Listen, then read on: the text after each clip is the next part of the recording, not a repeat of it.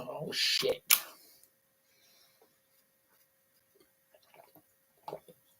Okay, good afternoon. Oh, busy day in the world of sport. Very, very busy. We've seen the culmination of the championship season, which means Ipswich will be promoted alongside Leicester City, and Birmingham City will be relegated alongside Huddersfield Town.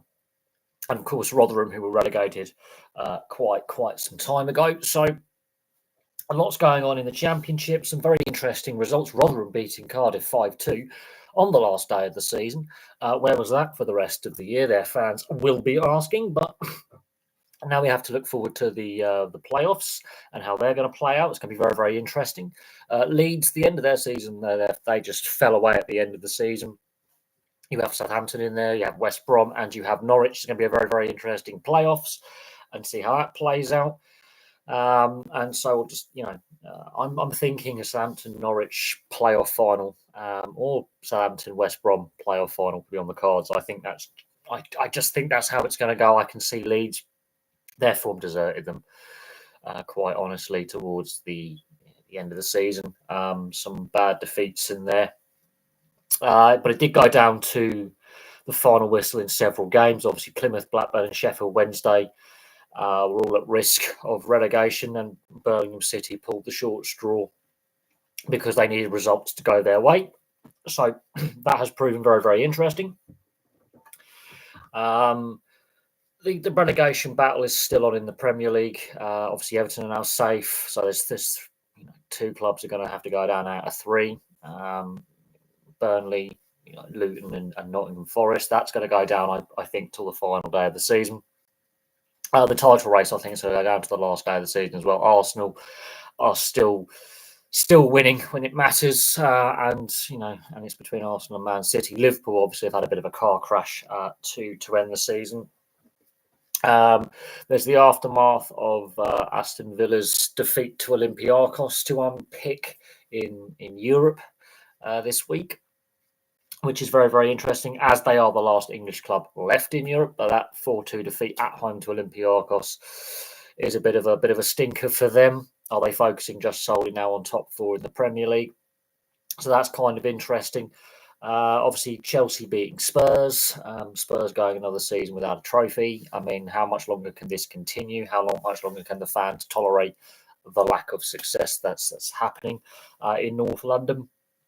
So there's a lot of interesting stories in English football.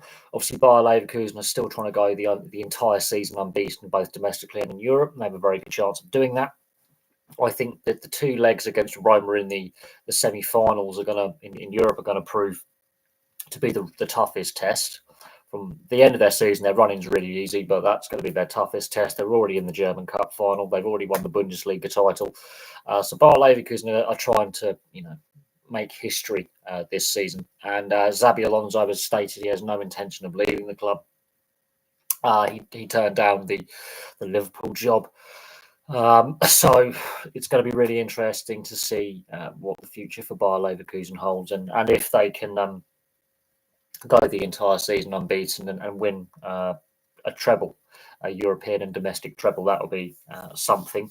Although Bayern Munich, Real Madrid, and other clubs stand in the way of that potentially happening in regards to how it all plays out. But we could have an all-German Champions League final, for example. So there's lots to unpick. The season's winding down. Of course, then we have the Euros. Another interesting bit of sports news, especially concerning football, is the Swedish FA and the Allsvenskan has decided not to use VAR next season. So they are the only major league in Europe, league structure in Europe, to refuse to use VAR. A lot of the clubs voted against it as well, and they couldn't get enough of the clubs to agree to implement it, and so they've decided to go without VAR in the coming season, which is really interesting, considering how controversial VAR has become in recent months and in recent seasons. And there is the debate with, is the tech really helping? Is it, has the quality of refereeing, is it at a high enough standard anyway? There's a lot of questions being thrown about. We've seen a lot of high profile incidents where VAR clearly has got things wrong. You could argue the FA Cup semi-final between Coventry and Man United was decided by VAR, with VAR ruling out that last-minute winner for Coventry, which would have sent them through. And when you look at the replays, when it's literally millimetres technically offside, is that true? Do we have to reevaluate the wording of the offside rule and the interpretation of the offside rule? So there's that to consider. It's one of them. It's been a very divisive topic. I think we've gone backwards with VAR in the last 6 years. I think where we were in the World Cup in 2018 when it was first used at an international level after a season of trials in a handful of leagues, I think there was a good basis moving forward, and it's become a mess over the last 6 years with its implementation and different leagues implementing different variations of rules and different interpretations of rules over the last 6 years since it was first used at the World Cup. We've seen some real high-profile gaffes with the VAR system that exists, and the Swedish FA have decided to opt against using it. So we'll see how that ultimately plays out, and how long the Swedish FA decides to continue without VAR at the top level. So that's a very interesting one. People will go, well, it's only Swedish football, it's hardly the most competitive league in the world, etc., etc. It's not one of the top leagues, but it's still very significant, considering the history that Swedish football has within the game as a whole. Some of the great players that come out of Sweden, they've hosted a World Cup in the past. They've had some great clubs and players. The fact that a major European player, when it comes to UEFA, has decided not to implement and use VAR in a competitive season is quite striking. They've obviously weighed their options quite significantly. And we'll see how that plays out. We'll see if other leagues decide to follow suit, and where we are with VAR, because there's a lot of concerns with the quality of refereeing and the interpretation of clear and obvious. I mean, some of these offside decisions, when you've got to draw lines on a monitor, and we're talking in less than inches, we're talking millimeters to a few centimeters at most.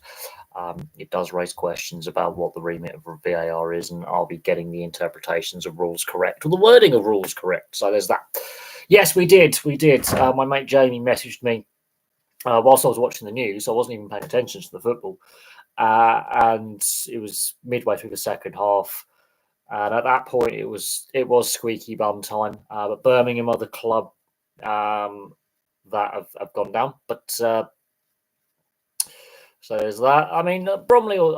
We've got playoff finals already taking place. The Championship's now going to go into its playoffs. The fact that Ipswich for me was the surprise package this season in any of the leagues. To be honest, from where they were 2 years ago to where they are now, no one would have picked Ipswich to get automatic promotion or even be in the top half of the table at the start of the season. So it'll be interesting to see how Ipswich do next season, considering they just got with some momentum, got rolling with it, and they had a few wobbly moments.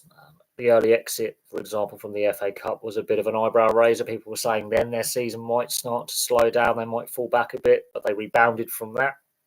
And to miss out by a point, I mean, Leicester had their moments where they started to wobble. Leeds had their moments where they were on top, and Leeds fell apart towards the end of the season. But no, Ipswich making it back to the Premier League. Lengthy absence outside the top flight. They've got a great history within English football. They've won a European trophy. They've won the league title before. Ipswich, it's going to be interesting to see how they do. We could see Ipswich Norwich being a Premier League fixture next season. That hasn't happened for a very, very long time. So we'll see how it all plays out with the Tractor Boys, but they were the surprise package for me. The fact that like Bromley, Solihull Moors, that's going to be interesting. Solihull Moors obviously have played in a playoff final before. There's a few players within that squad, I believe, that have had that experience with the club. So that will be a big thing if they can make it to the Football League for the first time. Same with Bromley. That's a big thing. But London's got enough Football League clubs, if we're being honest. But it'll be interesting to see who comes out on top of in that one. It just shows how hard it is for a former Football League club, for example, to get back to the Football League. There are several big clubs in the National League that some of them have been in the Premier League, for example. Oldham would be the standout. That it just shows how difficult it is to get back into the Football League pyramid. But yes, Solihull Birmingham. I mean, that will be a very interesting fixture if that was to ever happen as well. Well, Birmingham City, I mean, I've done a club history video on them. I'm surprised by their lack of success, considering that if it wasn't for the city of Birmingham, I mean, admittedly, Aston Villa and, of course, near neighbours Wolves and West Brom, so clubs that aren't called Birmingham City, but clubs based in the West Midlands, helped set up the Football League in the first place, and some of the oldest clubs in this country are from the West Midlands. I am surprised that they have struggled when it comes to silverware and success, and how badly run they've been for so long. There's been a lot of issues with ownership. They currently have the Tom Brady ownership group in charge, but there's issues with the stadium. There's been issues with ownership for a long time. And there's been issues with attendance. There's a lot of issues at that club. They've made some really poor management decisions, transfer decisions. Sacking John Eustace was a brain dead decision. I mean, we've ended up with him, and we haven't done particularly well with John Eustace, but we stayed up. But sacking John Eustace was a brain dead decision.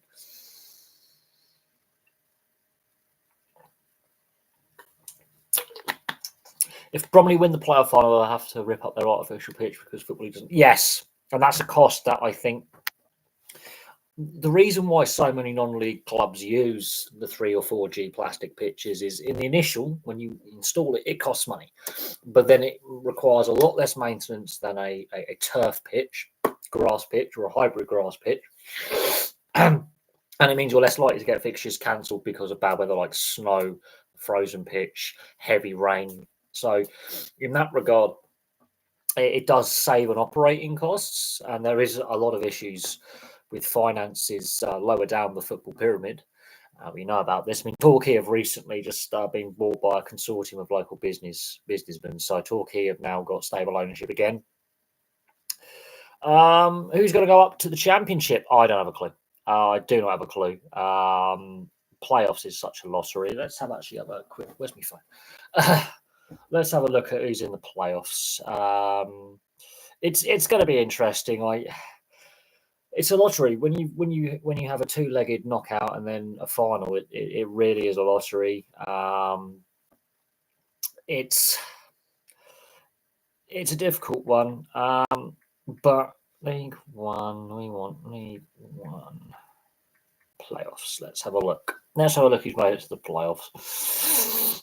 So you've got Bolton Barnsley. Well, Bolton beat Barnsley 3-1. Bearing in mind, Barnsley sacked their manager not that long before playoffs even started, which I found ridiculous. Oxford playing Peterborough today. Peterborough are a bit of a yo-yo club. I think that's their problem.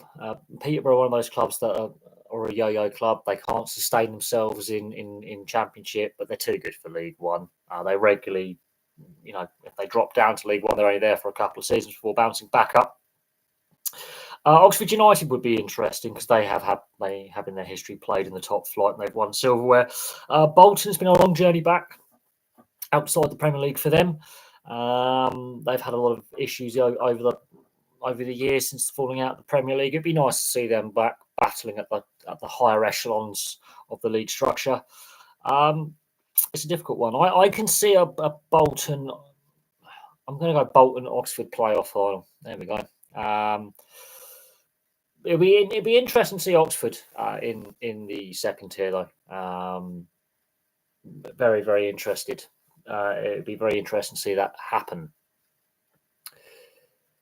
Sutton United and Harrogate Town used to have artificial pitches they had to rip up. Yeah, I mean, look, that's the way it is. I mean, at the time these artificial pitches are installed, they're thinking about the short to medium term and saving cost.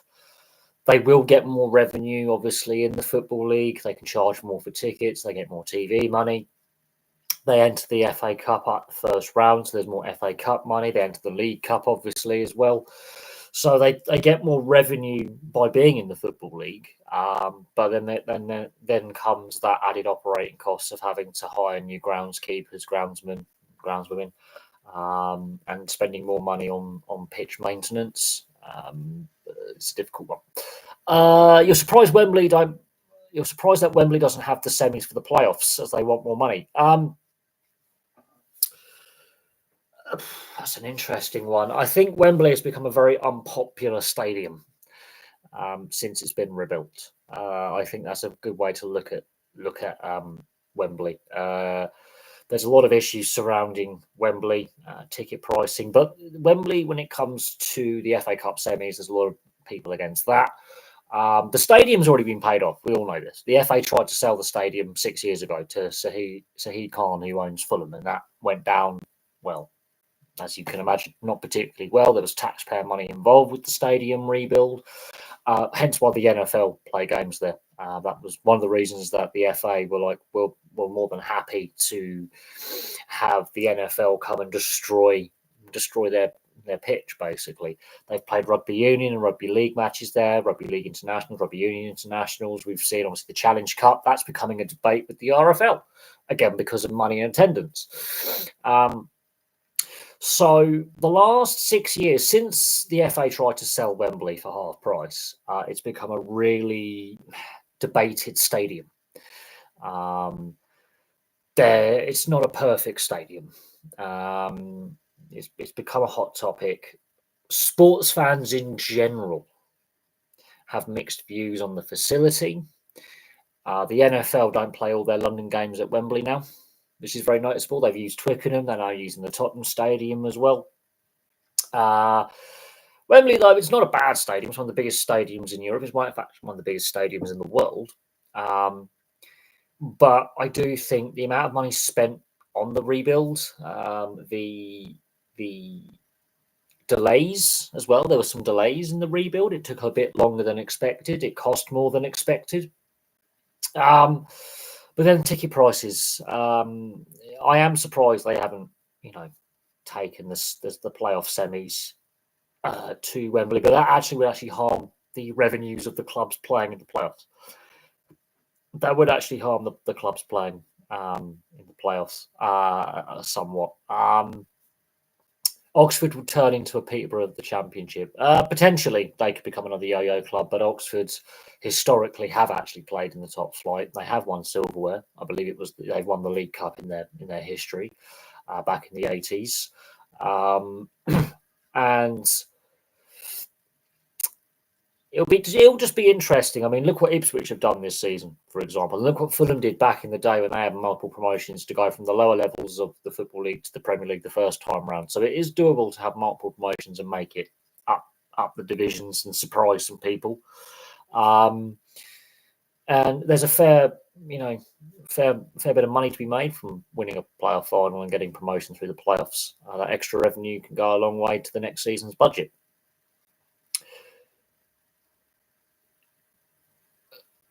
A lot of historical Football League clubs playing. There's a lot. Yeah, there are some clubs that were a lot higher up in the Football League pyramid who are now playing in the non-league in the north or south, whatever regional leagues. It's happened. The Millennium Stadium should be used more. I'm on the fence with that one. Obviously, we had that period of time where the League Cup and FA Cup finals were played at the Millennium Stadium during that early 2000s era when Wembley was being rebuilt. Obviously, Liverpool won their FA Cup. A couple of FA Cups, I believe, Liverpool won at the Millennium Stadium. Arsenal and Chelsea, several clubs won a lot of silverware there. But my views are right. The Millennium Stadium has been around now for pushing, I think, is it 26? Opened in 1999, so 25 years it's been open now. It's not called the Millennium Stadium anymore. It's now called the Principality, but it's been around a long time. It's aged very well. I will admit the Millennium Stadium has aged quite well. It stood the test of time for a facility that's a quarter of a century old. So it has stood the test of time quite well. In saying that, whilst it was a good stand-in for the FA Cup and League Cup finals and internationals and various events while Wembley was being rebuilt, obviously the FA were paying money to rent it. Basically, they don't, I don't know the exact ownership of the Principality Stadium. I don't know who actually owns it. So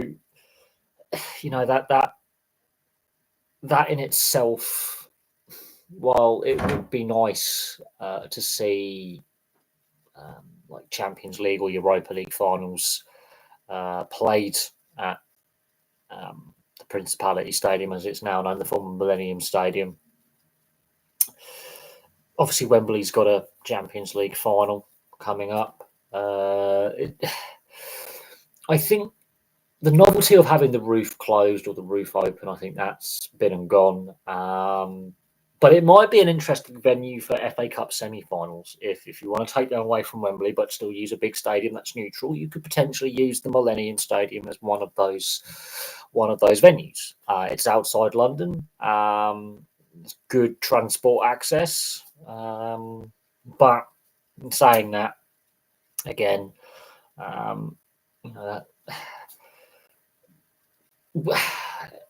it's not the oldest stadium out there, but yeah, it's held the test. It stood up to the test of time to this point with its age, but yeah.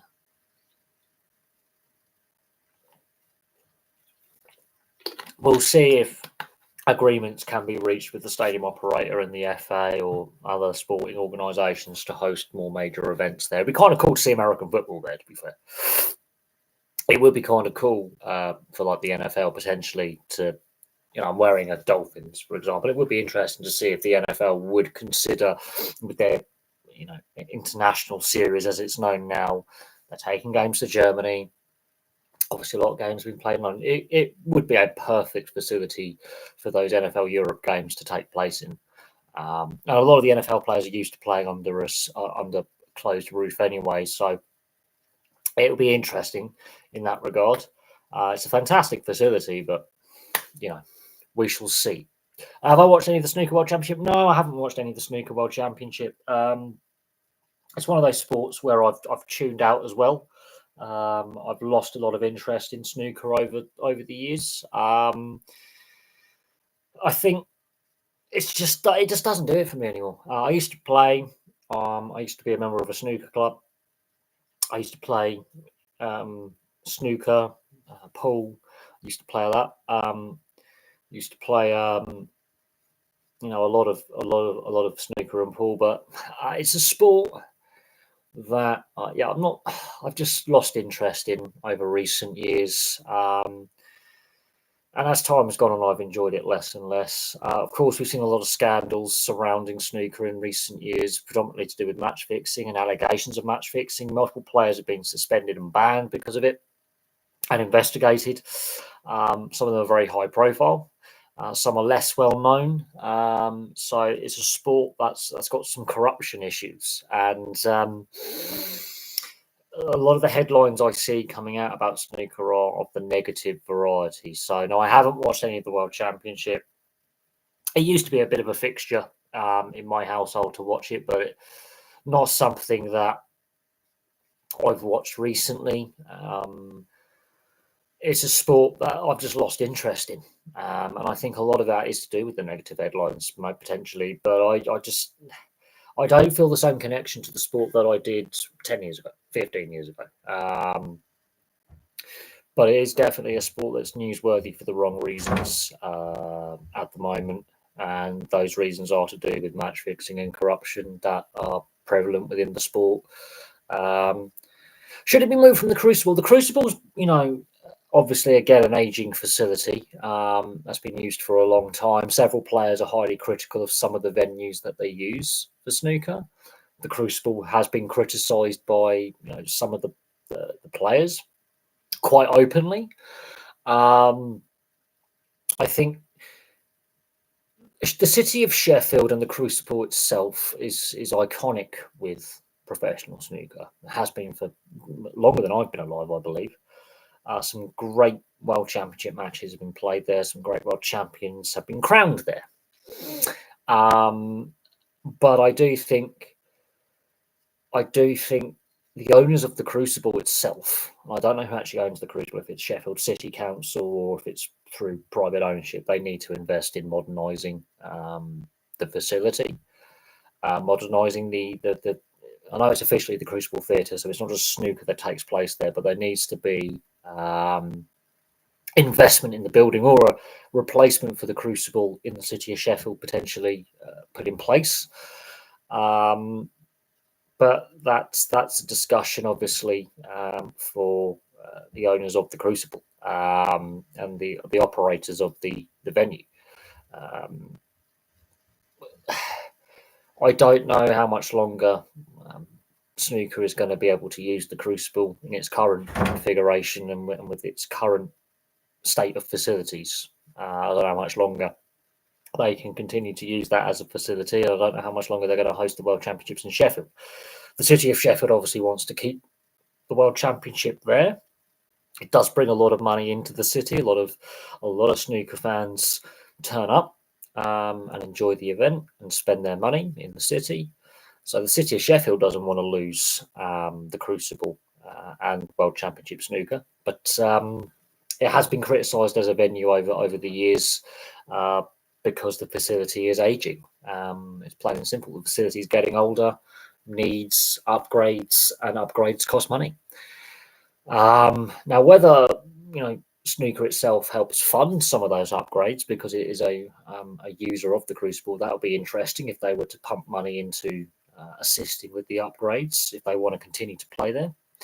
But it's not the only venue that's been criticised, indoor sports venue that's been criticised as the state of facilities and the state of things. It's not the only one. Multiple indoor arenas like ice hockey arenas or basketball arenas, not just in the UK but across the world, have been criticised for the state of their facilities and the state of their upkeep, and should they be modernised more quickly and have more investment. And this is a problem that a lot of the indoor sports face, is the availability of facilities, the quality of facilities, and the investment in facilities. And who should pay for it? And who should pay for these facilities upkeep and developments and refurbs? Who should foot the bill? Look at the Co-op Live Arena in Manchester and all the problems that have been faced there, where they haven't finished construction and they're having to cancel all these live shows. Now, in theory, let's say snooker could use that when it's completed as an arena. But looking at it now, a lot of musicians, comedians, and potentially pro sports like snooker or basketball or netball or any of these other indoor sports may look at some of these arena foul-ups and go, do we want to use this facility anymore? Was Paul Hunter a loss to snooker and the popularity? It was a great loss when he passed away very, very young of I believe it was a rare form of stomach cancer. And it's been a very long time since he passed away. It seems like yesterday he passed away. Paul Hunter was a very, very good player.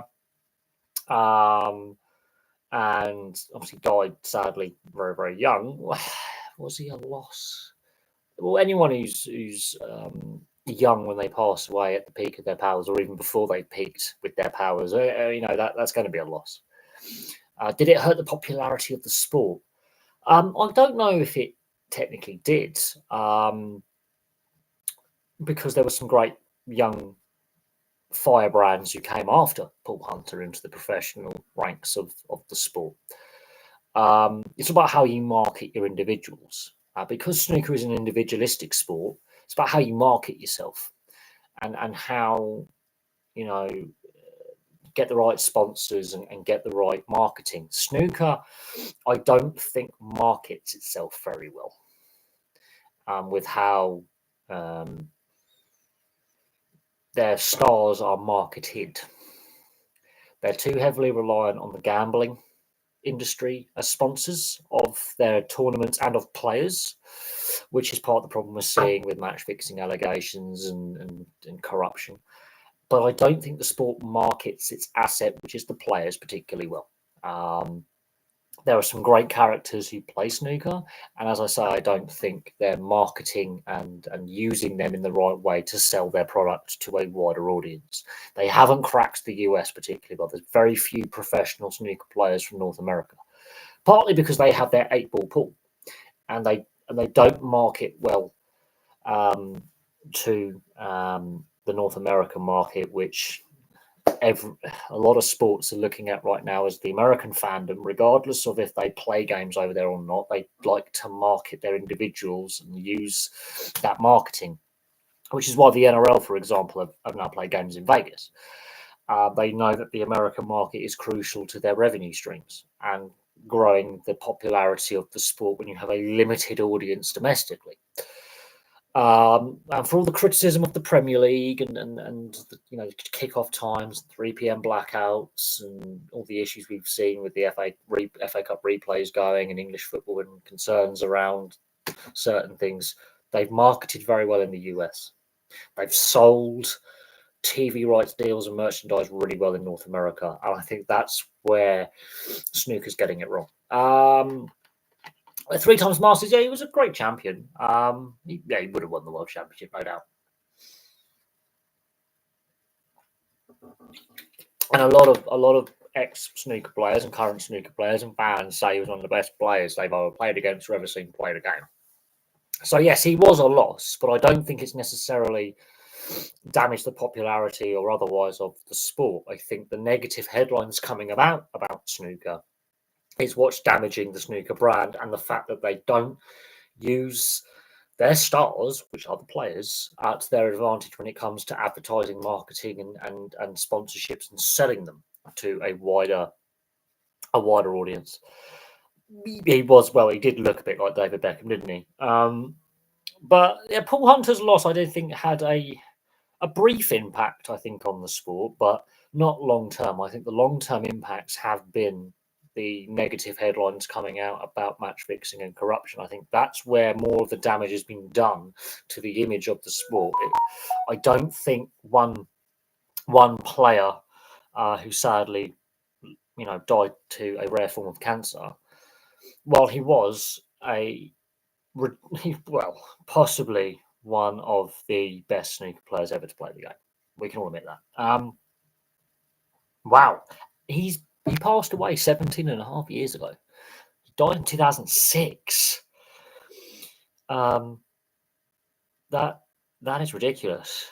The one thing about Paul Hunter, he won the Masters, 3 out of 4 years, whilst right, so let's have a look at this. So he was an English professional, obviously, 3-time Masters, 2001, 2002, and 2004. So 2003 he didn't win. And he recovered from a deficit in the final to win 10-9 on all 3 occasions. That's a little stat. He won 3 other ranking events: the Welsh Open twice in 98, 2002, and the 2002 British Open. So he won multiple titles. Wow, 27 when he passed away. He was called Beckham of the Bays. That was his nickname. His highest ever world ranking, however, was 4th. And that was between 2004 and 2005. He won 3 ranking tournaments, obviously, and he made 114 century breaks. I don't think he ever made a 147 during a match. It was 2005 he was diagnosed with cancer. He was 27 when he passed away, so younger than I am now. He's got a tournament named after him called the Paul Hunter Classic, played in Fürth in Germany, which is in Bavaria. And the Masters Trophy is now renamed the Paul Hunter Trophy because he won it 3 times. Out of his 114 century breaks, the highest break he got was a 146. So he was one short of a 147. That was in the 2004 Premier League. Literally just before he passed away, he was ranked at number 4. And very interesting. He got married in 2004. His daughter was born in 2005. Fellow professionals Stephen Hendry, Mark Williams, Jimmy White, Matthew Stevens, and Ken Doherty. They were the ones who led the drive to get the Masters Trophy renamed. It's a non-ranking German event in Fürth, which is named the Paul Hunter Classic, which is the first tournament that he won, by the way. The Amateur English Open was named the Paul Hunter English Open.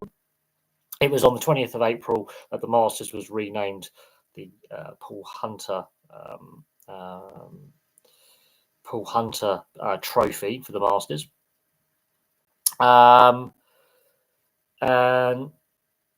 But Barry Hearn, the World Snooker Chamber, Barry Hearn said the organisation messed up by not doing so sooner. So again, snooker doesn't, as I say, market their stars particularly well, and in Paul Hunter's case, use his memory and legacy particularly well. The fact it took a decade to get the Masters Trophy renamed, when a lot of players for a decade were saying this should happen, it just shows the Hearns and for what they are, which is thinking about money. But yeah, no, I was a teenager at the time he passed away. It was very, very sad. He was a brilliant player. 18 years though. That's mad. 18 years ago. That's mad. Favorite thing in life, money. I dream of money, Hearn. Yeah. The fact that, they had an opportunity which I think would have helped potentially with their popularity 20 odd years ago, but 18 years ago to do that, and they waited a decade. I don't think that did the sport any favours, but I don't think Paul Hunter's passing, which is sad as it is, it had a brief blip on the popularity of the sport. But I do think with the Hearns' involvement with World Snooker and the direction that snooker's been taking in regards to corruption scandals and match fixing and player suspensions, I think that's done more damage to the popularity of snooker than Paul Hunter sadly passing away. But I do think he would have won the World Championship. There's no doubt on that. But it's one of those potentials, would we ever know? But fantastic player. And,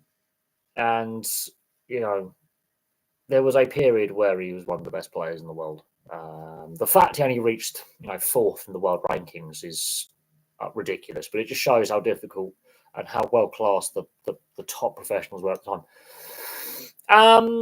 Ding Hyung-wee, I mean, he burst onto the scene, didn't he? He's been around a while now. He's won a fair bit. He was the first. I mean, will he win a world championship? It shows how hard it is to win these tournaments. It's not easy. It is quite difficult. It's mentally draining. It's mentally draining to win any tournament when you are an individual player in an individual sport. You have less of a team around you in that support sense. So it's a very mentally draining sport. It takes a lot of concentration, a lot of mental energy to do so. There's no doubt he's a great player. He's won a fair few tournaments, ranking tournaments in his time. He's been very successful. But I think every player wants to win a world championship at least once. At least once. And I think that will stick with some players who failed to achieve that. I think he's still got plenty of time to potentially do it. But snooker, along with a lot of other sports, wants to speed up play and speed up the pace of games. Wants to make it a little bit more of an entertainment spectacle. So you're seeing a lot of players now really just going hell for leather to try and win a frame as quickly as possible or a match as quick as possible. And certain players like Stephen Dodd, for example, or Graham Dodd, God, and Peter Ebdon. I mean, that final, oh God. That was one of those finals that lasted for many hours. Are a little bit more tactical in their approach and a little bit more methodical.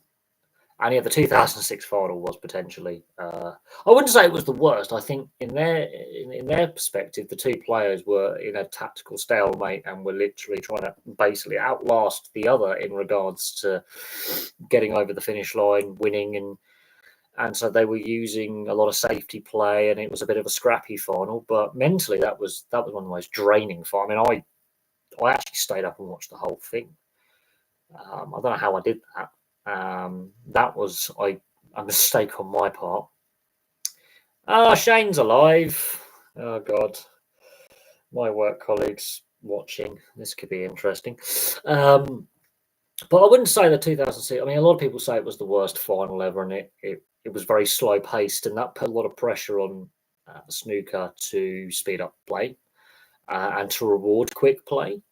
But we're seeing other sports bring in shot clocks and pitching clocks and bringing in rules and incentives to speed up gameplay and speed up general play to keep fans engaged. I mean, baseball, for example, has brought in the pitching clock. And we're now seeing a correlation potentially with pitchers getting more arm injuries, for example. And of course, again, this summer, we will see in the London Major League Baseball games the pitch clock in use. We're seeing the dropout and scrum clocks in rugby league, which have actually players have not, again designed to penalise the team that's taking too long. So it's designed to reduce time wasting and speed up play. And governing bodies are very, very keen to make play as exciting and as quick paced as possible. Mark Selby, he's not very popular by his style of play. Well, the jester from Leicester, Mark Selby, he gets mixed reviews.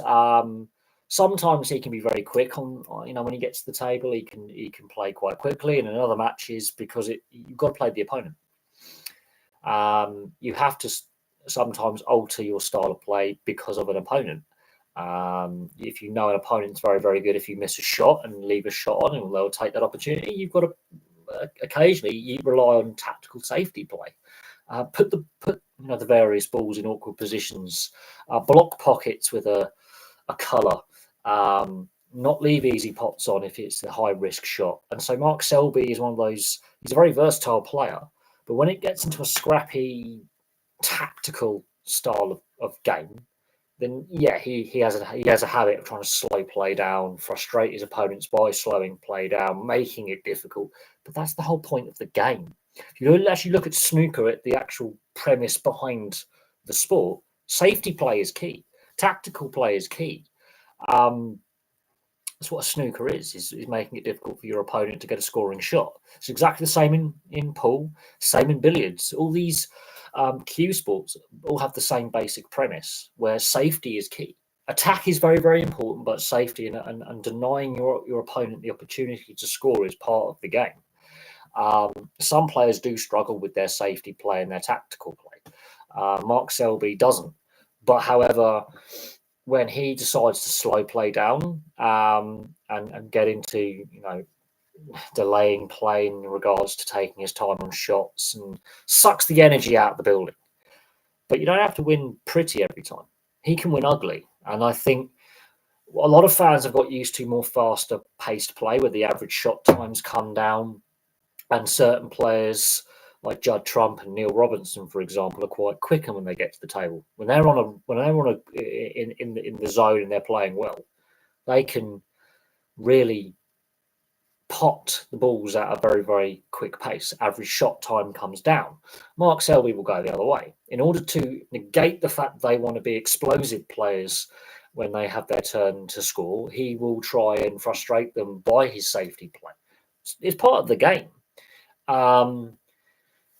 But again, because World Snooker has tried to basically encourage faster frames, reduce the average shot time, try and make matches fly by so they can get more televised matches per day, they're trying to encourage players to play quickly, which technically goes against about the basic thesis of the sport. But I understand why the governing body wants to speed up play, make it more attractive to casual fans, and encourage new fans to the sport by making, play quicker. But at the same time, a lot of players now do struggle with their safety play. There's a lot of players who are very poor when it comes to safety play because because these young players who've come along over the last 20 or so years have been encouraged basically attack, attack, attack. Some of these more veteran players that have been around, for a while, that's why their longevity's there. That's why the longevity's increased for some players. Some of these younger players, I think I can see being flash in the pan type players. Others, I can see, like your Selbies, I can see them sticking around a while because they have that safety aspect to their game. But it's an interesting one.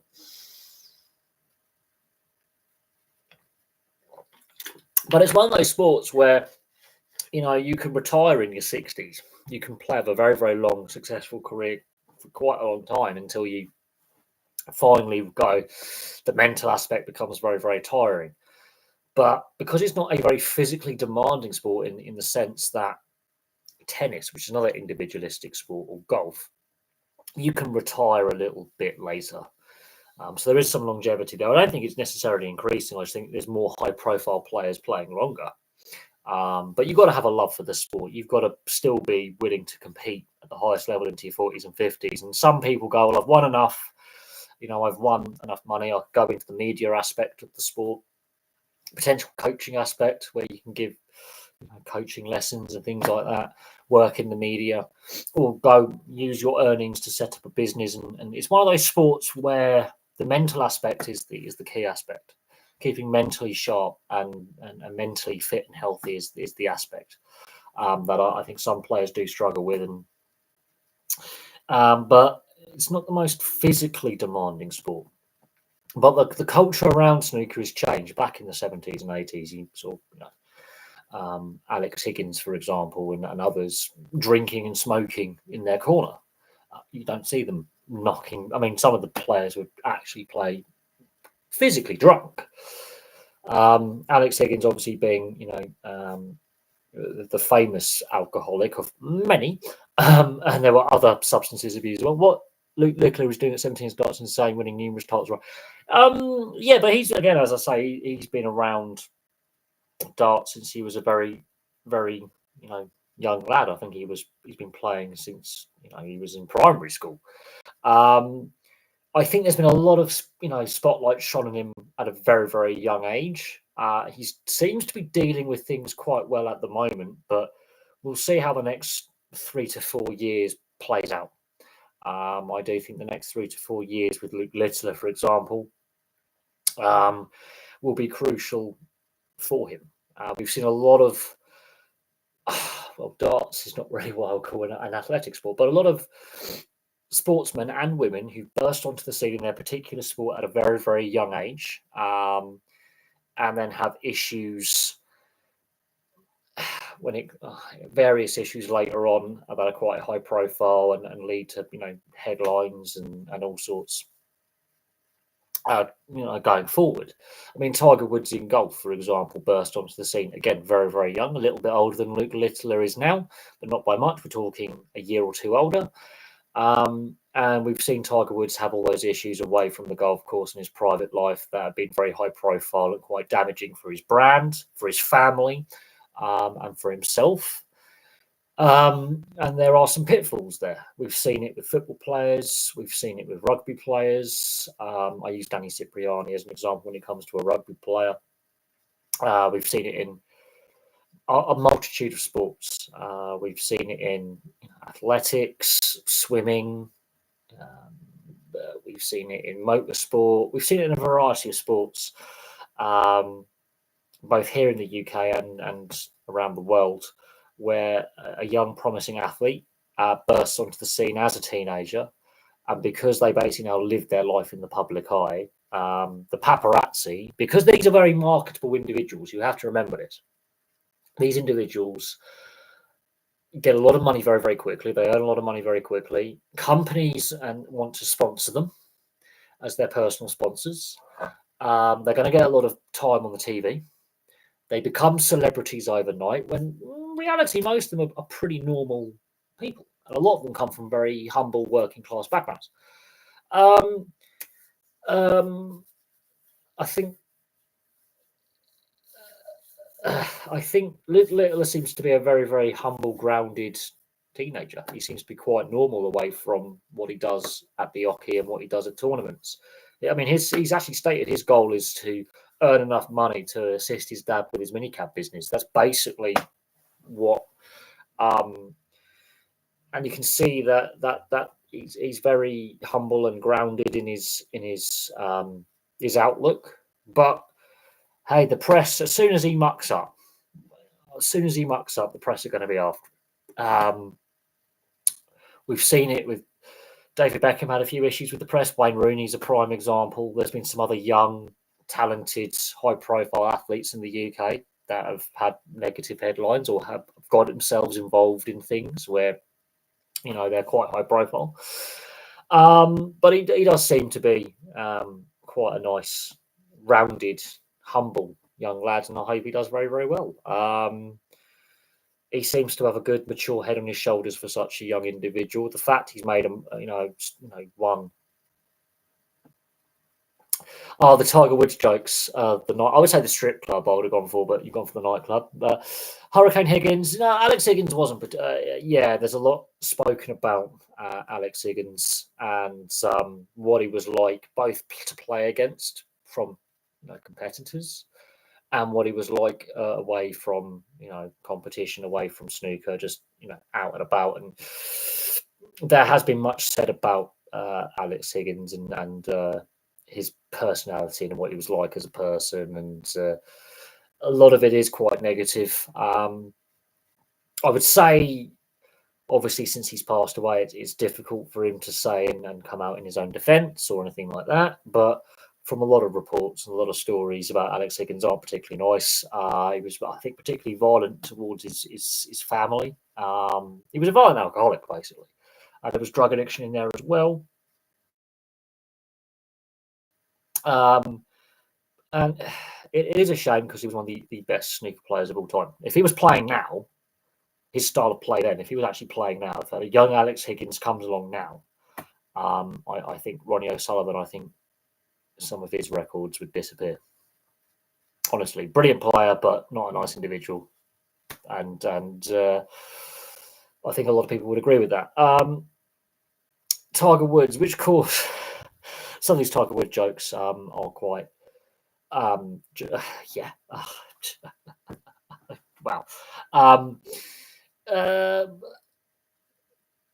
Tiger Woods, I mean, yeah, that Tiger Woods' private life obviously famously blew up over the last decade or so. A lot of negative headlines around Tiger Woods and infidelity, but a lot of snooker players have had infidelity. But yeah, Tiger Woods, I mean, one of the most marketable assets golf had. And golf's had a lot of, awkward headlines to deal with, and there's obviously the issues with LIV and the PGA, and who's going to be the main. Is there going to be a single governing body? There's been a lot of negative headlines coming out about individual golfers and all sorts. But Tiger Woods again bursts onto the scene very young, and especially in North America, where not only is he of African American heritage, but he's also of Asian heritage as well, Oriental Asian heritage. He's from a very mixed background. I think it's Filipino heritage. Very, very mixed background. And obviously golf in North America is seen as a very middle to upper class, white, middle-aged male sport. And then Tiger Woods comes along and smashes that stereotype completely out the out the water,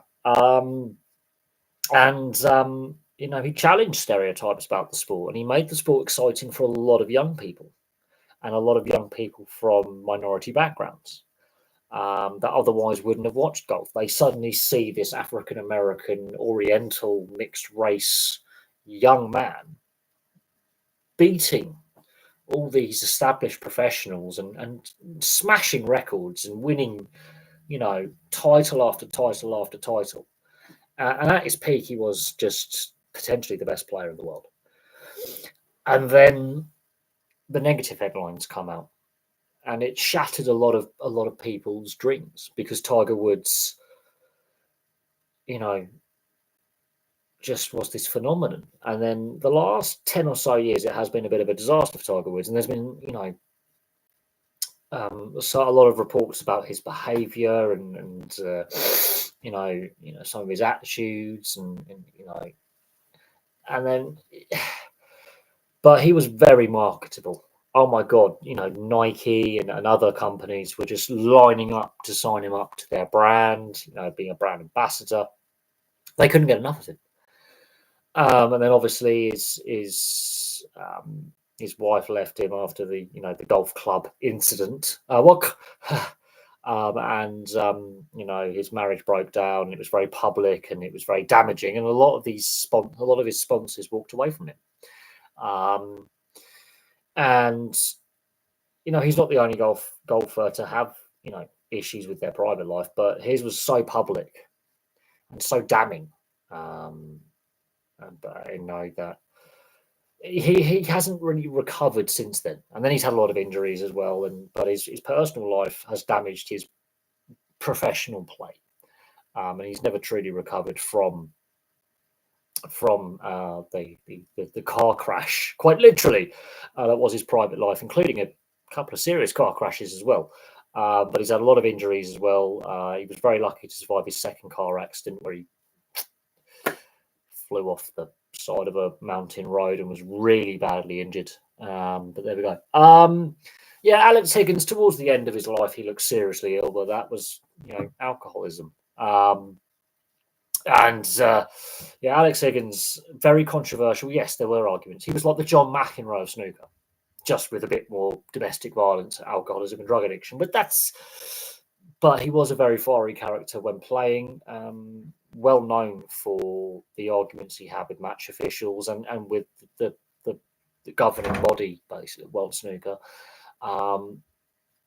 Had arguments with fans in attendance as well. I seem to remember some footage of that circulating. Alex Higgins, very controversial. There was no doubt he was a very talented and brilliant player. And if Alex Higgins was playing today, with the way the game has evolved and some of the shot selection and aggressive play, he would. If an Alex Higgins type player was playing now, but had that sobriety and had the right support around them, they would be better than Paul Hunter and Ronnie O'Sullivan combined. Records would be smashed. But he played in an era where drinking whilst playing was commonplace. It was accepted. Smoking and drinking while playing were accepted. And the culture within the sport was significantly different to what it is now. Far more professional now. There's more money in the sport now. Back then, very few ranking tournaments, a lot less professional. But again, the culture within the sport's changed, and the style of play has evolved. The quality of play has evolved. The competitive nature of the sport going down the world ranking has evolved. But no, he was very combative. He was very argumentative. And was a very prickly character. I mean, there are some that obviously, there are his fans. The way he played the game drew a lot of attention, not only to himself, but the sport. And so he does have his fans. But he was very controversial. Obviously, his issues with alcohol and drugs and personal issues obviously did get in the way of his ability to win more titles and more competitions and lift more trophies and win more prize money. Absolutely. As I say, if he was playing today, I think there would be a lot more support for him, and I think he would go through the rehabilitation for his addictions. And there is no doubt I think he would be a better player for that and win a lot more ranking tournaments and tournaments in general if he was playing now. John Higgins, people don't forget, why would you match fix or spot fix? It looks obvious. You look at any sport. Snooker is one of those sports that's heavily reliant on gambling revenue in regards to sponsorship and stuff. that we're seeing this debate in North America, and I've discussed this actually with a couple of North American YouTubers, and I'm going to mention Brody Brazil. He's a commentator with NBC in the California area, around the San Francisco Bay Area. But we've seen a couple of high-profile incidents in the North American major leagues where players have breached gambling rules and been suspended and banned, and it's impacting all the major leagues now. North America, especially the US, is far behind here in the UK and most of the Western world in regards to gambling legislation and regulation and things like that nature. And each country across Europe and the Western world is different in regards to its gambling culture, absolutely. But at the we've seen a lot of high-profile incidents of there was an incident in the Melbourne Storm Gold Coast Titans match where the referee goes to the video ref because there's a challenge, a captain's challenge. It's obvious that the Gold Coast Titans player hasn't knocked the ball on or stripped the ball off the Melbourne Storm player, yet the bunker official has said that's a stripping action. He's making a tackle. The Melbourne Storm player is trying to pass the ball, and the Gold Coast Titans player is making a tackle. There is no attempt to rake that ball out, strip that ball out, and knock that ball on. And I'm thinking to myself, this is a key game for both clubs. Gold Coast want to, win their second game of the season, continue the growth under Des Hasler. Melbourne want to keep up the pressure on Penrith and Brisbane, with Brisbane losing and Penrith,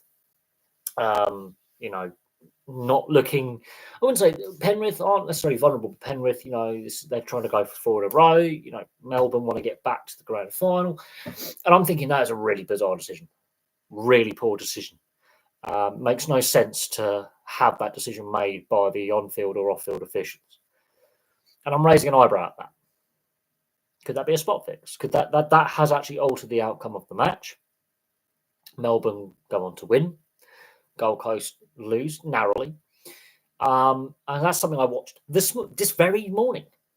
And I was thinking to myself, that's a very suspicious result. Historically, between the two sides in recent times, very close, high-scoring games, very entertaining. No problem with that.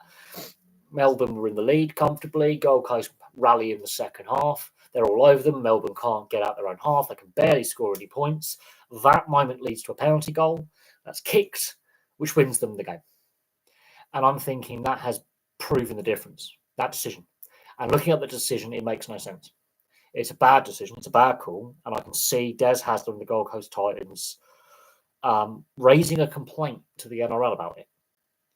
Now, there were a few other games that got a bit heated.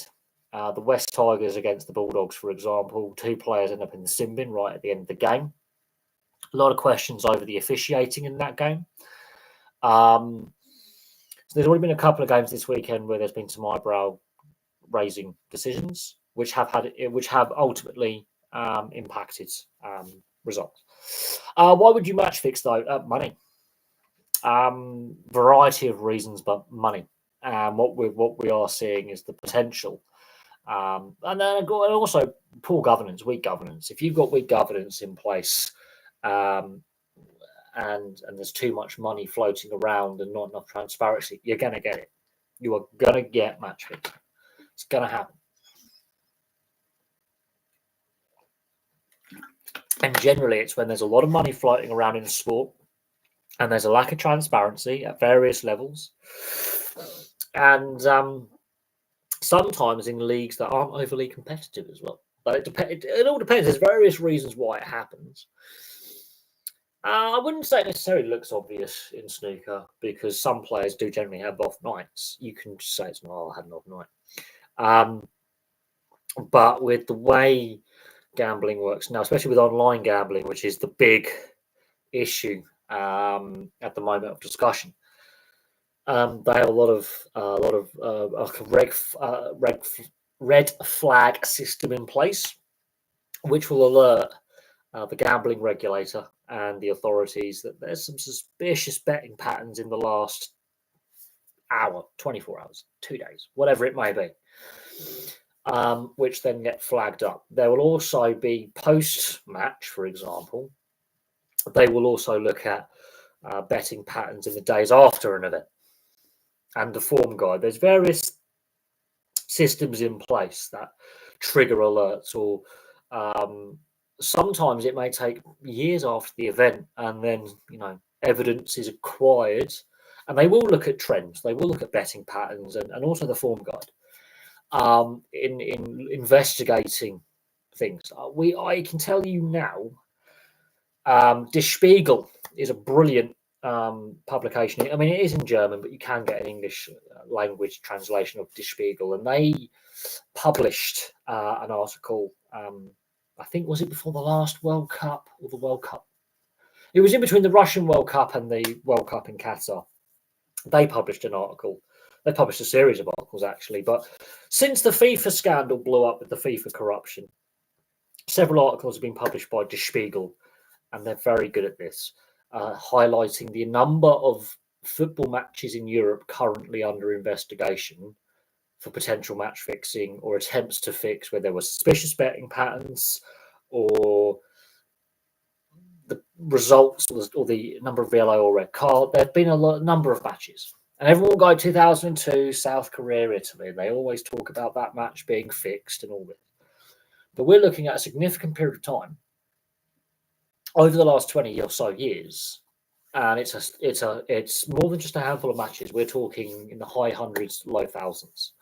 I can't remember exactly when Der Spiegel, but Der Spiegel always seem to regularly unearth something in regards to sports corruption, and it's not just football. They always seem to unearth many things. Der Spiegel, very good publication in Germany. They always seem to unearth with their investigative reporting. A lot of it's to do with football, but other sports as well in regards to corruption.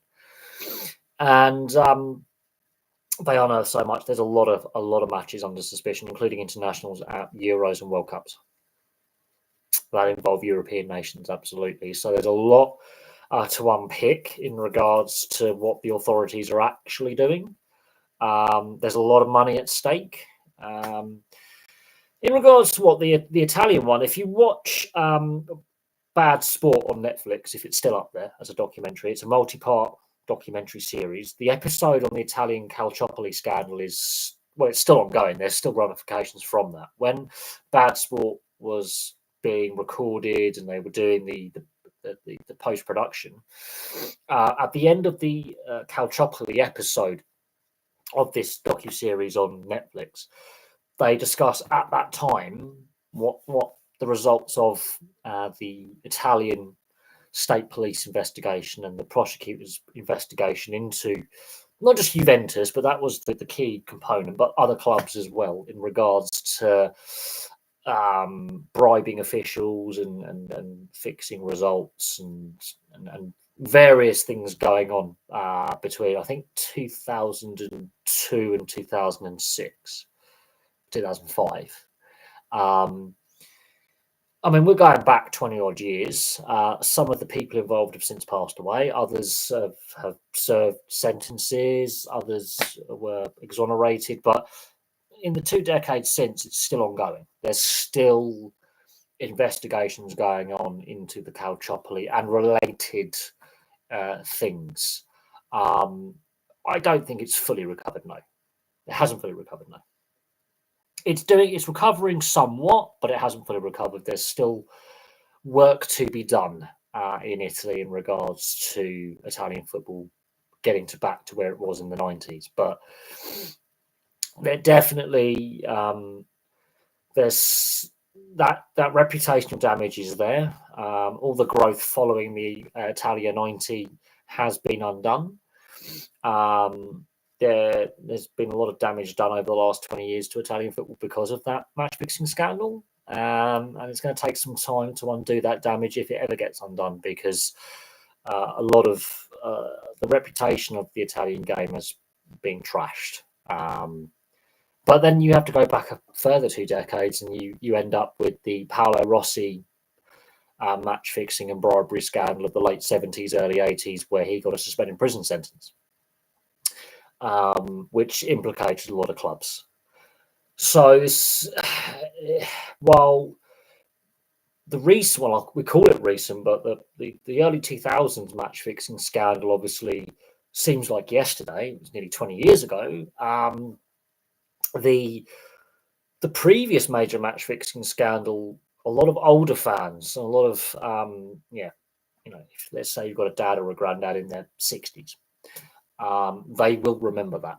They will still talk about that. One of my mum's friends still talks about the Italian scandal of the early 80s involving Paolo Rossi and other high-profile players and football personalities at the time. That was before I was born, so it still gets discussed now. I think another reason why I think it's sat in the memory of so many people is Italy went on to win the World Cup in 2006, whilst in the middle of this match fixing scandal that obviously did impact the domestic game in Italy because it involved the biggest clubs in Italy.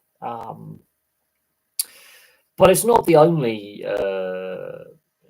match fixing scandal or corruption scandal in European football. There's been plenty. It's not the only one. There are many. But then 2 years after that, the NBA betting scandal with Donaghy, the referee, comes along. So it's not just a footballing problem. We had Hansi Kronya. So the 2000s was a really damaging decade for sports corruption. Really damaging. There's no other way to discuss it. Really damaging. We had issues around the figure skating at the Salt Lake City Winter Olympics. Again, watch Bad Sport on Netflix. It is a really eye-opening documentary series. It starts off with a collegiate NCAA basketball match-fixing scandal involving Arizona State in 1994. And it works its way through multiple ones. The Hansi Kronya episode, I think, is the most heart-wrenching to watch. And I think the most hard-hitting. But I'm going to have to lie down. My back's killing me. I hate having a bad back, but the joys of physical labour, the joys of working outdoors and the joys of working in all weathers and all conditions and not looking after yourself in your 20s is coming home. But no, the bad sport series on Netflix is really good to watch. It's a recommend from me to watch it. It's very eye-opening. And yeah, as I say, it's a really good watch. But I will say this. I think talking about current I think looking at current sporting scandals, I think the Christian Horner Red Bull scandal hasn't gone away. And Adrian Newey basically agreeing terms for Ferrari from next year to design the 2026 car is really striking. So I think the Red Bull scandal hasn't gone away. I think that's going to rear its ugly head again at some point. We've seen Flavio Briatore with Renault and Piquet Jr. and Piquet's wall crash at Singapore, which allowed Alonso to win that race and had impacts on the World Championship that year. That one isn't covered in Bad Sport, but it should be because that's fantastic. That's the story behind that. But as I say, it's not the only scandal. I think the timing of the Italian match fixing scandal came at a time when globally professional sport was reeling from some really high profile scandals that did involve corruption, that did involve match fixing. And Hansi Kronya and the IOC at the Winter Olympics, for example, were fresh in people's consciousness. That recently happened. There was a lot of aftermath. There was a lot of negativity. Very high profile, very damaging for figure skating and cricket, and the Olympic movement as well. Then we had the Lance Armstrong thing not long after, and so at this period in time, the 2000s, a lot of damage was done to a lot of professional sports because of corruption, doping, match fixing, whatever it may be, and very damaging. Now, we've seen so much about the Lance Armstrong, the Lance Armstrong story. There's films and documentaries, and he's done a lot of interviews. Hansi Cronje, less documentaries and films done about the Hansi Cronje saga and what happened and how and also the implications, because the Indian Federal Police weren't actually investigating a gambling syndicate. They were investigating someone else. And what is funny is how Hansi Cronje got caught was the chief investigator on this wiretap. They realised there's an English-speaking person in this hotel who's not speaking with an English accent, but is speaking with a foreign accent, but they know that one of his primary languages is English. It's just his accent. Is it Australian? Is it New Zealand, South Africa? Is it Canada? But they couldn't quite work out. And because South Africa were playing a one-day series in India at the time, they had just played a match. One of the kids, who was cricket mad, comes into the study and goes to his dad, why are you listening? Why is Hansi Cronje on your tape recorder? Why is the South African captain on your tape recorder? At which point, suddenly they uncover this match-fixing ring.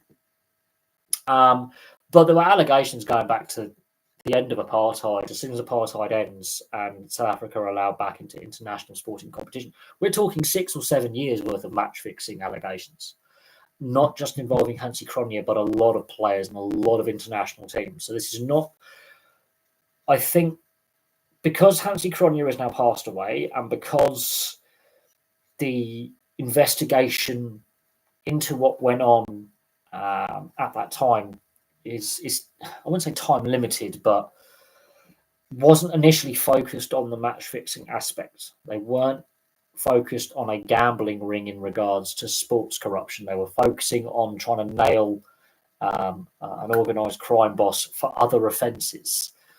That the prosecutors in India weren't looking at that. But there are rumours circulating about some suspicious results that South Africa and other nations had between 1994 and 2000. That's 6 years worth of Test cricket and ODIs, one-day internationals. 6 years worth of cricket. And some of the players involved, some of the coaches involved, and some of the administrators involved have since passed away in that time frame.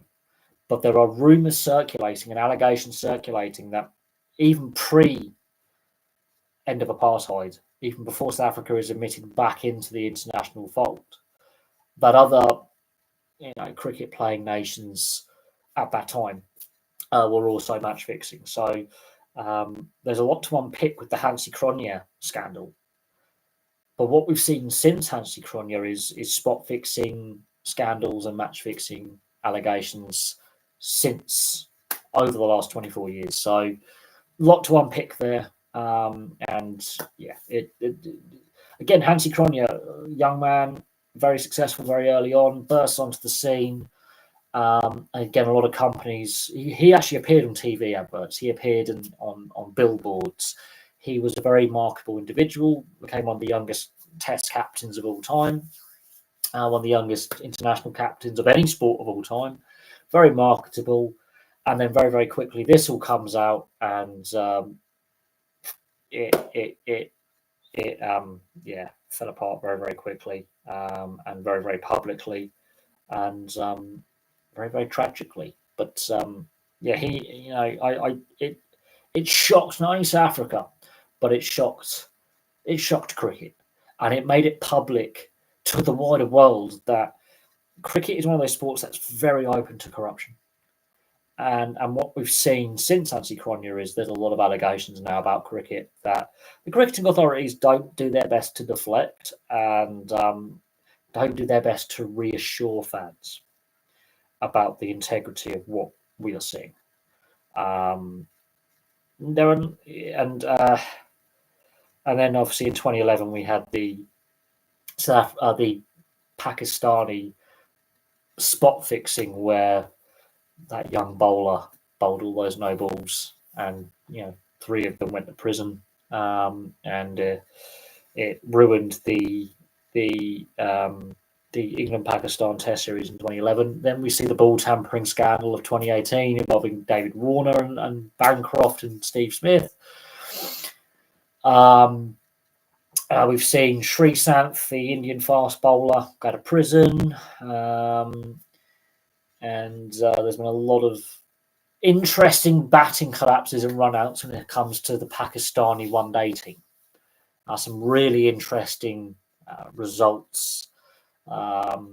Test results, some really interesting scorecards.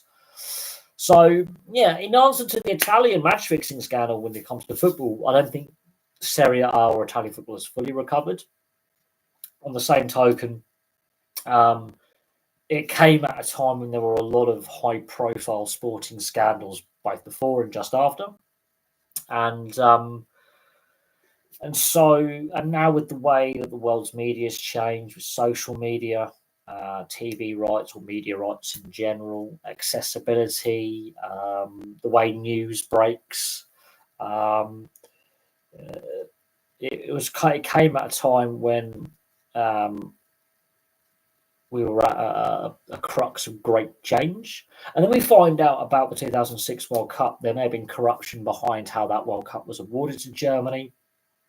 There was a bit of speculation around Franz Beckenbauer's role within the German FA at the time, and then following that, there was some corruption that was unearthed about the lower leagues in Germany, and referees and corruption there. So it opened up a can of worms on it in a footballing sense, because there's been a lot coming out about role of agents, breaching transfer. Sam Allardyce, for example, getting sacked as England head coach. Mike Newell and the allegations he made about how the transfer market works and corruption in that sense. And then fast forward into another sport, ice hockey. A Swedish professional ice hockey game was called off moments before face-off because suspicious betting patterns were reported online on the online gambling industry about some suspicious betting patterns about this mid-season league game in the second division of professional Swedish ice hockey. There was some very dodgy betting patterns. Players were suspended. Players were dropped from squads. Players were investigated. So some interesting stuff happened.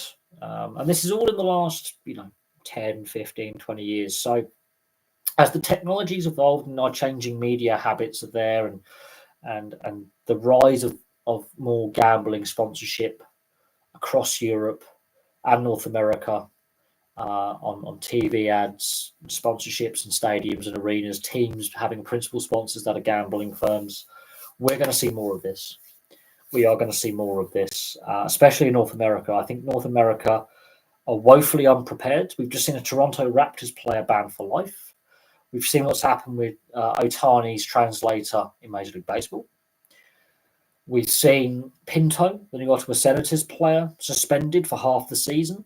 We're going to see more of this. We're going to see more allegations and more scandals come out. And I think some of, especially North American leagues, are woefully unprepared for how to deal with this kind of issue. Woefully unprepared. I think professional sport and governing bodies and authorities have been asleep at the wheel for a long time. I think there's going to be some more match fixing and corruption scandals to come out over the next couple of years. I wouldn't be surprised. We've seen allegations of rumoured match fixing at World Cups and World Championships and in international and domestic sport for a long time. We've seen some really bizarre results in professional team sports. There is a lot to unpick. And it's it's an interesting topic, very interesting topic. It's something I could do a video on, I could definitely do a video on sports corruption scandals. I could be going back over 100 years. The Chicago Black Sox scandal, where they basically match fixed the World Series in 1919, is a very famous one in North America. And people still talk about that today, even though no one alive today was alive in 1919. Well, maybe one or two people, but not many people are alive. Who would have remembered that? And it's still spoken about today in baseball fandom and in sports fandom in North America. It is the go-to scandal about sports scandals in North America.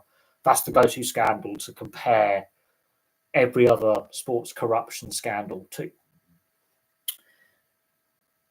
Oh, the biggest match fixing scandal. There's been a lot.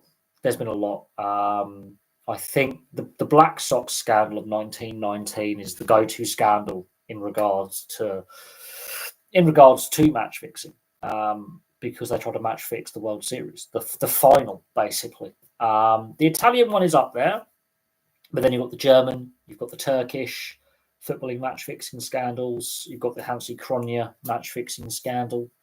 And cricket in general, you've got multiple ones in snooker. There's obviously the Winter Olympics figure skating at Salt Lake City in 2002. There's quite a few. Actually, let's have a look. Because you've got spot fixing is different to match fixing. Because spot fixing, you're just, that extra yellow card in football, that extra free kick or penalty in rugby union or rugby league, or that extra, that extra scrum, that kind of thing. X amount of reset scrums in rugby union, for example. You can bet on that. Let's have a look. Because I'm just going to have a look at lists. I'm going to find an article list of.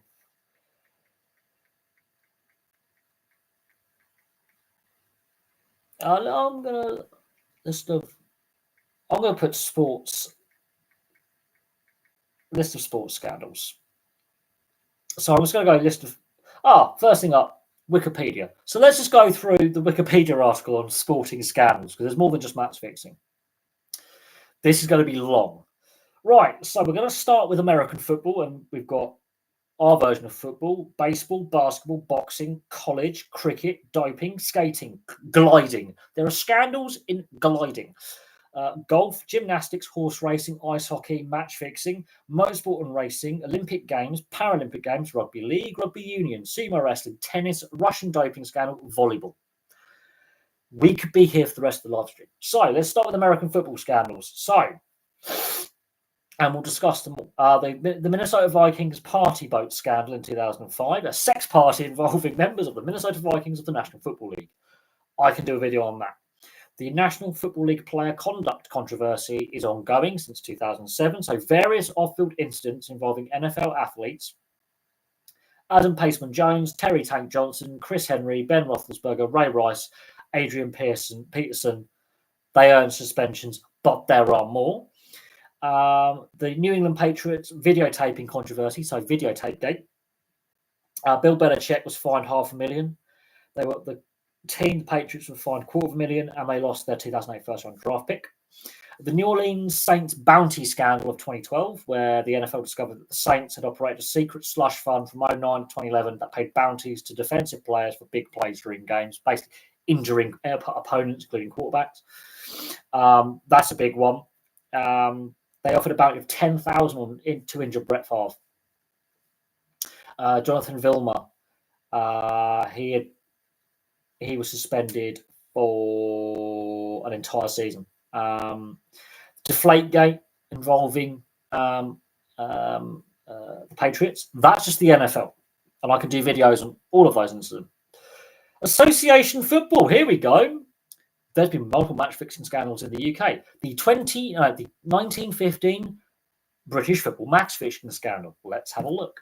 The 1915 match fixing scandal occurred when a Football League First Division match between Man United and Liverpool. Who would have thought? Two very popular clubs. On Good Friday, 1915 was fixed in United's favour, with players from both sides benefiting from bets placed upon the result, and all 7 players were found to have participated. All were banned for life. although most had their bans overturned. I can look at that in a video.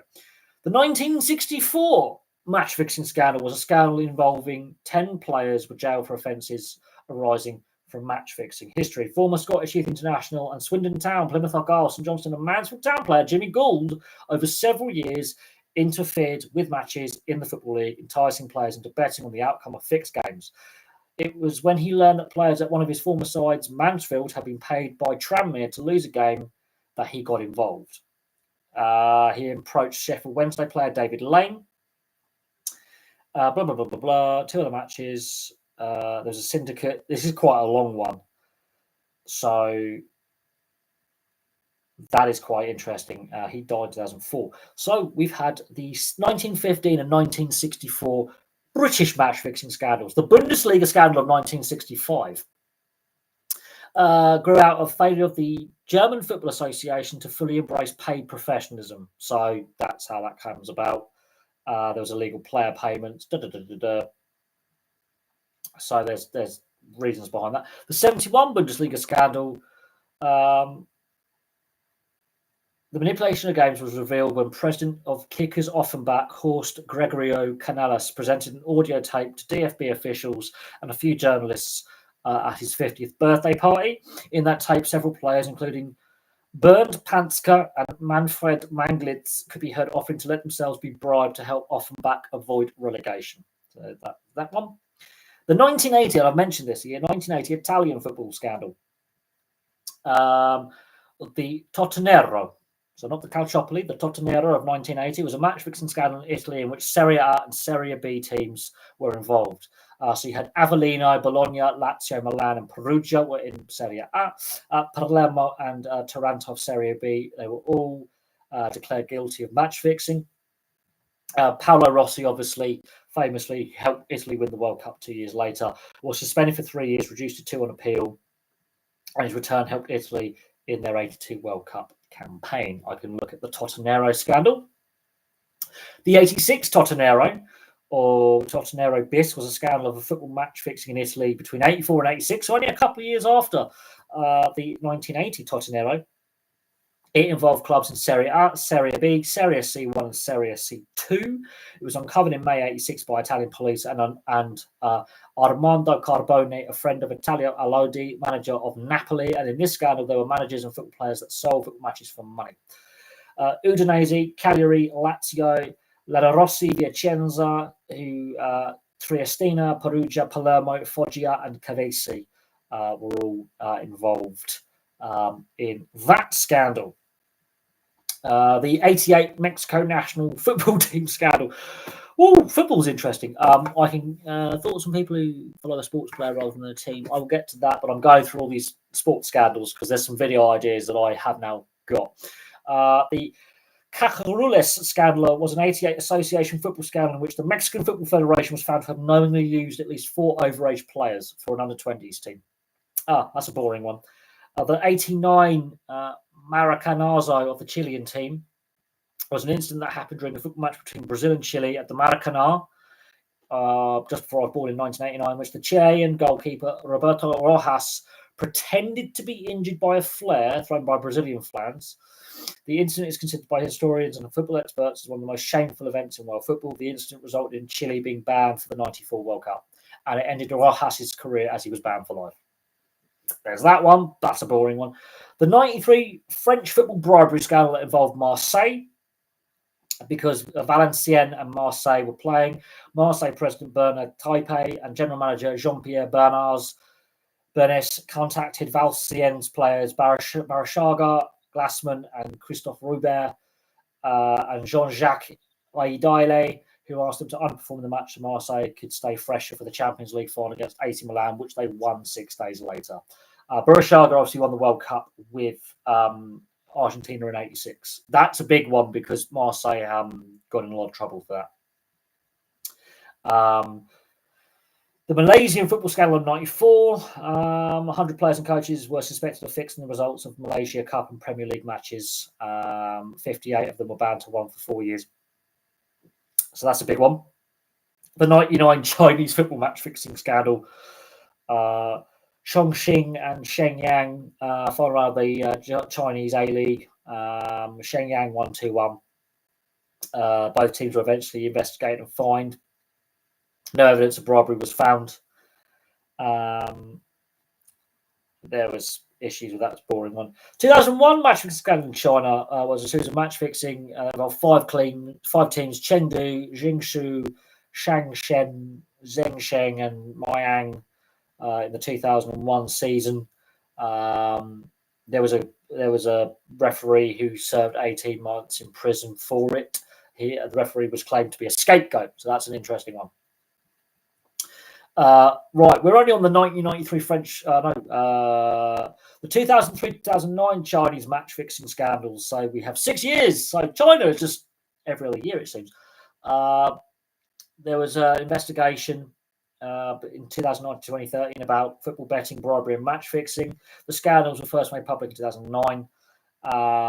Instead of being led by the General Administration of Sport China or the Chinese FA like previous investigations, the Ministry of Public Security, so now we're getting up to the high levels of government, were involved.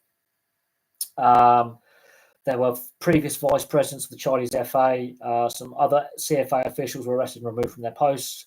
One of the teams from Shanghai was stripped of their title. The only Chinese referee to ever referee at a World Cup was involved. And sentences range from 5.5 to 6 years in prison for those involved. The Apito Dourado match fixing scandal in Portugal involved FC Porto, Boa Vista, and União de Leiria. So some of the big clubs in Portugal.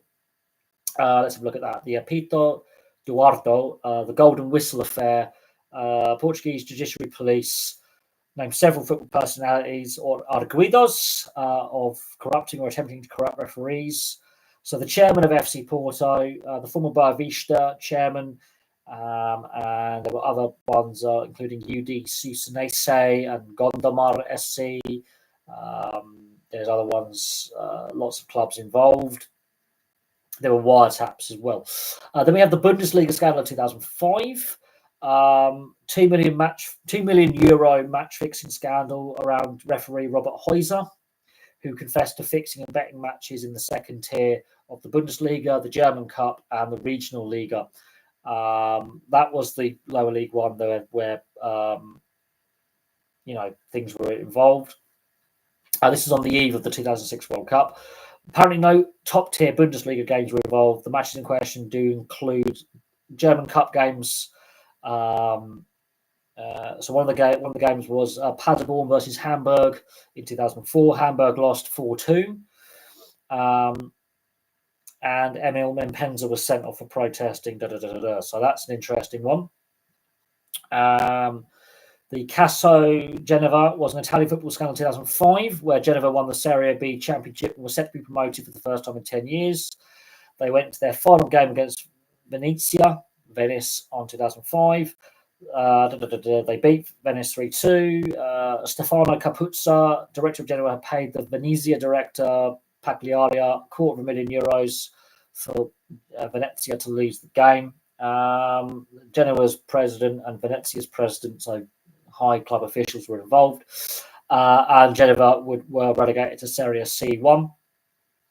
And various people were banned. So even before the Calciopoli, there was other match fixing going on. There's the Brazilian match fixing scandal of 2005, the Calciopoli famously in 2006, the CIS States Cup in 2006, the European 2009 match fixing scandal, 200 fixtures in total involving domestic leagues in Germany, Belgium, Switzerland, Croatia, Slovenia, Turkey, Hungary, Bosnia and Herzegovina, and Austria. Qualified matches in the Europa League and matches in the Champions League. And that one didn't get a lot of 2011 Turkish sports corruption in Turkey. The Italian match fixing scandal of 2011-2012, which is related to but separate from the Calciopoli. This is more to do with Serie B, Legia Pro Prima Divisione and Legia Pro Seconda Divisione games. That's the lower levels of Italian football. Lots going on there. Right, we've got past the Brazilian match fixing scandal of 2005. The Calciopoli of 2006 is obviously the famous one. The CIA Independence Cup scandal. The 2013 Lebanese match fixing scandal. There's a lot here. The 2013 English match fixing scandal. So we've had quite a few of our own. The National Crime Agency arrested multiple people. The arrest occurs without two separate newspaper investigations by the Telegraph and the Sun. Birmingham Crown Court found Michael Boateng, Krishna Sanjay Ganshan, and Chan Sankaran bribery. There were some people who went to prison, and there was a couple others who went to prison later. So that actually did involve arrests and prosecutions. I believe it was to do with non-league football, that one. The Greek football scandal of 2015. That one involves Olympiacos. I've got a lot of video ideas now. The 2015 FIFA corruption case we know about. The 2015 Italian match fixing scandal, Dirty Soccer, which involved Calcio Catania. And there's links to the Ndrangheta mafia organisation. There's the 2016. This one's a new one. This is to do with various coaches abusing young players. You've got the Rangers tax fraud case that ultimately led to Rangers collapsing as a football club. So the Supreme Court ruled that money paid to players, managers and directors between 2001 and 2010 was in the form of tax-free loans. 47 million quid sort of was dodgily loaned around. The football leaks by Der Spiegel. Dodgy deals behind Arab by Man City, PSG and Monaco. And of course, then it brings in Super League. The idea came out about the Super League involving these clubs, and then there was doping involving Russian and Spanish players. So football leaks by Der Spiegel really blows things up, and this is where Man City are currently under investigation. This is one of the reasons why. The 2023 Brazilian match fixing scandal is ongoing, so I can't really talk about that one. And age fraud in association football is a well-known one. Baseball scandals. There's only a few of them. So the Black Sox scandal of 1919, which involved the Chicago White Sox were accused of the 1919 World Series of losing against the Cincinnati Reds on purpose in exchange for money from a gambling syndicate, which was run by an organized crime figure called Arnold Rothstein. There was the National Baseball Commission was dissolved, and now we have the Commissioner of Baseball because the sports integrity was gone. So that's first baseball scandal. There's a lot here. The Pete Rose the Dowd report. Pete Rose gambling on baseball. Oh God. Pete Rose. Pete Edward Rose Sr. was Charlie Hustle, former player, played in Major League Baseball between 63 and 86, Cincinnati Reds. He was known as Big Red Machine. He had a successful stint with the Phillies. He won 3 World Series. And then he got done for betting on games. You had the Houston Astros sign stealing. We've covered that on the channel before. And of course, the doping scandals that have plagued baseball for decades. Basketball, the 2007 NBA scandal. So Tim Donaghy, over a couple of seasons, bet on games which he officiated. And of course, he released his book, and there's all that. Boxing, lots. Oh God, boxing, there's a lot. The 2016 Summer Olympics, there was suspension of boxing judges. The International Boxing Federation founder Robert W. Bobby Lee Sr. was convicted of money laundering. Louis Resto was caught tampering with his gloves by removing padding and harding his hands with plaster. Muhammad Ali was stripped of his title and denied a boxing license because he refused to be drafted to the boxing. Yeah. The CCNY point shaving scandal to do with NCAA tournaments and things. Boston College basketball point shaving scandal. The Southern Methodist University football scandal. There's a slush fund and get round amateur status. The basketball scandal of the University of Michigan. 4 players, including Chris Webber, were paid by a booster to launder money from his gambling operations. The University of Minnesota basketball scandal That's to do with the academic coursework. The Baylor University basketball scandal. A player was murdered by a teammate. The Duke's lacrosse case, a stripper hired by members of the Duke University lacrosse team falsely accused the players of sexual assault. The University of North Carolina Chapel Hill football scandal, over 10 players received improper benefits and committed academic fraud. The University of Miami athletics scandal. Nevin Shapiro, currently in prison for running a Ponzi scheme, indicated that he provided massive amounts of improper benefits to Miami players and coaches, mostly in football, but also men's basketball. Penn State, Jerry Sandusky, that's not technically a corruption scandal. University of North Carolina academic athlete scandal, another one of academic fraud. 2015 University of Louisville basketball sex scandal, sports that players were basically given prostitutes. Baylor University scandal. University officials failed to act on numerous alleged assaults by team members between 2012 and 2016. One was convicted of felony sexual assault. A later lawsuit filed by a group of victims versus 31 players. So basically, there was a negative culture there. There's 2017-2018 NCAA men's basketball corruption scandal.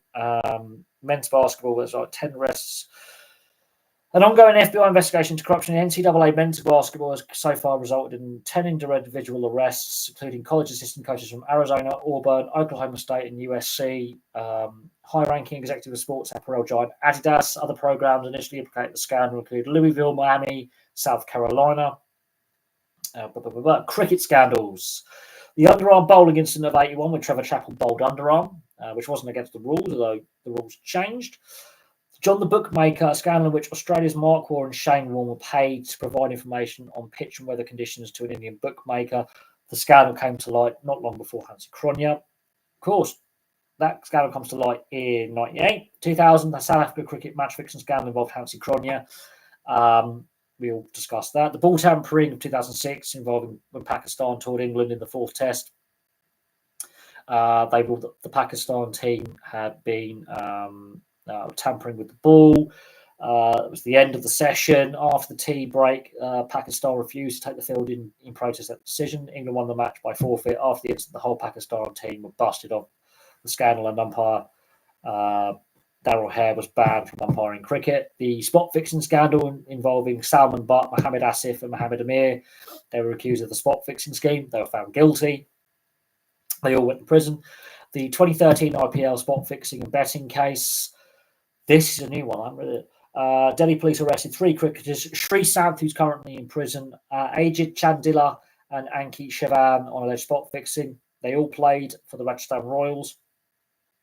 And Vindu Dara Singh and others from the Chennai Super King and the Chennai Super Kings principal Gunrath Mayapian for alleged betting.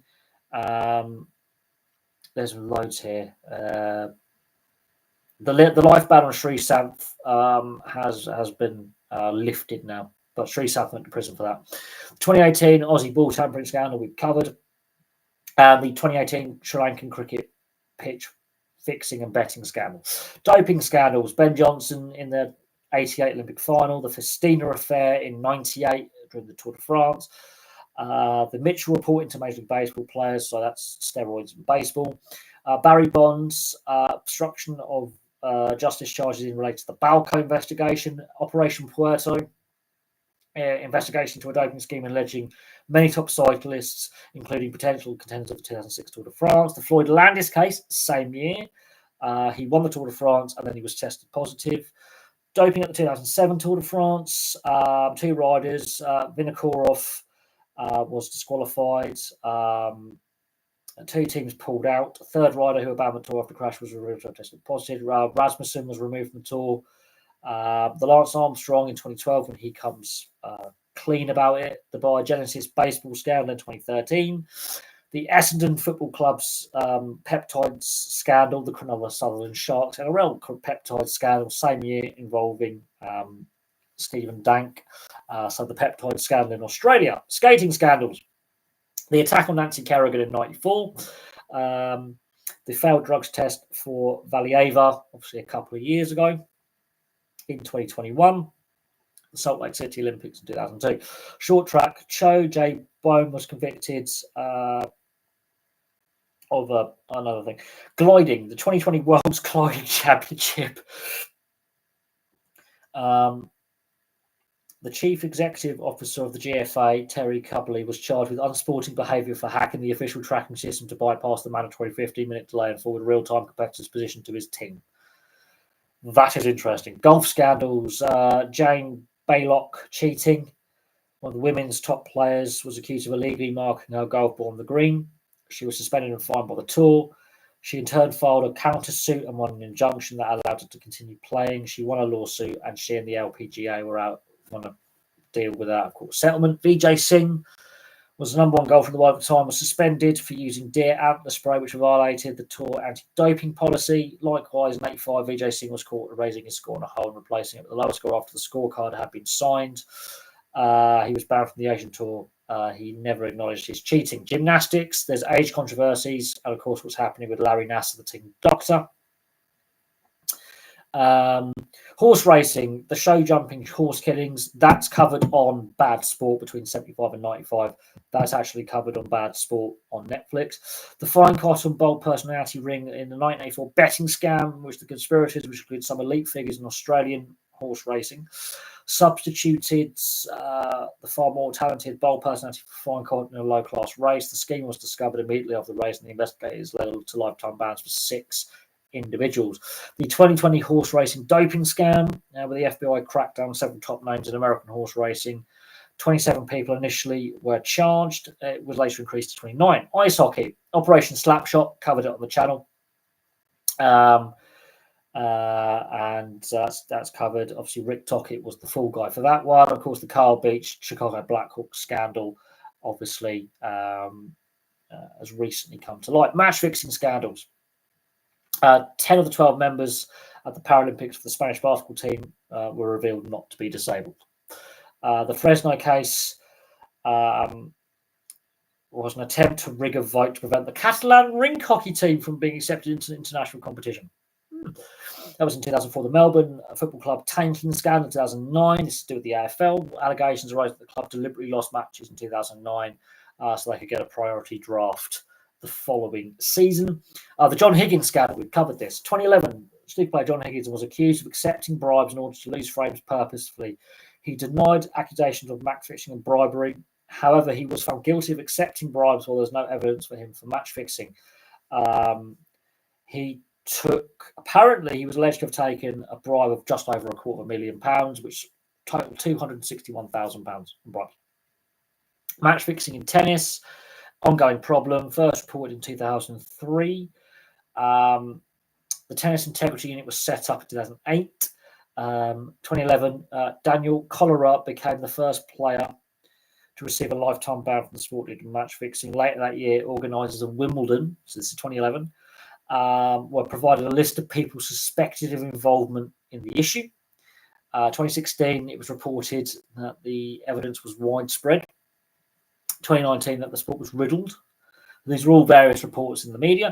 2021, the international governing bodies of professional tennis established the International Tennis Integrity Agency. The examples, Arnaud Clement, former tennis player, claimed he was offered a bribe to fix a game. The Association of Tennis Professionals cleared a Russian tennis player, Nikolai Davydenko, from allegations that he fixed a game against Martin Vasallo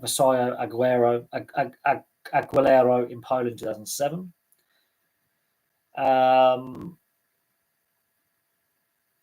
So there's an interesting one there.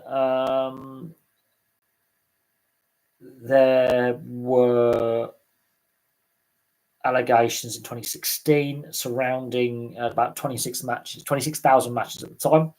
2018, Argentinian tennis player Nicola Kicker was banned from the sport for at least 3 years for match fixing. He knowingly participated in these 2 fixed matches in 2015.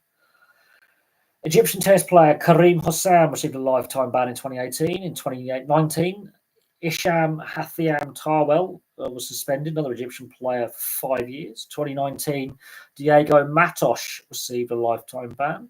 2020, Youssef Hussam received a lifetime ban, much like his brother Karim 2 years prior. 2021, Yana Siskova, she was arrested at Roland Garros after the French doubles first round loss, in which a match fixing investigation to the previous year's tournament. She was arrested under sports bribery and organised fraud for acts likely to have been committed. The case was opened by French police around match fixing. 2023, a large match fixing ring in the lower levels of professional tennis centered around gambling. 181 players involved, so tennis has got problems. Right, where are we? I'm not even halfway down this list, by the way. Cricket, I've got one cricket. Right, figure skating, golf, gymnastics, horse racing. There's more in horse racing than that. Match fixing. The match fixing investigations of the Norwegian second division. There are 2 ongoing investigations that started in 2012 in Norway and Sweden. Police charges are currently pending against 10 individuals. 3 players from Follow and 2 players from Asker were among those charged. Timeline. Wow. So this goes back to 2012. Match fixing in English football. Accrington Stanley Bury. This is an interesting one. In 2008, Accrington and Stanley were playing Bury. There was unusual betting patterns were reported for the match that day of the 2007-2008 season. An FA Association, a Football Association investigation resulted in 5 players. 4 played for Accrington, 1 played for Bury, being charged with betting on a Bury win. Jay Harris was banned for a year, David Mannix for 10 months, Robert Williams and Peter Kavanagh for 8 months, and Andy Maligan for 5 months.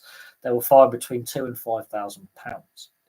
A Europol investigation into match fixing by criminal syndicates published its initial findings in February 2013, so 11 years ago.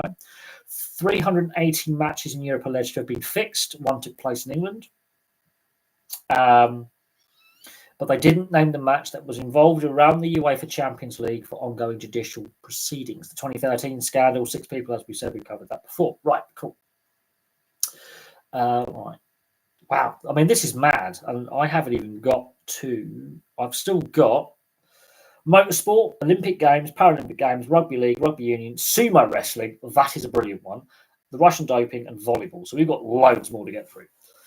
Oh yeah, there's a lot more. I mean, there's so many video ideas. I could do all videos on every single one of these scandals. Motorsport and racing. So the 94 Formula 1 cheating controversy. This is the year that Ratzenberger and Senna died. Their anniversaries of their deaths were only the other day. There were allegations thrown during the 94 season about the Benetton team particularly, but all teams. Allegations of cheating were made throughout the 94 World Championship in F1. Several Formula 1 teams were involved. The main allegations involved Benetton. They were alleged to have used illegal traction control. However, this could not be proven by the FIA at the time. It was only confirmed in 2015 when Willem Toet, one of Benetton's engineers that season, wrote an article on his LinkedIn account describing how the team developed a tractor control system using spark cutting. There was a refueling fire on Jos Verstappen's car in the 94 German Grand Prix.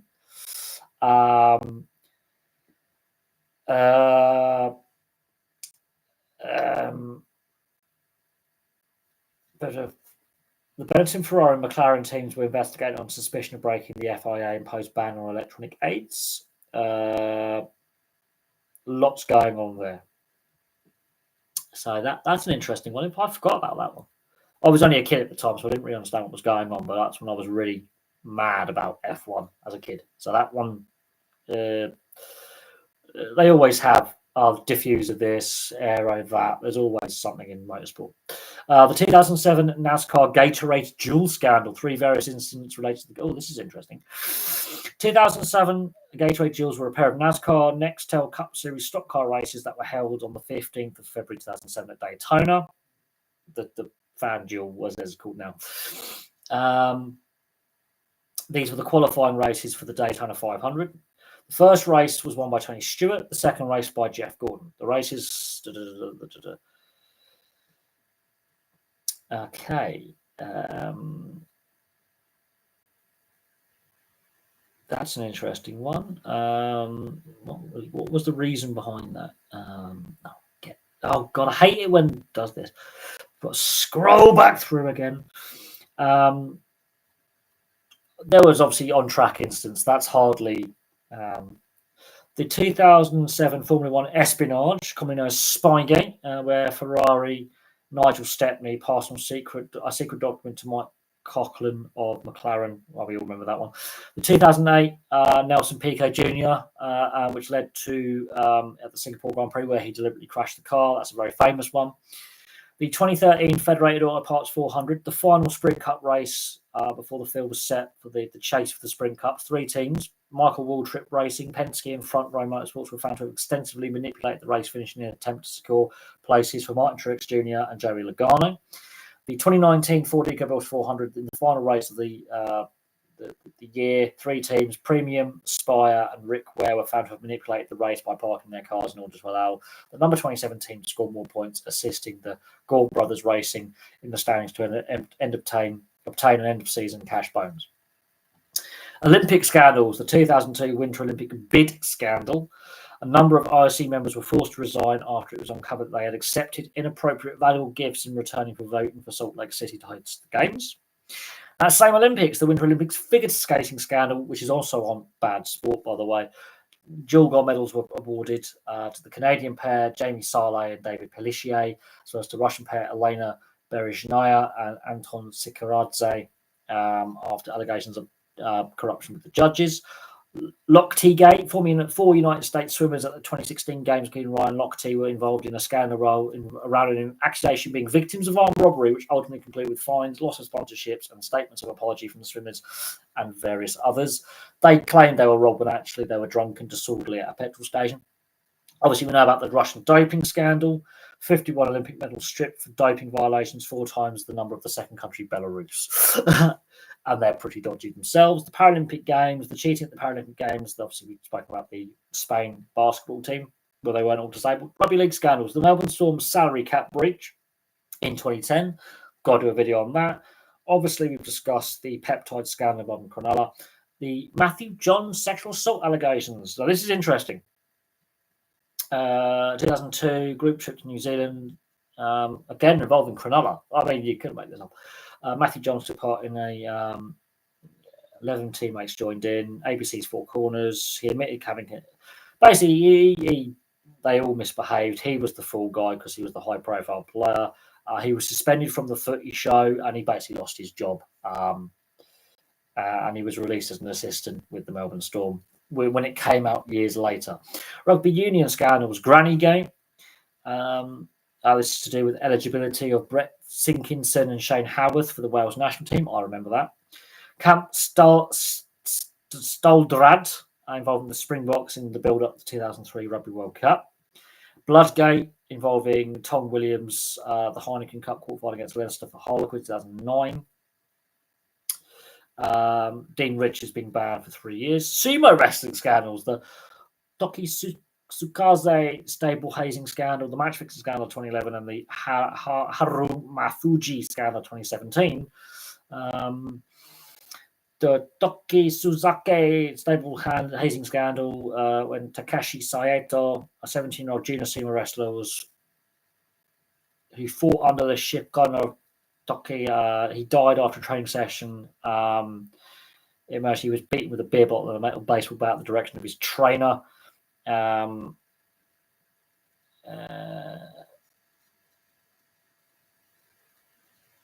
Yeah, he was a young sumo wrestler, very, very young.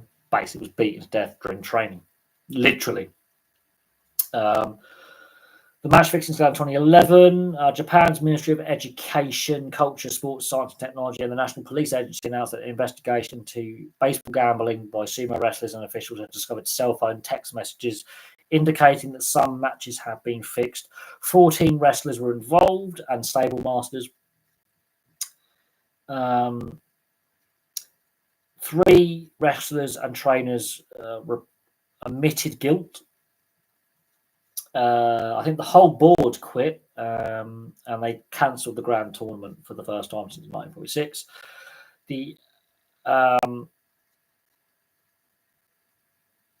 Harafamuji one was an individual sumo wrestler assaulting another wrestler outside of sumo wrestling. Sumo wrestling is obviously very, very big in Japan, so scandals over there very rare when they happen.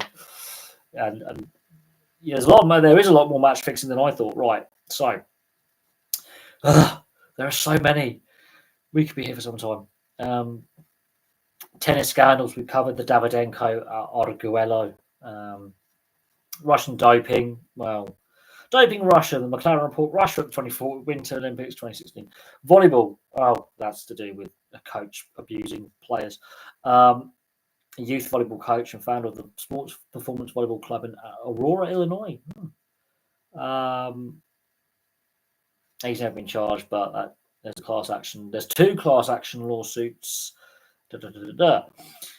Wow, that is ridiculous. How many scandals is that?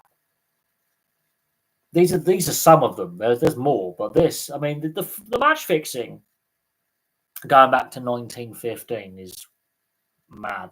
There is a lot more match fixing than I thought as well. So 1915, 1964, 1965, 1971, 1980, 86. Wow, there's a lot. 93, 94, 99, 2001. China between 1999 and 2009, so a decade of Chinese match fixing. Portugal 2004, Bundesliga 2005, Genoa 2005, Brazil 2005, Italy 2006, the CIS Independent States Cup 2006, 2009 European match. There's a lot. There's a hell of a lot.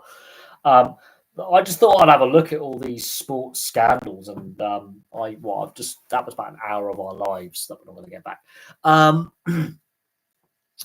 Hasn't there been something of a so-called curse on the Black Sox or the Chicago White Sox?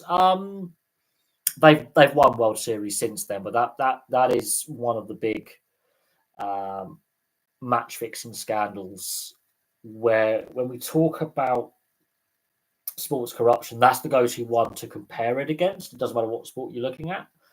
And in footballing case, it's some of the Italian match fixing scandals. That's the go-to to compare any other scandal to because of the scale and the involvement of high-profile players. Marseille are a massive club. They've got a bigger fan base than PSG.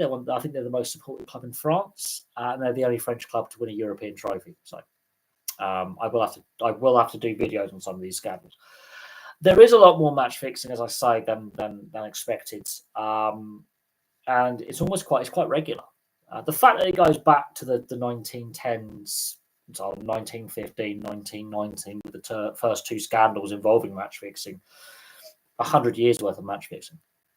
This has been an issue for 110 years, 109 years in English football. So over a century of match fixing scandals, and while the big ones are the Calciopoli in Italian football and the Black Sox scandal in American baseball, you look at some of the other scandals where there's other forms of corruption and also toxic culture with assault allegations and sexual assault allegations and coaches abusing their position. Bribery surrounding awarding of tournaments. There's doping scandals, there's some form of cheating. That's just the tip of the iceberg. There are more incidents that have happened that haven't made that list, but there's some great video ideas for me to look at. The fact that we've got over a century worth of scandals to go back and look at. But yeah, there's a lot more match fixing in there than I realised. There's a lot happening in more recent times. It seems like the last 20 or so years, thereabouts, there's at least 2 or 3 major scandals roughly per year of some kind of allegations, or pretty regular. And it seems to be becoming more regular and more prevalent as time goes on. Partly, I think it's the change in how we access our news, social media. Whistleblowers seem to be more common. There's more money involved in sport now. There's a lot to do with culture within dressing rooms there as well. When we're talking about scandals that involve potential law breaking that isn't match fixing, involving players with excessive partying or drinking or allegations. The NCAA, there's been a lot of discussions about the NCAA and student athletes, and one I was very interested they didn't cover was the Arizona State point shaving scandal of '94, because that's a big one. That is a very big one, and that was a really that did impact a lot of players who potential careers. So the NCAA itself is under the spotlight in more recent times for how it treats players, the academic side of things. There's a lot of issues there, but one thing keeps coming back, and it's money. It is money. It's a recurring thing. And we've seen that some of these scandals, while they are really important to look at and study the history behind, they're not well known. They're not well known. And so I could go on the news right now. I could look at the sports news right now, and something could potentially, sports-wise, of a negative sense, break news-wise. But the interesting ones, I think, where we know a lot about them, are the Calciopoli. We're still talking about that now, 18 years after news broke surrounding the Italian match fixing scandal. But again, that was a selective list. There are more. A lot of those, a fair few, well, not all of them, but a fair few I have discussed before.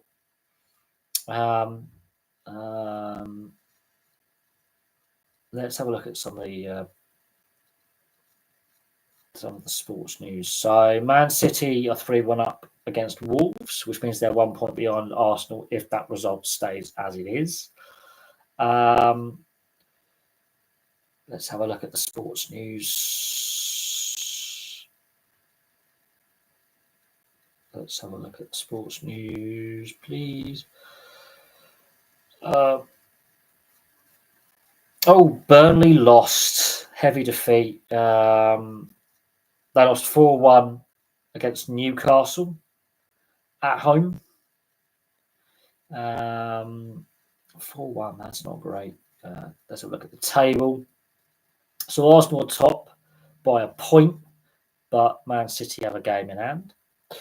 The top four is looking pretty settled now. I think Villa are going to finish fourth.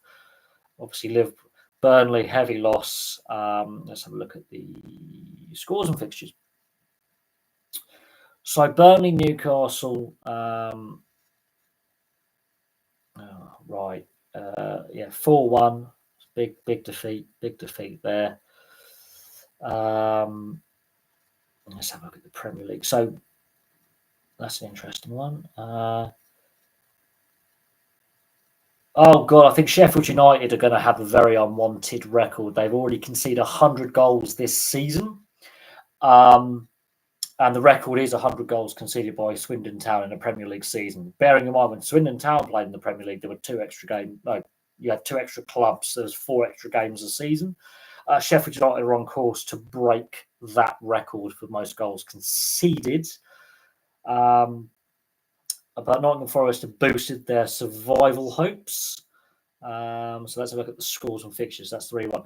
So Arsenal beat Bournemouth 3-0. Brentford Fulham is a 0-0. Newcastle have beaten Burnley 4-1. Forest have beaten Sheffield United 3-1. Key for their survival hopes. Obviously, Luton are still fighting. And Wolves are losing 4-1 to Manchester City. But yeah, so Ivan Toney still struggling from his return from his lengthy ban for betting breaches.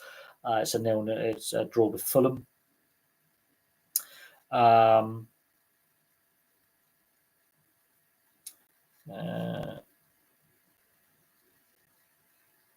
Lopetegui is in talks with West Ham in regards to potentially replacing David Moyes. There's uncertainty around that. Mark Clattenburg has left his role at Nottingham Forest. Also, Nuno Espirito Santo and Neco Williams, Neco Williams is a player for the club, and Santo's obviously the manager, have been charged with misconduct by the FA. The FA has acted over Nuno and Williams' comments following the defeat to Everton last month. So that's the aftermath of their statement on social media. Oh, this is interesting. It was the right decision for the FA to ban Tonali, and that's Eddie Howe. So Tonali is currently serving a 10-month ban for betting offences. Eddie Howe says he welcomes Tonali. He said he accepts it. He will not return to playing until the end of August this year if he does not commit further betting breaches before the end of the season. Tonali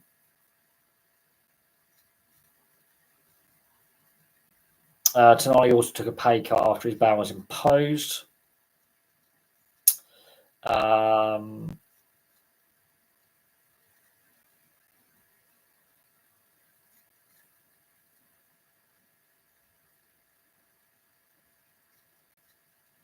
So there's that. That's an interesting one. Oh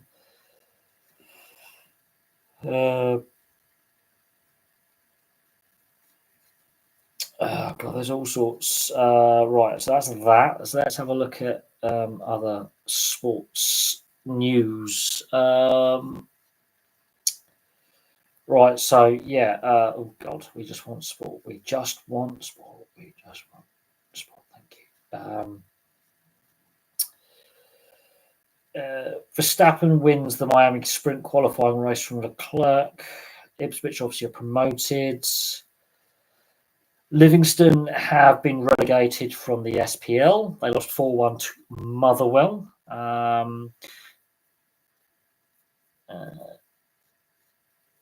So their 6-season stay in Scotland's top flight has ended.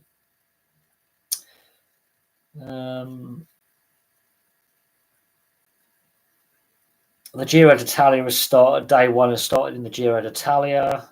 Celtic are 6 points clear at the top. Birmingham relegated back to the third tier for the first time since '95, even though they actually beat Norwich 1-0.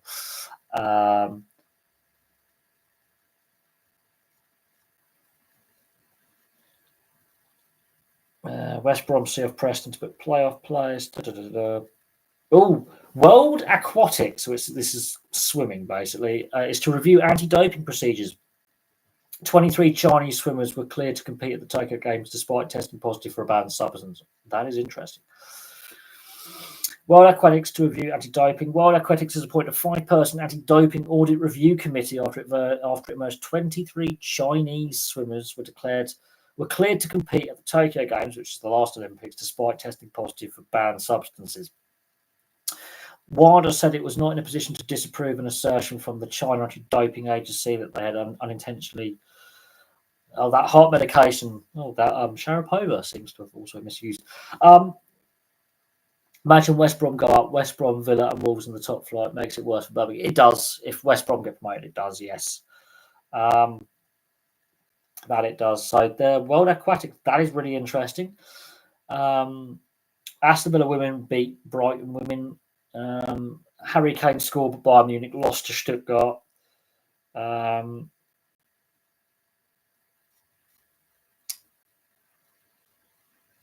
Fair Game makes 5 demands for FA Cup reform. Fair Game makes 5.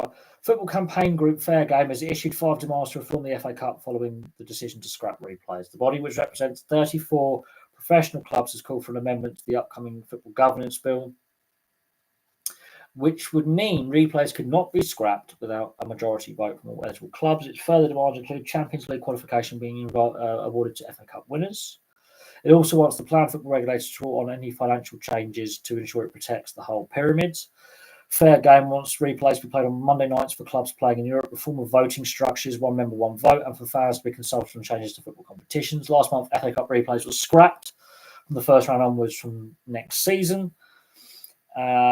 because expansion of European competitions. The move was widely criticised, 100 clubs sharing statements voicing their position against the move.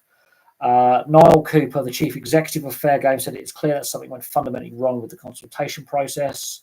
Treating the FA Cup as an inconvenience, ignoring clubs in the pyramid, and ignoring the wishes of fans cannot continue. That's an interesting one. Right, what else we got?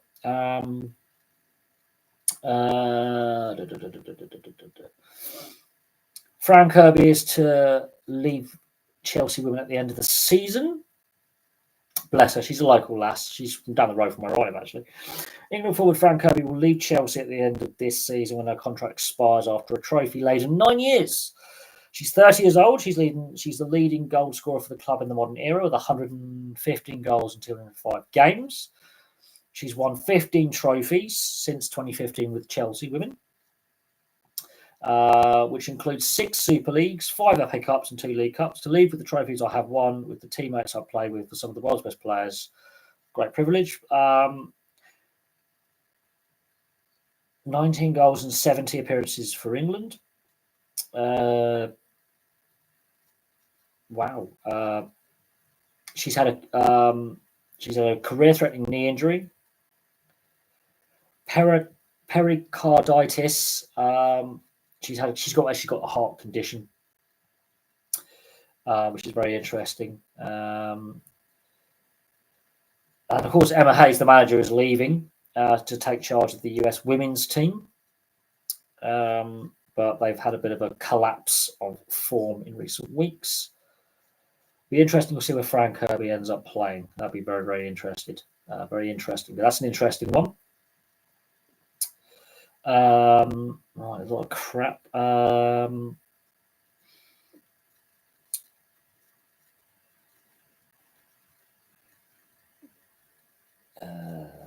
Obviously, some other boring stuff. Jones takes control of his semi-final against Bingham. So there's a lot going on there. I haven't even covered what's going on with the NRL and, of course, Paul Kent and the issues surrounding Paul Kent, NRL 360, and his being charged with a fray. But some very interesting headlines. It would be interesting if West Brom go up and then you've got West Brom, Wolves and Aston Villa in the top flight and Birmingham in the third tier. And if Solihull Moors get promoted, it's a lot of positivity around the West Midlands, except obviously Birmingham City. I mean, Coventry City have obviously made an FA Cup semi-final. So yeah, there's a lot of spotlight on Birmingham City and their issues and where they currently are at. They've slipped into the third tier of English football for the first time in 30 odd years, near enough, 29 years. Issues with stadium, issues with attendance. They've developed some great players, no doubt on that, but they're not where they need to be. I think that's a fair assessment of what's going on at Birmingham City, and they have massively underachieved as a club. So that's a very interesting one. What else to discuss? There's quite a bit going on. Of course, it's that time in the year when in Europe the football season is winding down, the rugby union season is winding down, and of course then we have the off season, we have the Euros in the summer, and of course the transfer market opens in a couple of weeks, and we're going to see some player movement. We're going to see some managers move on from their jobs. Obviously, Jurgen Klopp's moving on from Liverpool. There's discussion around David Moyes and his position, and of course, the clubs that get relegated from the Premier League. I mean, I'm surprised Burnley haven't sacked Vincent Kompany, to be honest, considering how bad their season's gone and that heavy defeat to Newcastle. I'm surprised Vincent Kompany hasn't been sacked by Burnley because they've been in the bottom 3 all season. They have struggled this season. So that's an interesting one. But it is also interesting that Jurgen Klopp, that far out before the end of the season, said, "This is my last year. I'm moving on. I'm standing down. I'm taking a lengthy break from football." That one was quite interesting for me, which says to me that potentially Jurgen Klopp could have an international job lined up. I can't see Jurgen Klopp managing anywhere else in England in regards to another football club. Potentially, he might retire from management. I don't know, but I can see Jurgen Klopp potentially becoming a national manager of potentially Germany at some point. Obviously, the discussion around the FA and their decision to scrap FA Cup replays and how they handled that, the fact that over 100 football clubs have now raised their voices and concerns and have made statements in regards to it, shows how controversial that decision was.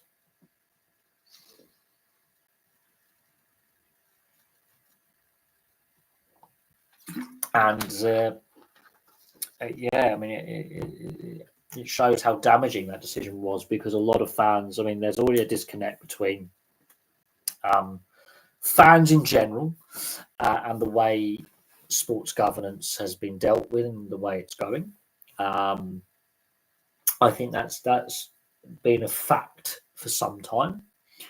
And the way the FA dealt with it, while I could see it coming, and I'm not surprised it's happened, and I'm not surprised FA Cup replays have disappeared.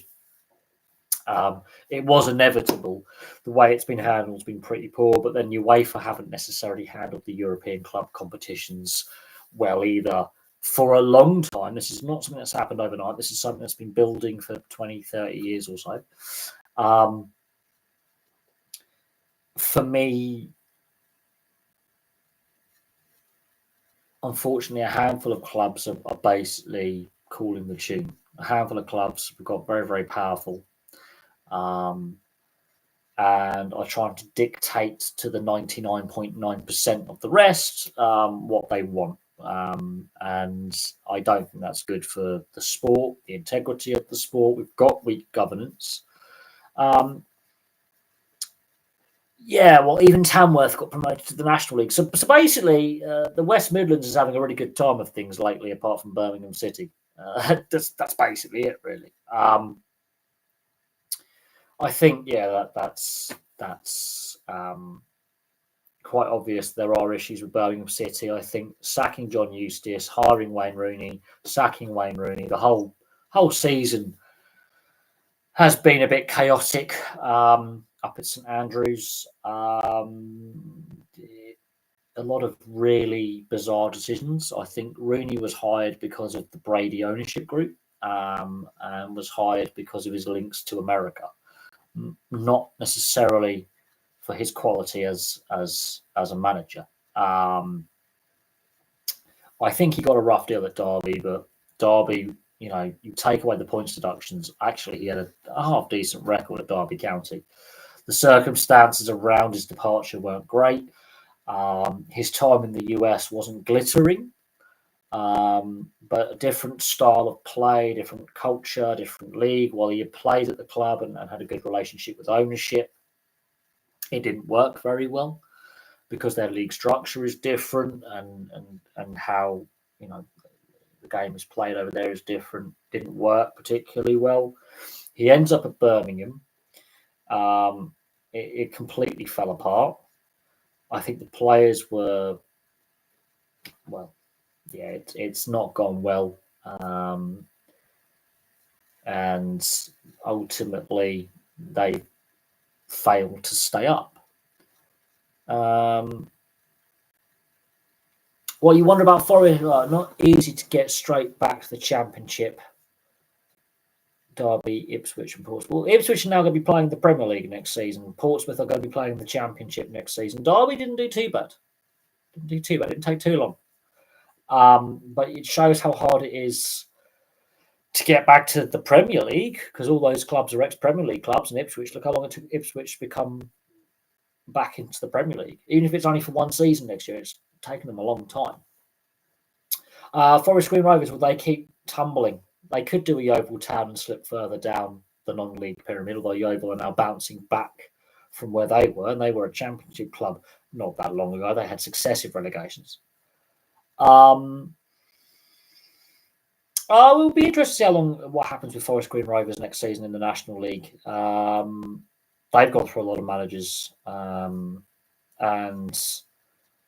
I think ownership has to take a significant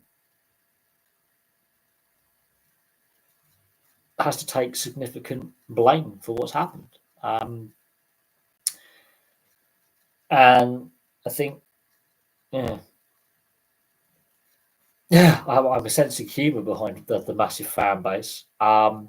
Look, I mean, look, they are like a very they are a very small club with a very hard. I mean, look, they've got fans. Let's not mock them too much, but they were literally the Sunday League team that worked their way up the non-league pyramid to make the Football League, and that is a dream of any club, is to want to get to a higher level and reach and earn money and become more successful. The problem is ownership is mental. To be honest, Dale Vince, not a fan of his ownership and some of his. I have my views on Dale Vince. I've discussed them before, but they are a small club from a very, from an area where it isn't technically the dominant sport. It's rugby union and cricket are the dominant sports in that part of the world, and it's a very rural part of the world. So they're going to have a smaller catchment area and a smaller fan base. I'm not saying Forest Green, deserve to fail as a club and struggle, but that part of the country is not known for developing football players. Rugby union players and cricket players, yes. Cricketers and rugby players, yes. Football players, no, not so much. So it is a non-traditional sport in that area. In saying that, look, they had a brief spell in the Football League, and we can. I wouldn't be surprised if Dale Vince ends up selling the club because it costs him too much money. Would not be surprised at all. Our recent top-name footballers turned managers destined to fail.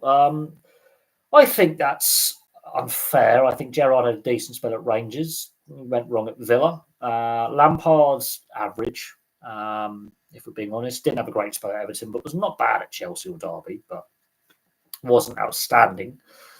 Rooney, Derby, his Derby figures aren't bad, but there's points deductions in there that were beyond his control. DC United and Birmingham City, okay, terrible. But Xabi Alonso at Leverkusen is, well, look what he's doing right now. He's won the league. He's in a cup final and has the opportunity to make a European Cup final. He could win a treble. I wouldn't say all superstar players are going to fail at management. I'd say Xabi Alonso definitely is a shining example of where you can succeed. But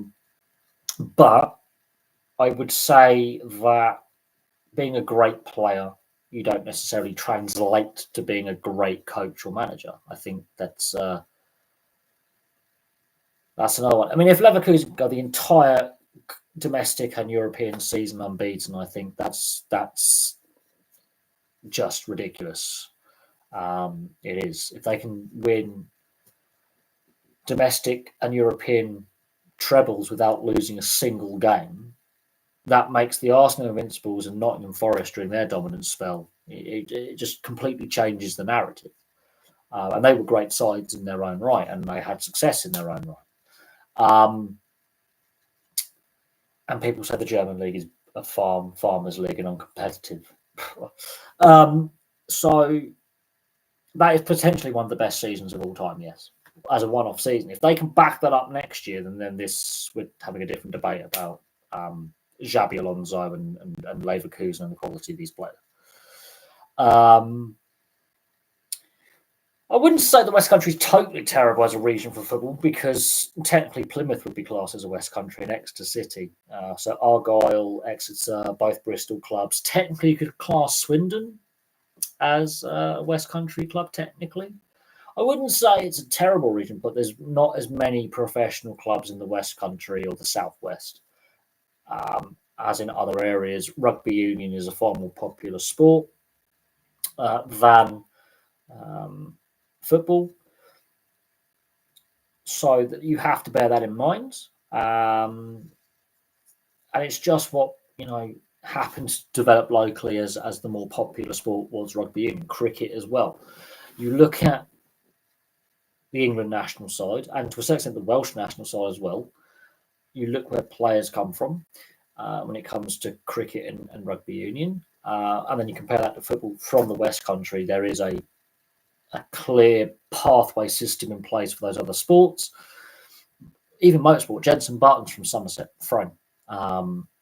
So, yes, you could argue football doesn't do as well in that area. Other sports do better. And there could be a multifaceted reasons for that. I wouldn't say Bristol City or Bristol Rovers are terrible teams, but there has been a lack of success. The only club in the West Country, if we're going by West Country, to win silverware is Swindon.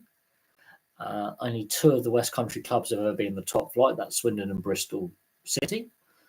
So there is a clear lack of success, but I wouldn't say, it's a poor region for fandom, for player development, for a number of registered players who come from that part of the world. But they are competing against other sports where more fans and more players are interested in playing. Look, we would love to see an all Bristol derby. That would be fantastic. And would also, Somerset and Avon police would rip their hair out in trying to police that and make sure that that goes without incident. It would be hilarious if they got drawn together in the FA or League Cups next season. That would be fantastic. In the 3rd round of the FA Cup, Bristol Rovers play Bristol City at home would be fantastic. Winner takes all on the day because no more replays. But I would say, the Somerset and Avon police would not be looking forward to policing that event. I would hazard a guess. I think that is a shame that they don't seem to play each other in the cup competitions regularly either. And where they are in the league right now, and being in different leagues and not playing regularly is a problem. I would be really interested to see the head-to-head when it comes to fixtures. But as I say, unfortunately, it's unfortunate they're not playing against each other next season. Whereas Sheffield Wednesday and Sheffield United will be playing against each other next season in the Championship. And that will be really interesting considering both sides have had terrible, coming off the back of really bad seasons. So there is a derby to look forward to that hasn't been played as regular as it should against each other, and that's Sheffield Wednesday, Sheffield United. Obviously, Everton lucky to stay up, I would say, this season, but they've done it with games to spare.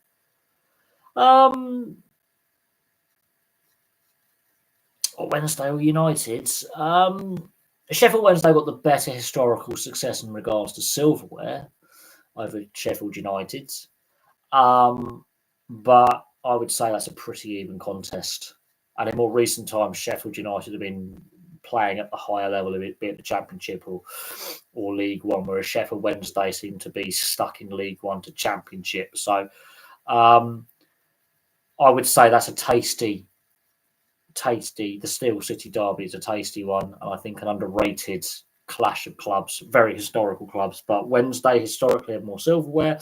Sheffield United in more recent years seem to be at a higher level consistently. But either way, Hillsborough or Bramall Lane will be rocking next season when those two clubs go off at it. This is where it turns out to be 2 boring 0-0 draws.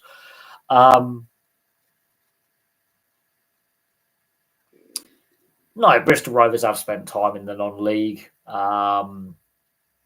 but that would be interesting to see if that was to become a more regular thing. That would be fantastic to see. Both clubs have had money issues in the past, and both clubs have struggled really to do anything of note in regards to league. What's the biggest rivalries? The NBA, Major League Baseball, NFL. Well, the NHL is only the original 6 playing against each other. The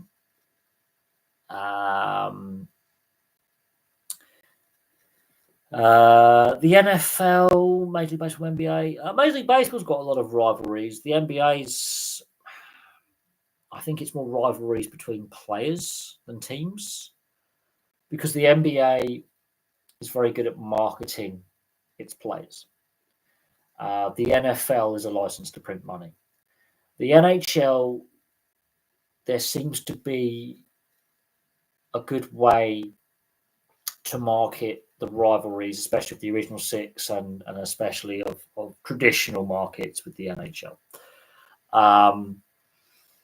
I would say a lot of the Metro and Atlantic Division teams, they've really got those historical rivalries. And some rivalries just emerged, like Colorado and Detroit in the 90s, because they were just really two top teams that didn't like each other because of some incidents on the ice that then evolved into regularly meeting in the playoffs. So I think the NHL has that original six rivalries and then interdivisional and interconference rivalries where teams regularly play each other in the playoffs, and familiarity breeds contempt and dislike. But anything to do with New York and Boston, so you've got New York Yankees and the New York Mets, you've got the Boston Red Sox, you've got Bruins, Rangers, and Islanders don't like each other. Rangers, although the Bruins, it's more a dislike for Toronto and Montreal with the Bruins than the Rangers for some reason. They seem to have a bigger rivalry with other teams in the original six. But anything to do with New York and Boston, anything will breed rivalry there. The Boston Celtics and the Knicks, New England Patriots and the Giants or the Jets, for example. But looking at it really, it's an interesting one. I think certain sports in the US, and I can only speak for the sports that I've watched, which is the NHL in the US and Canada, the original six, they could do even more to promote the rivalries between those teams. They could do more to try and build up rivalries with some of the newer franchises in the NHL. Changing the divisional alignments between Detroit and with Detroit and Columbus moving to the Eastern Conference means Detroit doesn't play Colorado as much as they used to. And that was a great rivalry in the 90s into the 2000s. Those sides regularly in the playoffs didn't like each other very much. They traded Stanley Cups. They really hated each other. It was a time when there was a intense rivalry there for many years. You don't have that as much now because Detroit play in the Eastern Conference, but you could. The NHL could do more to promote its superstar players and promote rivalries within the game. Absolutely. I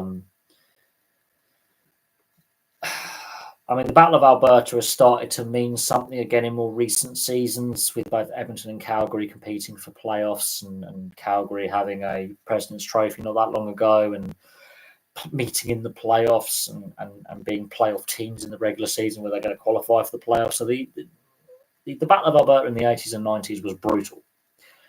And then in the 2000s and 2010s, both sides struggled quite regularly, not only in the regular season, but in the postseason. There was a lot of lengthy spells where they didn't make it to the postseason. Weren't very good. Haven't won a Stanley Cup. Either side hasn't won a Stanley Cup since 1990. Last time either side made a final was 2006, I believe, with Edmonton, 2004 with Calgary. So there's been lengthy spells where these sides haven't been successful. Suddenly, in recent seasons, the playoff success is returning. They're making the playoffs for being in the conversation. Although Calgary's all over the place, Edmonton have started to become we're in the playoffs now for consistent seasons. There was a lengthy spell where they didn't make the playoffs. Players didn't want to sign there. Suddenly now, the Battle of Alberta's back. These teams hate each other again, and regular season games between each other and postseason games, if they do meet mean something again. That's a great rivalry. But I don't know how. Sometimes it's to do with individual players not liking each other.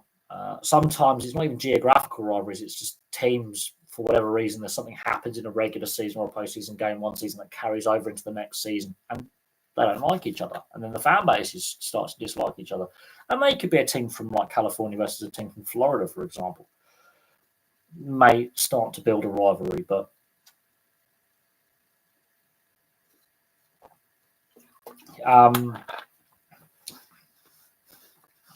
so that there is that. But no, some rivalries are geographical, very historical, and other rivalries like Chicago and Detroit, not Chicago, Colorado and Detroit in the NHL are more to do with what happened in a regular season game that then carried on into the postseason.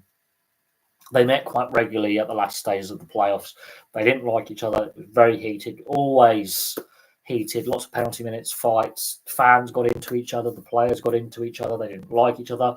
When it came to trade deadline or free agency, certain players would say, I'm not signing for Detroit or I'm not signing for Colorado because they had played for the other team at some point in their careers. The players actually turned down on a no trade list, not going there, not going there, not playing for that team. And then some players play for other teams, and that dislike carried on around the league with them, where players fell out with each other, which would become personal on the ice, and so that led to a bit of dislike between the teams for a while. But then it lost its importance as both sides weren't successful for a long time. Colorado have now turned a corner recently, where they recently won a Stanley Cup and they're making the playoffs again.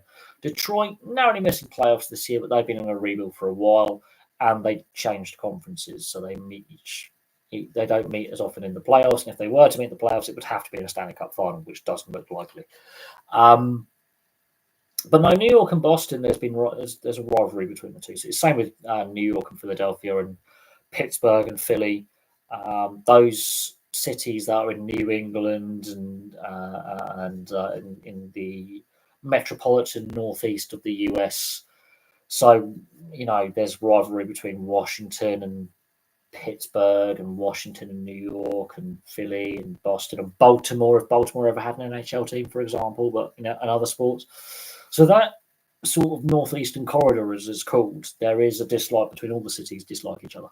They all have a rivalry because of economics and social aspects and political aspects and sporting aspects, and there is a lot of rivalry there. I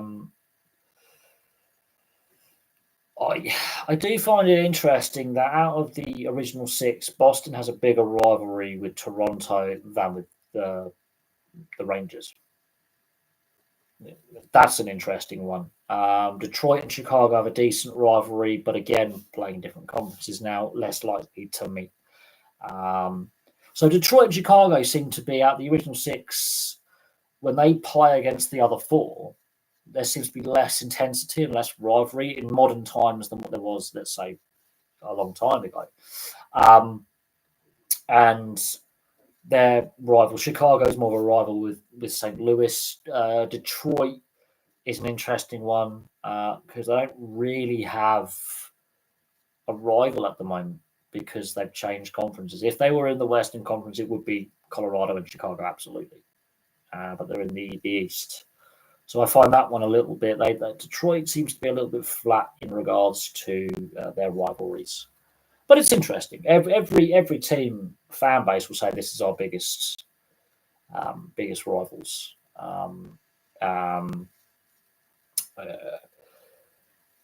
Especially if you're in a multi-team city where there's more than one team in a metro area. It doesn't matter where you are in the world. Where it could be one neighbourhood of a town or a city has a rivalry with another neighbourhood of a town or city. And we see this, obviously, Bristol is a prime example. Sheffield's another example. Look at London with all the different clubs around Greater London. Look at all the, Man City, Manchester United, and Manchester, Liverpool, and Everton, and Liverpool. You've got, look at Glasgow, Birmingham. So there are some towns and cities that do have multiple clubs with rivalry, and or some regions that have multiple clubs. So there's rivalries, and matches get quite heated, and the the build up with the media as well, building up these rivalries to a certain extent, be it local or national media. We see it in international sport as well with rivalries.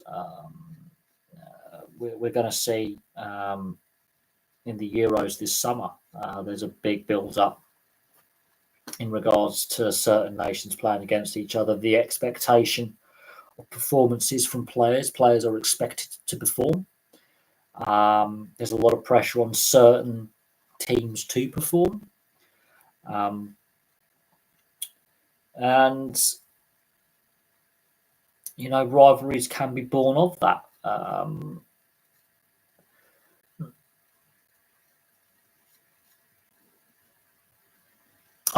Talking about teams from the northern half of the US compared to the southern half of the US based on 1861 geography. There's a little bit, not because of the political aspect, but because you've got teams playing in the same division or same conference, like the Hurricanes and the Capitals will have a little bit of a rivalry going because of playing against each other quite regularly in the regular season. But I wouldn't really. I don't see it so much. You're more likely to see a rivalry just based on not just necessarily geography, but divisional rivalry, because you're playing against each other X amount of times per season in the NBA or Major League Baseball or the NHL, or meeting each other regularly in the playoffs. That's how a rivalry gets born. So Green Bay and Minnesota in regards to the NFL is quite a rivalry. Chicago, Detroit, I think can be a rivalry to a certain extent if it's marketed right. But New York, Boston, Philadelphia and Pittsburgh, Baltimore thrown into the mix. The New England, northeastern region of the US, there's a lot of rivalries there. If you market things right, as the networks and local and national press, you can build up. You can definitely build up an ongoing rivalry, but then it might be that one-off game, that one game that really where you haven't really had a historical rivalry for a long time. You play in the same league or the same division, whatever it may be. We've seen this in European football. We've seen this where two clubs, there's no real animosity, but then the game gets quite heated between the players. An incident happens or a series of incidents happen in a game, and that boils over. Then there's the return fixture at some point later in the season. It may continue to boil over. The players don't particularly like each other, and that could boil over to the following seasons, and suddenly a rivalry is born, whereas before, the teams would play against each other, but not much of a rivalry, especially with that promotion relegation system where, for example, a club going to the top flight for the first time. A club's not been in the same division for a long time, gets promoted, doesn't have any geographical rivals like nearby locally. So Luton, for example, an incident could happen in a match, and of course they're fighting for survival against Nottingham Forest. That's going to be key.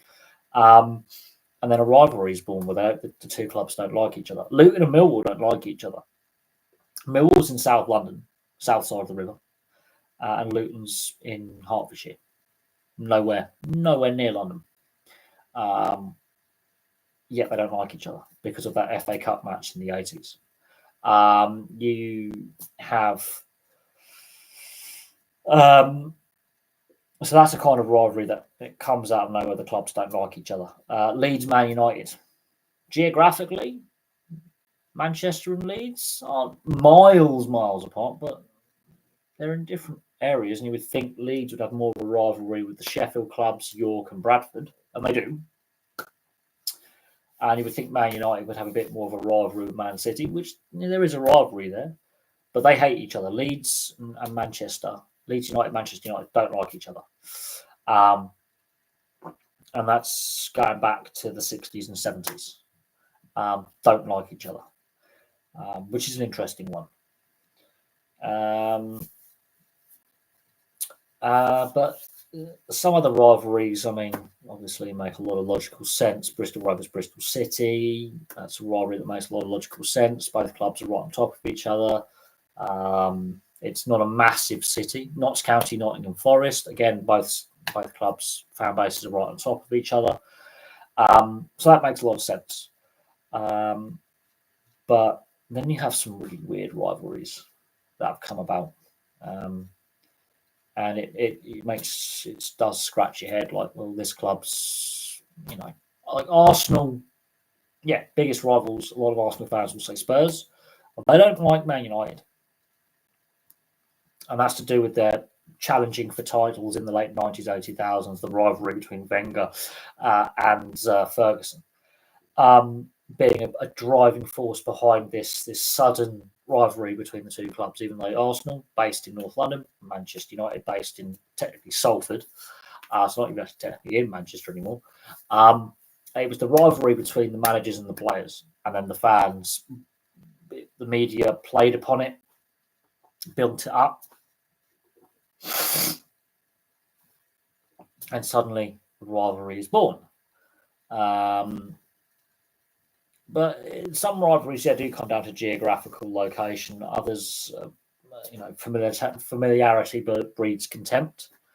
And others happen because of an incident on a pitch between two teams. That could be a controversial incident, and it builds up a rivalry from there, and then the rivalry begins. What Port Vale and Stoke? Yeah, Stoke's an interesting one. Bristol and Stoke are interesting, and Nottingham are interesting cities for having two teams, as are Sheffield. And what is interesting is I've done all the historical videos. Obviously, the Football League and the Football Alliance. The Football League banned cities for having two clubs in the same city, which is one of the reasons why the Football Alliance gets set up. So Notts County's Football League, Nottingham Forest the Football Alliance. That's why. That's why some cities have two teams. When you're thinking why they're not that big a location. Blackburn actually had two teams at one point. Yeah, Blackburn Olympic and Blackburn Rovers, and Blackburn Olympic went bust. And again, it's in part because the Football League basically stated that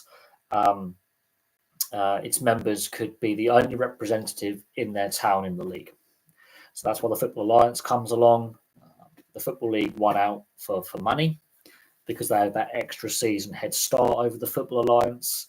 And then the surviving Football Alliance clubs eventually were allowed to join the Football League. And then very quickly, the Football League realised, hey, we have rivalries here, we can make more money. What reason? What the Football Alliance being set up over the football? Oh, only wanting one team. I'll have to look into that. I just know that it was a rule stipulated by the Football League in 1888 when formation started, following meetings in, I believe it was in Manchester or Birmingham. The first meetings were held. I know the Aston Villa chairman at the time was an integral driving force behind the Football League. And obviously Aston is part of Birmingham. Castle Bromwich, however, where West Brom play, is technically not part of Birmingham, which is why West Brom are a team and were allowed to join the Football League, as were Wolves. They are separate locations within the West Midlands. I don't know why the Football League wanted one club per town. I don't know why that was a rule. I think it was financial. The Football Alliance obviously gets set up a following year. But because the Football League had that extra year's head start in earning revenue, and teams were more financially stable, because of that, they won the day. And what was also very interesting is the Southern League were against the one team per city rule, partly because of London, and they didn't join until a bit later, because the FA had allowed professionalism to be a thing where players got paid to play, much like rugby league's argument with rugby union a few years later.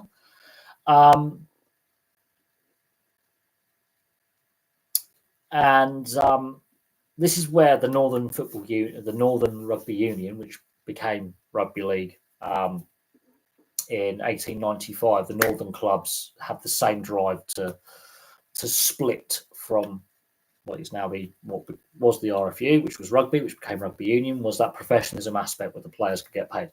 But it was very interesting that the Southern League clubs, who were also professional, turned down the opportunity to join the Football League because it stated one team per town professional. And they were like, no, we don't agree with that. And then as time went on, the Football League realised, well, more clubs means more money, more revenue, which we can take from matchday tickets. And eventually the Southern League clubs start to join en masse. It means they can earn more revenue, and the Football League relaxed its one club per town rule, which is why we have Notts County, Notts Forest, Sheffield United, Sheffield Wednesday, Bristol Rovers, Bristol City, Man United, Man City, Liverpool, Everton, etc., etc. Because London's a big reason why that one club per town rule disappears very quickly, because you have how many clubs in London? Yeah. So that it got relaxed in the end. I think very, very quickly the Football League realised that was a mistake of a rule. And they relented, and we go from there. I'll have to do a video on why the Football Alliance failed. The rise and fall of the Football Alliance, maybe I'll title it as, because that's an interesting one to look at, and we can look at the clubs that still exist that were Football Alliance clubs, like Nottingham Forest, and those clubs that went bust, of which there were many. Two-team cities are great for matchups. You can't beat a same city derby. No, you can't. You can't beat that. But it's not as often as you not. Do you think there will be another major rival in a city in the future? For example, a team called Leeds City. I know that was Leeds United's original name. I don't know. I really don't know on that one. It's an interesting thought. Very interesting thought. I don't know. They would have to start at the bottom tier. They would have to start at a much lower tier. It would take a long time for them to make the professional ranks. But you've got Bradford Park Avenue and Bradford City. So you could see Bradford Park Avenue eventually get to a level where they're playing against Bradford City on a regular basis. That could happen. You've got Gateshead technically existing, but they've been barred from entering the National League playoffs because of the stadium issue, and they play down the road from Newcastle United. So again, technically it could happen. Well, I've done Hibs club history. I've done Dundee's club history. I've yet to do Celtic's club history. So once I've done, I've done 2 out of the 3 so far. It's technically Tyne and Wear, and it's part of the urban area. It's a district, yeah. I would say it comes under now, yeah. Gateshead is now, I would say, like similar to Wallsend, similar to Biker. I think, yeah, it's very much like how London expanded and how Glasgow and Birmingham, they've absorbed other bits and pieces to basically get within city limits. So I would say Gateshead now is, yeah, it is part of Newcastle. Yeah. Technically, I would say yes now. Historically, no. Technically, yes now, yes. But it's one of them grey areas. But that would be kind of cool if Gateshead were to reach a higher level. You never know. You never know. If done right, I mean, look, MK Dons and Wimbledon hate each other. You know, Leeds United, Man United hate each other. They're not geographically miles apart. They're not close together.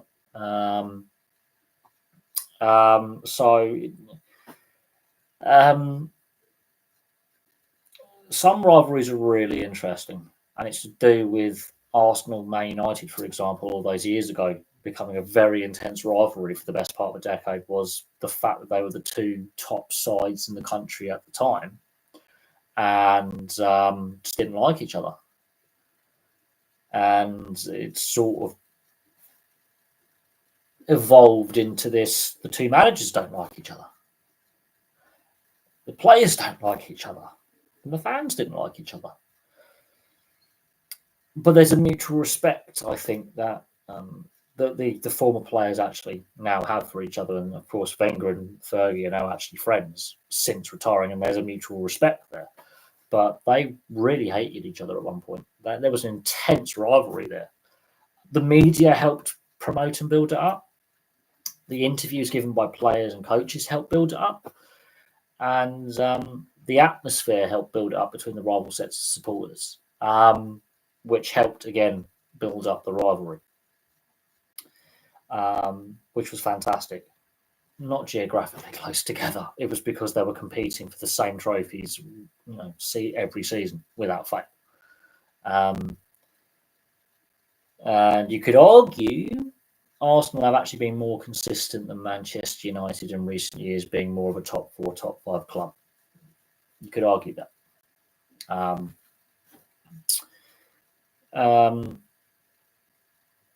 But then you've got, rivalries in motorsport, and it's normally between drivers and teams, not necessarily manufacturers, but drivers and teams not liking each other. They could have the same engine manufacturer, but they don't like each other.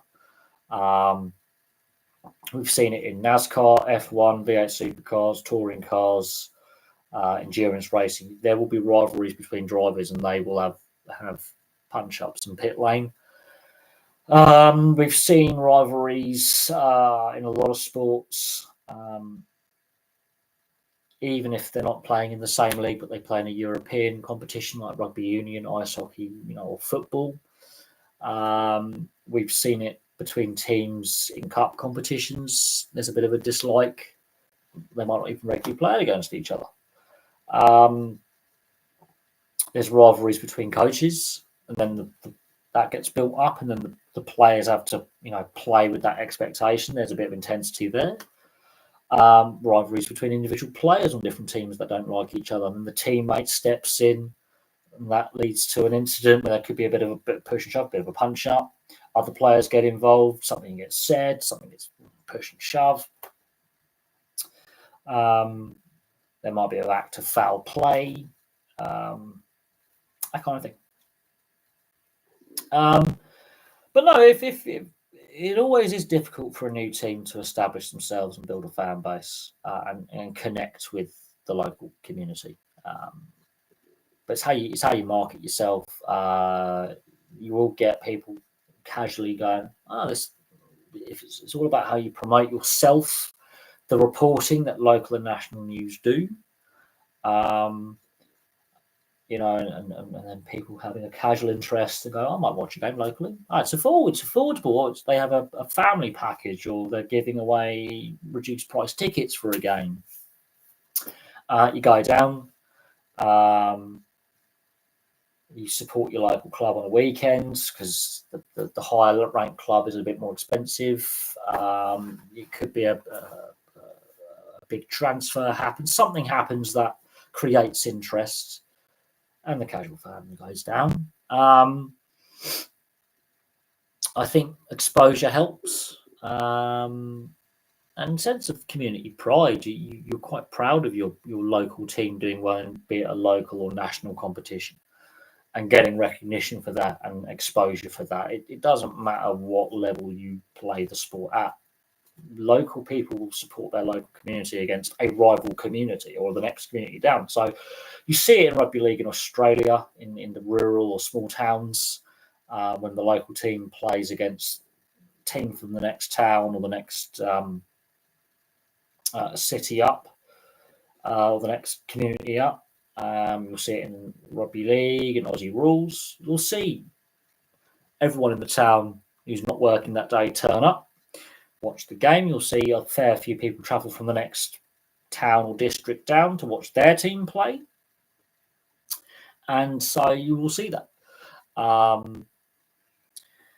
You will see it in the state competitions at various levels, at senior level. And some of those players will get signed by the big clubs in the NRL or the AFL and go on to have very good careers. And you'll see fans of all the clubs, wearing all the jerseys.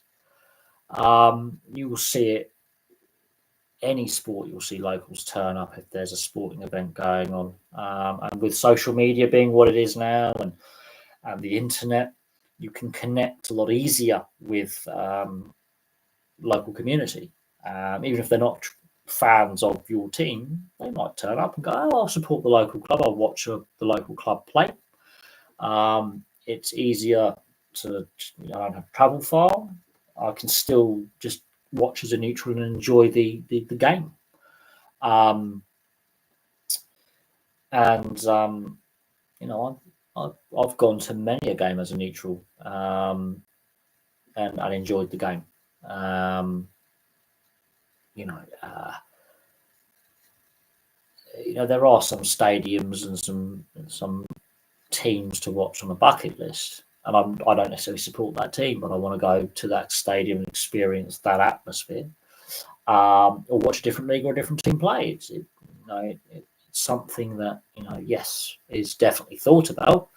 But yeah, building a fan base where you have your dedicated fans who turn up week in, week out. But Wrexham have proved they can grow their fan base very, very quickly by, again, exposure, getting that interest because of the owners, and the TV series that's gone with the Wrexham story, changing ownership and exposing that team to a new market, which is North America, and of course the wider UK. So the casual fan, that young kid in school that hasn't really, who's mad about football, hasn't really chosen a team. The documentaries, the fly on the wall documentary is a bit cringy. I'm tempted this evening to watch the Six Nations documentary. I am tempted this evening to watch that, or start watching that. That's got rave reviews. But I do think sometimes you don't have to do that, but they've done it with the Tales of Tiger Town with the NRL. That was hilarious watching. It was brilliant. I don't know who thought that was a good idea. The Tales of Tiger Town docu-series. Don't know who thought that was a good idea. Focusing on a club that's at the bottom rather than a club on the way up. This was a club in dysfunction. They were getting worse season on season. Bad signings, bad results, coach under pressure. Let's get a documentary team to follow all the players and coaches around. Didn't go very well, did it?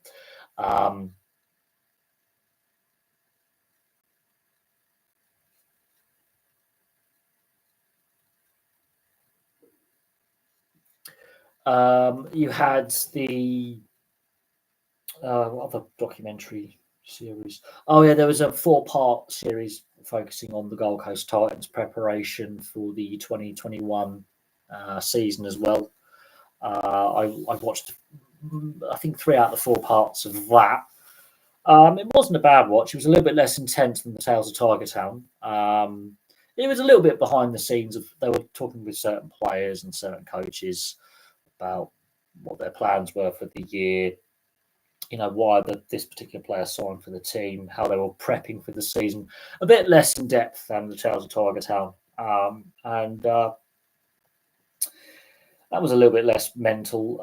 There's been many an NHL fly on the wall doc done behind the scenes. Obviously, we've had Drive to Survive with F1. I think it's a new niche that's been opened up in sports documentaries and professional sport, and a lot of teams are starting to open their doors, like the Sunderland Until I Die, for example, being another one. Obviously, the Wrexham one. Are they a bit cringe? I mean, I'm not a massive fan of them. I'm going to admit, I've never really got into the fly on the wall dressing room kind of documentaries of teams. I've never really enjoyed them. I wouldn't say that that's on my to-do list of things to watch, but there's people who enjoy that kind of thing, what it's like behind closed doors.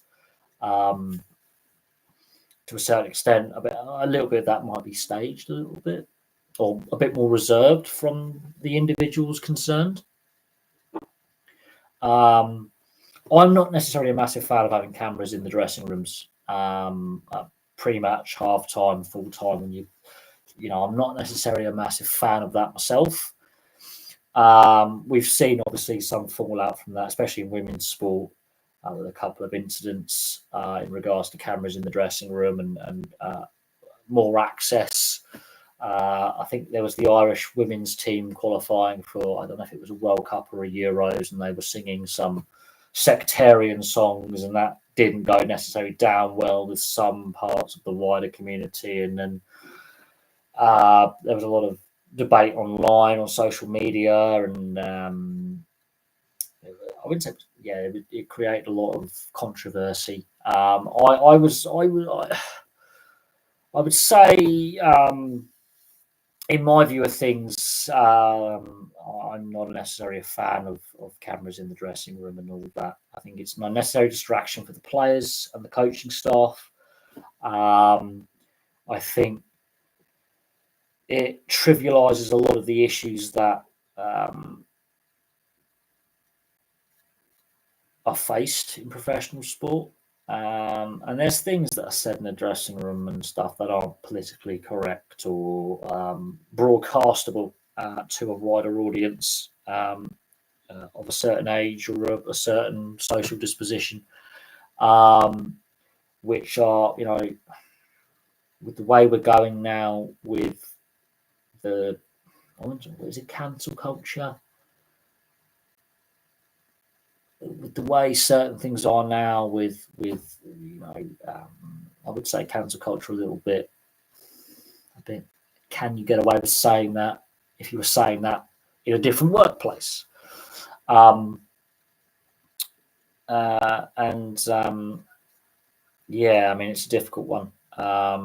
We haven't even got to what's happened to Paul Kent and his ongoing issues over in the NRL and what's happening at South Sydney yet. But I think the Wrexham documentary has definitely boosted that profile of that club. There's a lot more positivity around the club now. They're heading in the right direction. They are progressing really nicely. The stadium redevelopment's going really well, and you can see that the ownership there is definitely engaged with the community in a positive way. Regularly on this channel and regularly in general, North American owners or foreign owners in general are heavily criticised by football fans. The way the North American owners go around their ownership model and their very hands-on approach sometimes without really understanding the local community, the sport and culture being different, doesn't end up going particularly well. And other owners making some very Americanized decisions in regards to European Super League and taking pre-season tours to grow the brand around the world. So we look at Liverpool, we look at Man United, we're looking at Chelsea, spending money like it's going out of fashion. Don't sit well with the wider football fan base. But I Wrexham, their stories, it's a positive club to be a fan of at the moment. The situation there is quite positive. They're a club trending in the right direction. They're doing things in a very positive way. There's been, a lot of discussion around Ryan Reynolds and Rob McElhenney and their takeover, and are they in this for real for the long term? They've clearly bought in. They've bought into the sporting culture, which is different, and they're interested in looking at other sports teams to add to their portfolio. But they're not the first celebrities to have bought sports teams. They won't be the last. But they've embraced the sporting culture. They've understood the promotion relegation aspect of the English or the European football system. They've understood the community aspects of the sport in this country. They've understood the sports culture in the UK very well.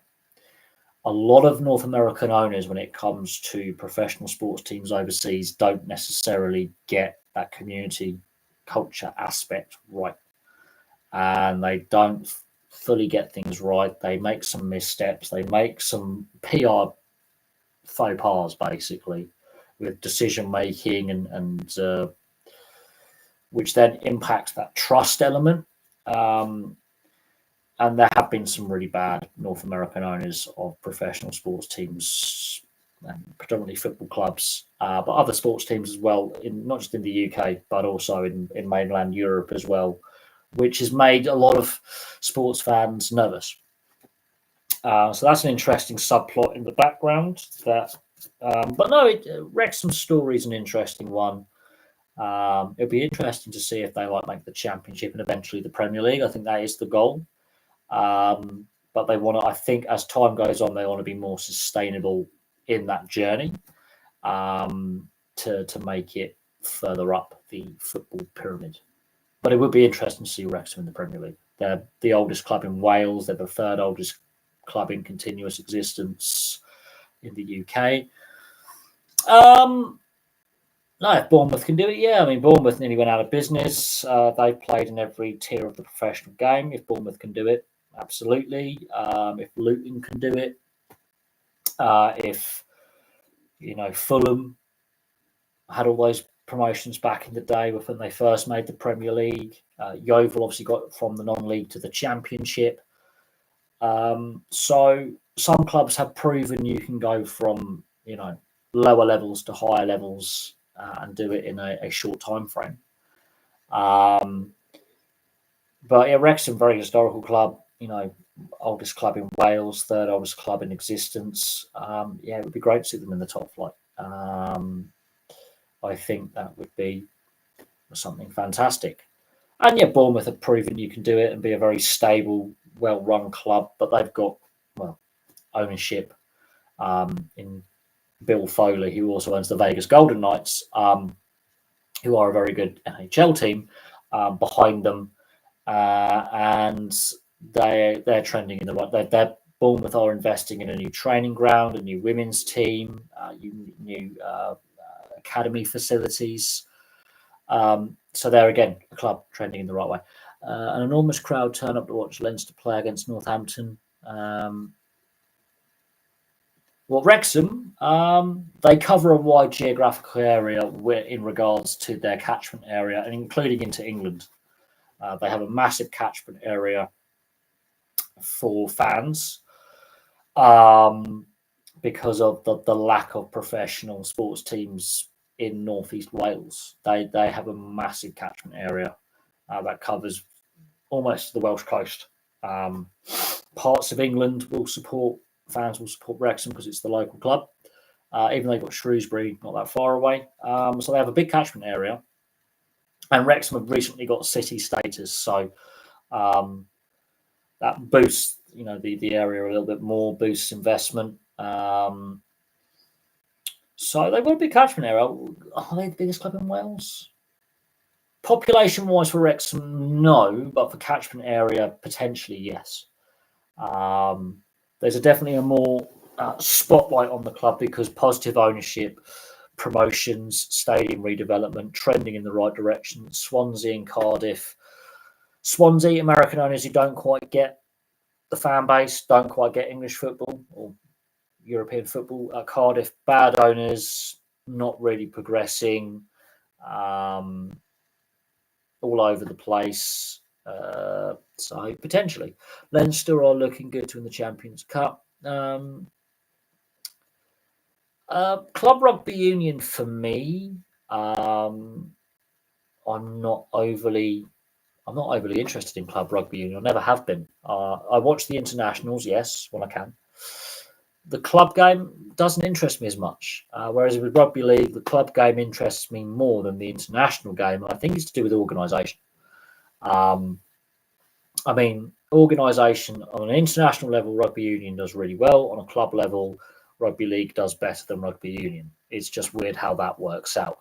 But the Irish teams are scary dominant in the northern. It's Ireland and France. Those teams are scary dominant club teams. But when it comes to the sport, I think rugby league has that historical structure of professionalism, which serves it in good stead, both in the Southern Hemisphere and in Europe, so in Australia and New Zealand, and of course over here in Europe. International game, it's rugby union that's far better organised and established, and the international game is far bigger. But looking at it, I think rugby league, I think in the next couple of years needs to figure out the international game. The IRL last year lost $500 million in revenue. They were made losses of $500 million. And that's with the Pacific internationals at the end of the season, and with the 3 test matches between England and Tonga, the IRL lost money. So that is quite concerning. We also obviously have the delay to the next Rugby League World Cup. And we still don't officially know who's going to be hosting that World Cup. Most likely New Zealand. They've stated it will be in the Southern Hemisphere, so most likely New Zealand will be hosting the next World Cup. But that's concerning that the French pulled out, that the US pulled out, and they're delaying it by another year is a concern. It's also a concern that the International Rugby League Board lost $500 million and made losses. COVID obviously partly impacted that, but there isn't really a long-term plan or structure for the international game going forward. Celtic are favourites to win the SPL, but they're not definitely set to win it yet. Things can still change. Rangers still have a chance. So that's going to go down to the last couple of games of the season. Do I think the Seahawks could win another Super Bowl? I think any team can win a Super Bowl. North American sports are a lot harder to predict than European sports in regards to championships and because of the trade market and free agency and draft systems that are in place.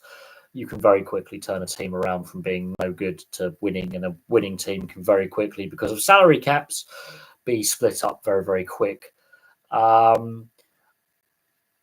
yeah, I think that the Seahawks could, if they build the right leadership core, get the right quarterback, get the right receivers and running backs and linebackers, and get the right pieces in place and the right combinations in place, then yes, the Seahawks can definitely win another Super Bowl. That's not without. That's not out of the realms of possibility. But at the moment, it's the Kansas City Chiefs who are the dominant side. But look at the Patriots. How many Super Bowls? Not only did they win, but they played in. It's because they built around the quarterback, and they had consistency with a GM, consistency in coaching, and they drafted well. And they traded well. The New Saints lost the last game in the Cup final to do a domestic unbeaten season. As I say, look, Connor's key. I mean, look, to go a whole season unbeaten is very, very almost impossible to do. Very few teams in association football can actually do it. This is why Bayer Leverkusen, what they're attempting to do, both domestically and in Europe, is almost unheard of. Yes, Nottingham Forest and Arsenal have had those unbeaten league seasons or European seasons, never both. So the Arsenal Invincibles and Brian Clough's famous Forest side of the late 70s, early 80s, yes, they had these lengthy winning streaks or unbeaten streaks, but they did not go technically the whole season unbeaten, because Nottingham Forest never won the FA Cup with Brian Clough as manager, so they did actually ultimately lose a game here or there. The Arsenal Invincibles didn't win in Europe. So ultimately, they lost the game here or there. I wouldn't say they're overrated. I think what the Invincible era has proved is draws, ironically, make your record look better than it actually is, because you haven't lost. But it just shows how good that side was defensively, not to lose games. They were from back to front solid team. They were a very hard team to break down, and teams led against them. They had a great team spirit. They could come from behind, or they could take the lead and push on. Very hard to beat that side.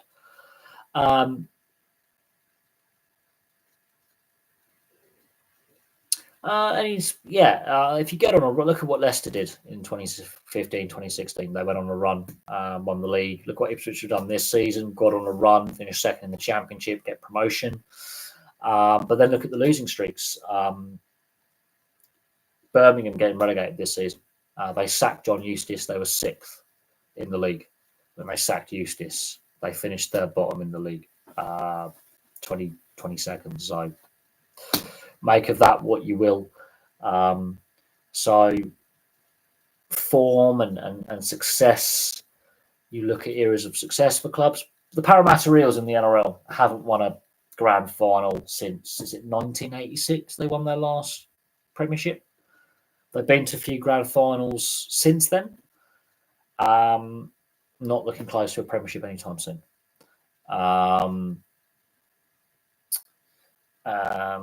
there's that. Do I like VAR? I think the premise of having it is correct. I think we have gone backwards with implementation. So it's implementation that's causing all the problems. It's not that it exists. I think the delay in implementing it, because the footballing authorities were so resistant for change and allowing tech into the game, didn't help. So there was resistance from FIFA and the domestic FAs and the confederations to bring in VAR to begin with. It's still getting decisions wrong because there's human error involved, and instead of allowing common sense to dictate certain decisions in regards to offside, when you've got to draw lines that we're talking about maybe that much, less than a foot. I mean, it's not clear gap between attacker and defender.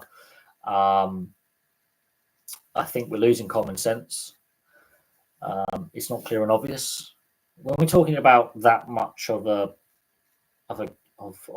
player being offside or less, that's not an advantage for me. That Coventry goal against Man United, I think 5-10 years ago stands. When VAR is introduced, I think that stands. I think he'd be classed as level. When a player's arm is technically offside, you can't score with your arm.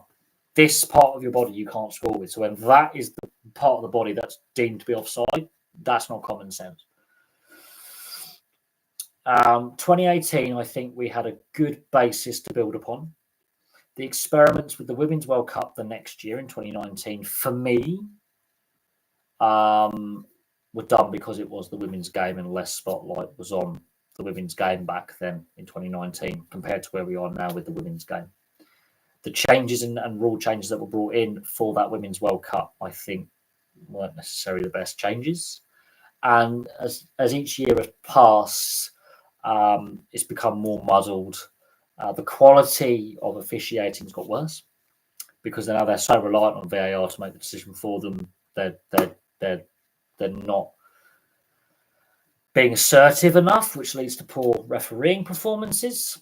And the VARs are shambles because they're taking everything black and white literally, which just doesn't work.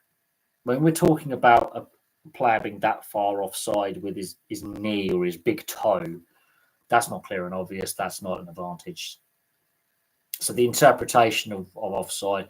Also, the accidental handball rule being an indirect free kick, is that even still a thing? Because that doesn't seem clear to me. Because that used to be a thing back in the day. Again, referees, don't have the bollocks to go, I'm giving an indirect free kick in the box for an accidental handball. As far as I'm aware, it's still in the rule book.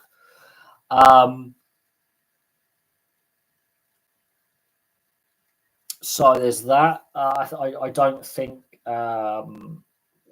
it's been implemented correctly. The time taken is a problem. The referee's not being mic'd up. We don't know what they're looking at.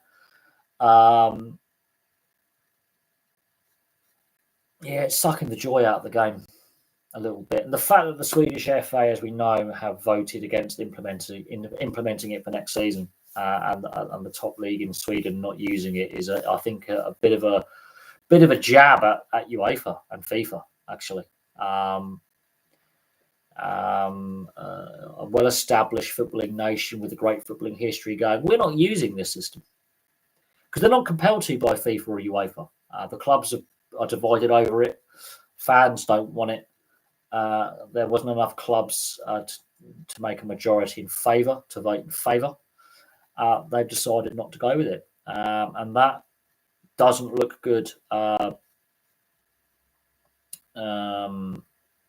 It doesn't look good, personally, for UEFA, when a major component of that organisation, one of the senior football associations within UEFA, has gone, we're not implementing a internationally recognised rule. We're not implementing it. That doesn't look good. And so I don't know what you make of that. What, Girona beating Barcelona 4-2? Girona Champions League next season is going to be interesting. Well, yeah, it's a fresh club in the Champions League. We've seen underdog teams do quite well in past Champions Leagues seasons, but I think it's getting harder and harder for that feel-good story. But if Girona can maintain this momentum in the next coming years and do what Deportivo La Coruña did and Valencia did 20 or so years ago, that can only be a good thing for European football. Not just Spanish football, but European football. It's like if Atalanta, for example, win in Europe this season, that is only a good thing, not only for Italian football, but again, European football. Same with Bayer Leverkusen in Europe as well, is only a good thing. So it's good to see other clubs having a crack and a bit of success. It's a good thing for me. The same clubs winning all the time is not a good thing.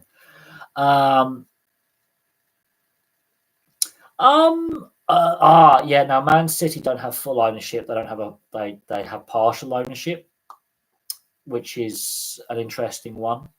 It's the same with Sir Jim Ratcliffe. He has partial ownership in several clubs in Europe, but not full ownership. So I believe their ownership structure allows them to compete. It would be interesting if they were to face Man City in the same group or in the knockout stages. Would that be a conflict of interest?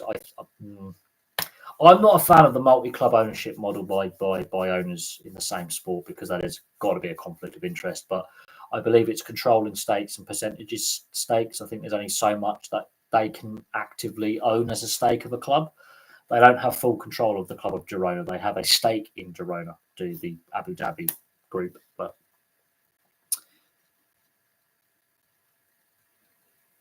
Jude Bellingham. It's a shame that we've discussed Birmingham City and their struggles compared to the other West Midlands clubs historically and right now where they are. And it is very, very surprising that they have struggled. But they were founded later. They played in the Football Alliance, not the Football League to begin with. So your West Broms, your Wolves, and Aston Villas, I think, had that little bit of head start of stability and financial backing. But Birmingham City, big fan base. If they can sort out that stadium, I think that will help massively. And if they've got to try and bounce back as quickly as possible back into the Championship. Well, technically yes, technically no. Sacking John Eustace, ironically, and we end up with John Eustace to end our season. Who would have seen that coming? You at the beginning of the season sacked John Eustace. We at the end of the season hired John Eustace. And not only us, but also Sheffield Wednesday and Plymouth Argyle's results went against you as well. It wasn't just us who relegated you. It was other results went against you as well. But we were, when we scored, that changed the dynamic. But the irony of you sack John Eustace, we end up with John Eustace with some different managers in between, is a bit of an irony as well. Both clubs were in and around the playoff places early in the season, end up fighting relegation to end the season. Bit ironic. And we play in the same colours, blue with a hint of white. Well, us is blue and white, and you guys are blue with a hint of white. Is just it. You can make this up, could you? Both have attendance issues as well. We have the lowest average attendance in the Championship. Birmingham City was second lowest because St Andrews is a mess.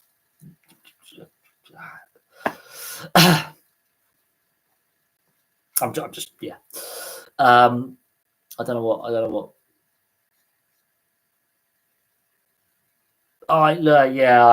know. I mean, I no, I'm not a Miami Dolphins fan. I was given this and a 49ers jersey by a former work colleague, partly because he had a baby on the way and his missus, his partner, said, "You got to get rid of this crap." I collect sports jerseys, and I actually like my Dolphins one. It's very comfortable to wear, actually. It's got this breathable material. It is a full NFL players authentic. So this is not a Fanatics. This is a proper one, proper Nike one. I have actually got a Fanatics 49ers one. You can tell the difference with the. I mean, the material was quite nice. This one, the numbers and the name and the logos have held up pretty well. The 49ers one, they're all peeling off. So this Dolphins one, you can see the slight difference in Fanatics compared to authentic. It's ridiculous. But no, I'm not a Dolphins fan, but this is actually quite a nice jersey. I like the colour scheme. Even though it's the away one, I do like the Dolphins colours. I think they're very bright, they're very vibrant. I like the turquoisey green. I like the mangoey orange. I just like the colours. And it's also very comfortable to wear, and it's just nice to wear it. I like wearing it. I'm not a Dolphins fan. I don't follow the NFL religiously anymore, but I do like their team colours, and yeah, it's quite comfortable. The new offside rule, your opinion, we'll see how it plays out in the Euros. Until I see it actually in action, I will wait on the new offside rule. So there's that. But then again, which sport are we talking about? Because it's not clear if you're talking about American football, association football, rugby league, rugby union. I want some clarification on what offside rule we're looking at, and then I will pass opinion on it. I prefer the Green Bay Packers to do quite well, but I'm not a hardcore NFL fan. If I'm personally, my thoughts on the Coyotes relocating to Utah. It's happened very, very quickly. I've covered it in video on the channel. I think that the fate of the Arizona Coyotes was actually sealed when the Tempe deal collapsed last year. I think the fate has been sealed, and I think discussions have been had for some time. I know the Utah ownership group has been having a lot of meetings with the league for many, many years. They have accelerated those meetings in more recent times in regards to getting a team. They wanted an expansion team. Ironically, it works out cheaper for the Utah ownership group to get a relocation. And it doesn't work out as well for the other league owners who wanted expansion, but they wanted the Arizona situation resolved before they even could consider it. So it's a mess how they've handled it. I think the league has to take some responsibility. I feel sorry for the players, the fans, and the backroom staff in Arizona. Well, I always had a soft spot for the Coyotes. I mean, two of my favourite players played for the old Jets, new Coyotes, or basically played for the organisation. Teemu Solani obviously played for the original Jets. Shane Doan played for the original Jets. Shane Doan stayed with the team for his entire career when the team relocated. Two of my favourite players ever to play in the NHL. And I feel sorry. I have a lot of sympathy for the fans. They were regularly derided on social media by other fan bases. They were regularly slagged off by the media, saying there's no fans on there. The arena issue has been a problem since 1996. Ownership's been a problem since 1994. I think I'm willing to see how this team plays. They've got a great young roster. They've got some great young players. It's not all doom and gloom. And they have an opportunity for a fresh start, not in a market that's not too dissimilar, really. They're not really moving too far if you think about it. You've got an ownership group that already has the Utah Jazz. There are plans in the making for a new arena within the next 3 to 5 years. There's local government money already set aside for that arena. As soon as that was mentioned, that the Utah state legislature had said, here's $900 million for a new arena in the Salt Lake City area. There you go. We're willing to fund this. Plus, the Smith ownership group that owns the Utah Jazz was also willing to stump up some cash for a new arena. The local population were very positive. Season ticket. As soon as that was already announced, plus another ownership group wants to get Major League Baseball in Salt Lake City with what's happening with the Oakland A's. There's a lot of positivity around Salt Lake City. The economy is doing quite well. The local community wants more professional sport there. They've got the MLS. They've got a Major League Rugby team. They've got the NBA. They want to get the NHL, NBA. Eventually, at some point, the NFL, I have no doubt. They want to get the NFL there as well. They've got the backing of the state government. They've got the backing of city government. They've got the money.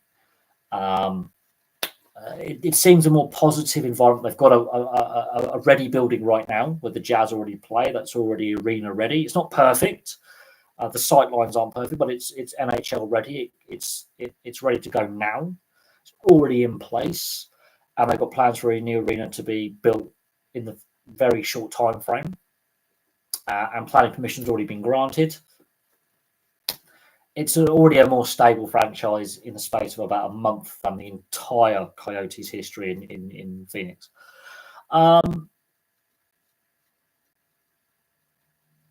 Yeah, no, that's part of the agreement. So Utah don't get the Coyotes name and branding, which I think is a shame because the jerseys are brilliant, the merch is brilliant. But what was very telling is when they linked those renderings where it said Phoenix instead of Arizona, and the Space Coyote was slightly different than the Space Coyote logo they have now. I think they already knew the team was being relocated. The way that the PR side of it was dealt with and the announcements were dealt with was poor by the league. But also, you've got to look at this. The league has basically allowed these bad owners to take ownership of the team for many years. Maruello was not, while he had the money, wasn't the right guy to be owner. Anyone else would have been a better guy to keep the team there. But with expansion talk being floating around since before Vegas and Seattle joined the league about future locations, other cities have put their hand up. They either not had a building or ownership. Utah has both. And now that this situation is resolved, look for a couple of years' time where Houston puts its hand up again. Atlanta has, said that we want to get a new arena in place and have another crack. That one's going to be harder to sell to fans and potentially the other owners about Atlanta, but Atlanta's a big market. Phoenix is a big market. So for the NHL to leave the Phoenix metro area is a big blow. They've tried in the Atlanta metro area twice and have failed 2 times. So is the NHL willing to go back to Atlanta and attempt a third attempt in that market? This is where the North American sports culture is different to the rest of the world. We are talking about relocation and expansion. We are talking about starting a team from scratch and expanding rather than a team getting promoted into the Football League, or the Football League saying we'll accept new members back in the day like they used to, even though these clubs had existed before they were accepted into the Football League structure as clubs, as I've proven with my club history videos, for example, in football. But the North American leagues aren't the only leagues looking at expansion, relocation, and growth. We are seeing it with the NRL and the AFL in Australia, where discussion about a team in Tasmania for the AFL potentially by 2028. The NRL looking at that 18th team. So you can see that it's not just the North American sports leagues that are looking at growth. Other leagues are as well, be it on TV deals or new teams taking games overseas, whatever it may be. My thoughts on Lewis Hamilton moving to Ferrari next year with Adrian Newey leaving Red Bull. That's very interesting that you've got Lewis Hamilton leaving Mercedes and you've got Adrian Newey leaving Red Bull under a cloud with what's going on with Horner. It's very interesting how that's all playing out. How my thoughts on it? It's like the Galacticos era at Real Madrid. You're getting an individual, an athlete, or in this case, a racing driver who's past his best years. There's going to be a big contract, and they're hoping that he can rekindle some of that form from when he was from his mid-20s to mid-30s, and he can rekindle, what won him these World Championships. It's a risky move. It could be a very expensive failure, or he could find a second wind and suddenly become what he was at McLaren and at Mercedes when he was winning titles. And it could suddenly, the narrative could change. But there is risk involved with this. But we were having the same debate about Michael Schumacher.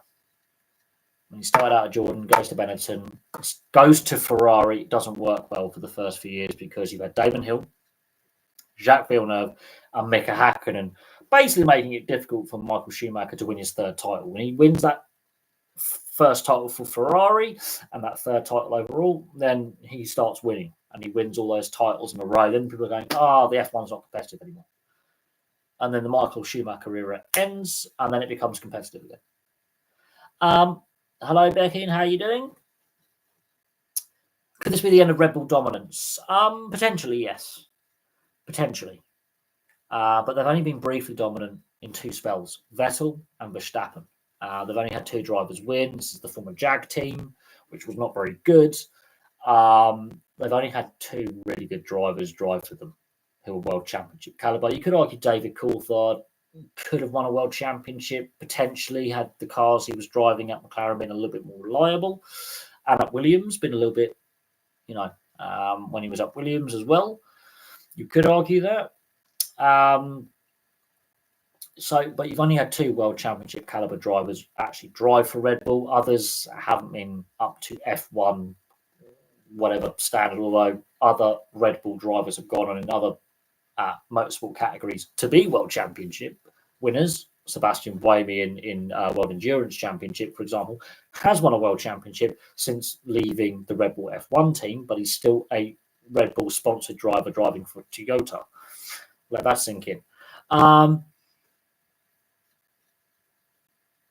Valentino Rossi leaving Honda and going to Yamaha. He did win at Yamaha, though, didn't he? But all his success prior to that had been firstly with Kojima and Aprilia, and then he goes on to Honda, where he had a very good working relationship with the factory team at Honda. There's a little bit of similarity, yes, but you could argue Marc Marquez leaving Honda and going to Ducati. Same thing. Same thing behind it, same principle behind it. The Rossi move from Honda to Yamaha is an interesting one, though. Very interesting. And I'll look into why. I can't remember why he did it, but it's a very interesting move. Very interesting move.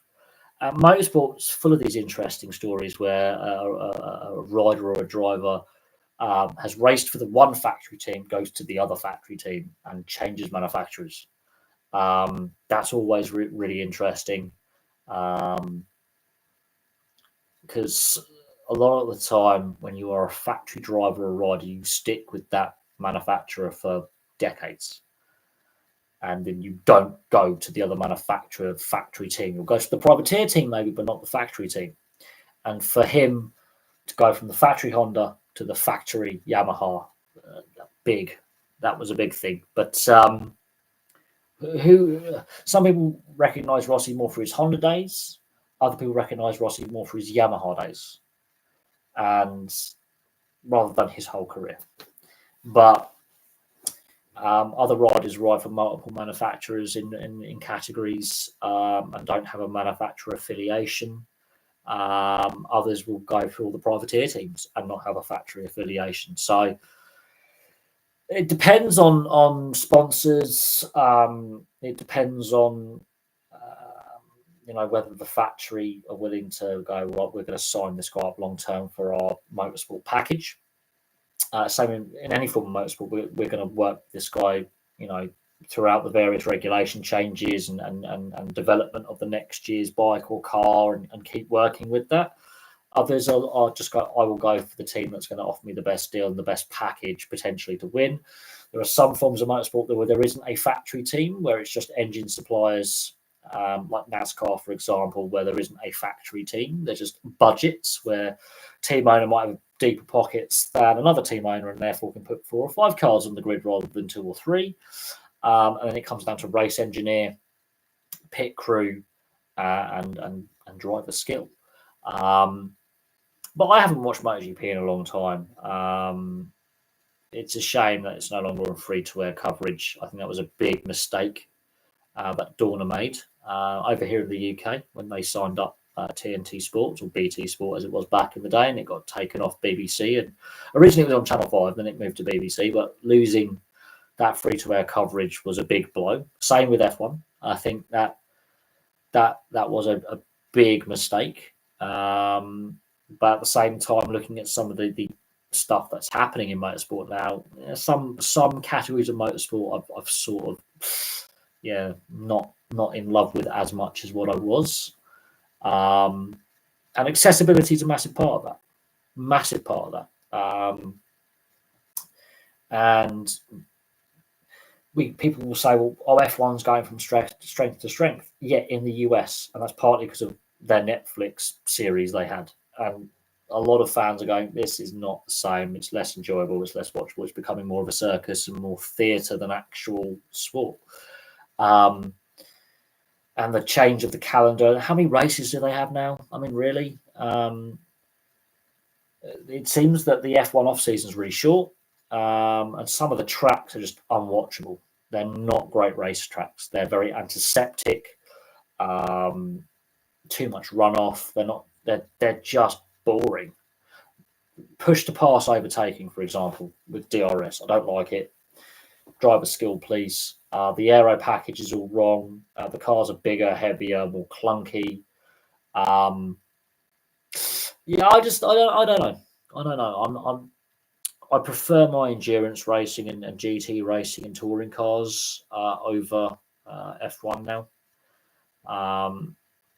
It's not the same sport it was to me in the 90s and the 2000s.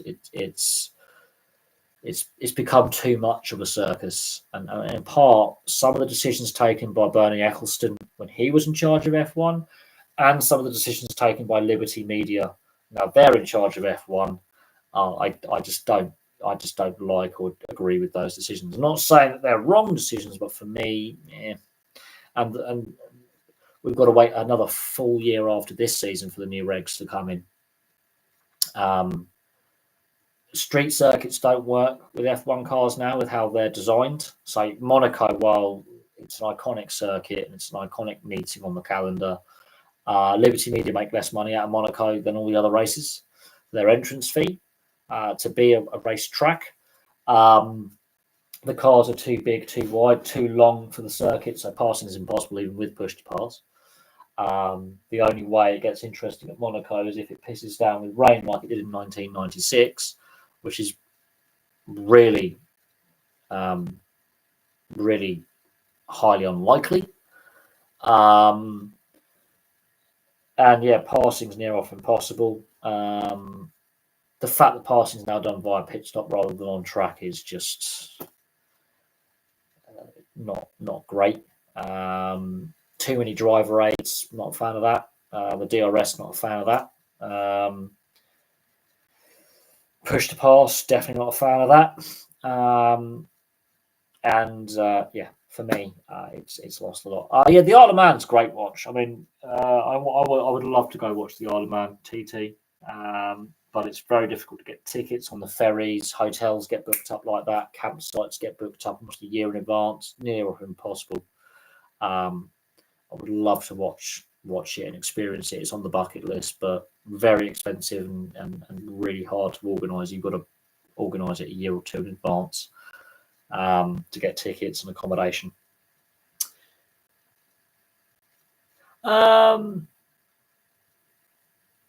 Well, Rob McElhenney and Deadpool, Ryan Reynolds. Yeah, I do think their stadium plans are a little bit ambitious for now, but potentially I would say a 30 to 35,000 seater stadium might work. But you've got to remember, internationals have been played at Wrexham, and they're also thinking about the Welsh national side.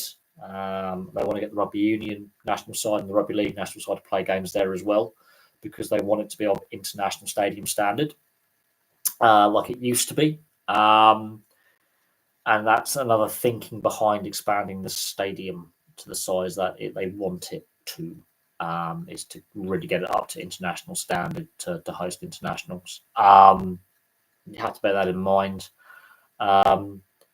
I would say about a 35,000 seater stadium. I think is not bad. I think 45 to 55 may be a bit too ambitious, but we'll see what pays out. We'll see the direction the club takes and whether getting a stadium that size is the right choice to do. But we shall see. They're definitely attracting new fans who will travel from further afield from the local area to watch the club play. They are attracting fans from further afield to watch games. They've definitely got a good brand overseas, especially in North America. So having a stadium a bit bigger, that's not necessarily a bad thing. And also away fans want to do the away days. So you've got to factor in the away fan support. The higher up the league ladder they get, they're going to come across clubs with bigger fan bases who travel in large numbers. So it's plausible that a bigger stadium could work. We'll have to see what happens. We'll have to see what attendance is like next season, when I believe it's the Cop End. They have the Wrexham Cop End, which was being rebuilt, and that's fully complete. And we'll have to see what average attendance they get, if they sell out regularly, what the away allocations for clubs are like, and how many away fans travel to games. And then as they progress in time, whether that is a feasible stadium for at the moment a League One club, potentially Championship, potentially Premier League club could sustain with the population size of Wrexham, the wider catchment area, and the size of the fan base. So we'll have to see how that ultimately plays out. Attendances next season are going to be key, but they've generally had pretty good attendances since the takeover of the club, with Ryan Reynolds and Rob McElhenney. The attendances have generally been pretty solid in recent seasons. Absolutely, they could be a Premier League club sooner than that. They could get promotion to the Championship next season. So within 2 seasons, they could be. Within 3 seasons, they could be a Premier League club. You just don't know. You just do not know. But look at Forest Green Rovers. They've had back-to-back relegations. They're back in the non-league. So again, there were 3 triple relegations for Yeovil going from the Championships to the non-league. So things can turn very, very quickly. Ipswich 2 seasons ago were a League One club. They're now back in the Championship. So Luton a decade ago were a non-league club. Just over a decade ago, a non-league club. They're a Premier League club at the moment. The season's not quite over yet. The season's nearly done. So anything's possible. Anything's possible. Fulham had, I think, 3 promotions in a row to go from what is now League 2 to Premier League the first time. Anything's possible. So,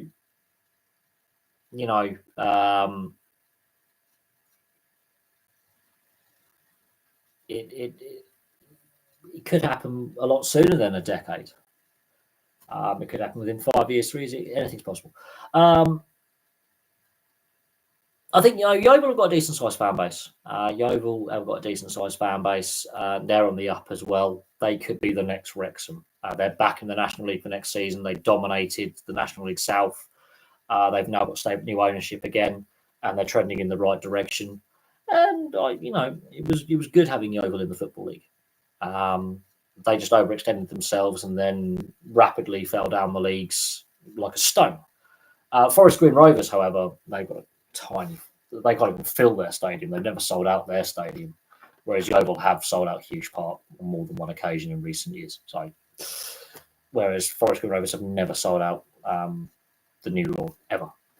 They've never sold out the New Lawn, even with FA Cup ties with higher league opposition. Never sold out.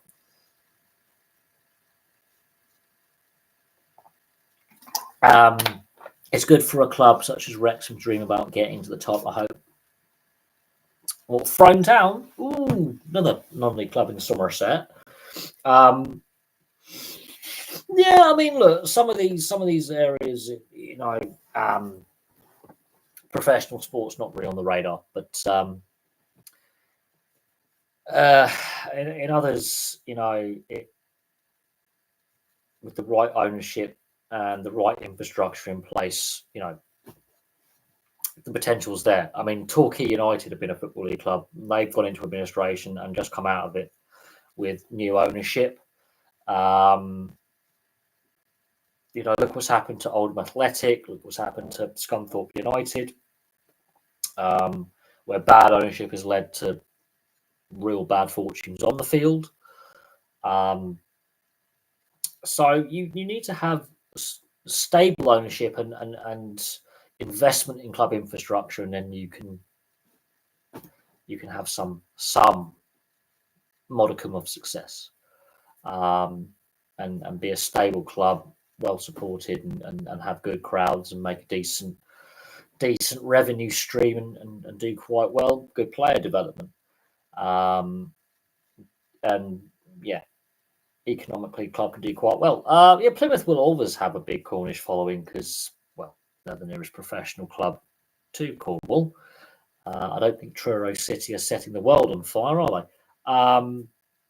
And Truro as a city is tiny. 18,000 people live in Truro. I think it was over 150, 200,000 live in the Plymouth area.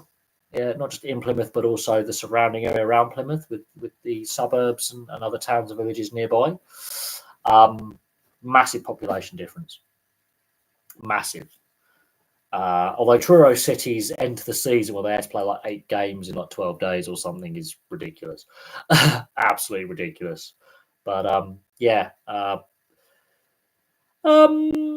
Potentially Norwich could, yes, but I think Southampton and West Brom are the two sides that I think would do a lot better in the playoffs than Norwich and Leeds. End of the season wasn't great. Norwich lost on the last day of the season as well, whereas Southampton and West Brom won on the last day of the season. So that momentum going in is key. But it's between West Brom and Southampton for me. I don't think Leeds, with the way their season ended and how it fell off the tracks completely, just fell apart completely in the last month. When it was quite close, and then they just fell apart. And you look at the gap between the first two, Leicester and Ipswich and Leeds. There's a fair gap there. That went wrong very quickly for Leeds, but I wouldn't write Leeds off as just yet. But they need a very quick reset.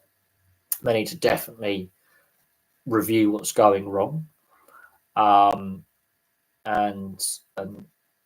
just go, look, there's 3 games left, and just that one-off game at Wembley, anything can happen, but they need to win that playoff semi-final 2 legs. They need to get a result in one of those 2 games, draw one, win the other, as a minimum. But they want to go out and win 3 games. That's all.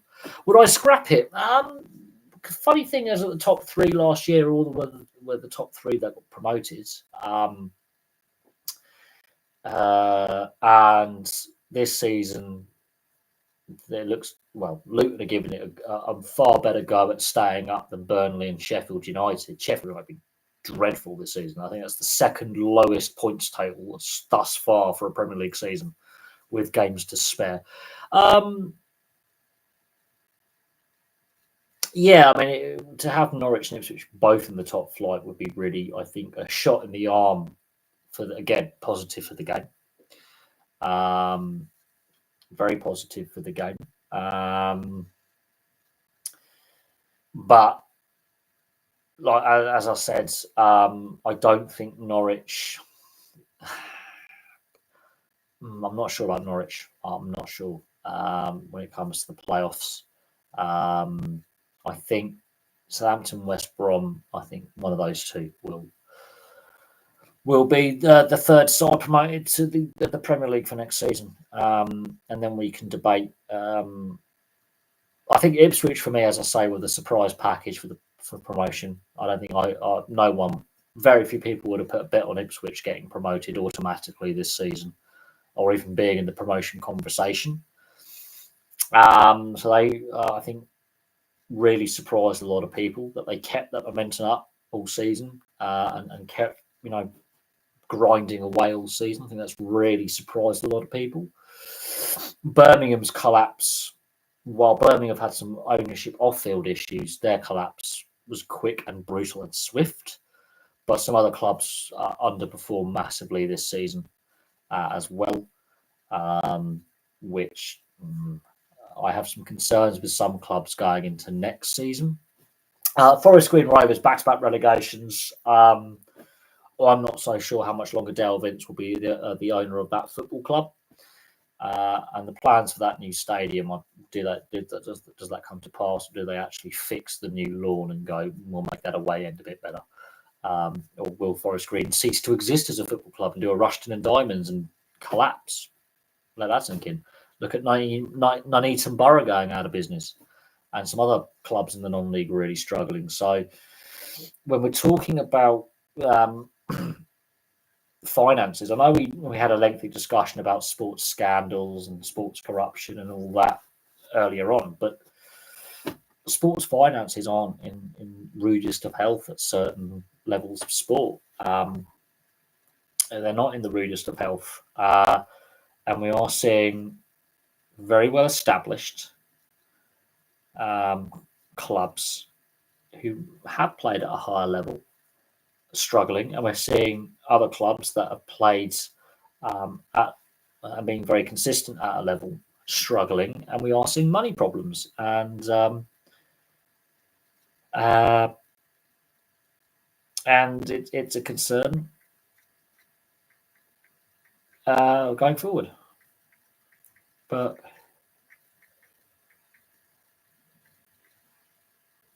I don't know. I don't know. I think there are concerns with the financial situation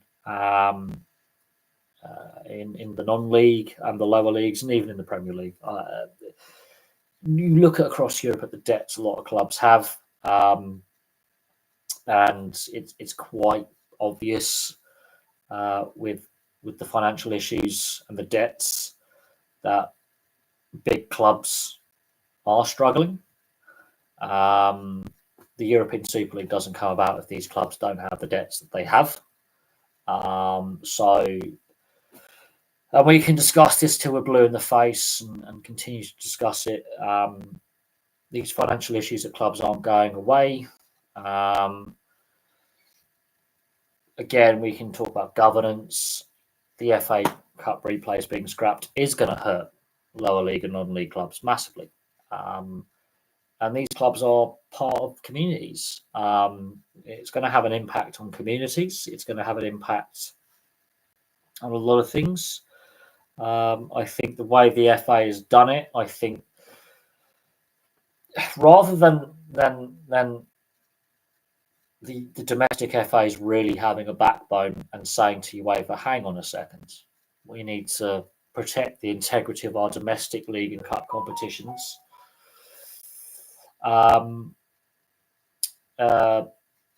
They it's one of them where the clubs are calling the tune, and then other clubs are suffering as a result of a handful of clubs are getting greedy, and it's going to continue with this cycle until a governing body, be it a domestic FA or UEFA, finally grows some backbone and really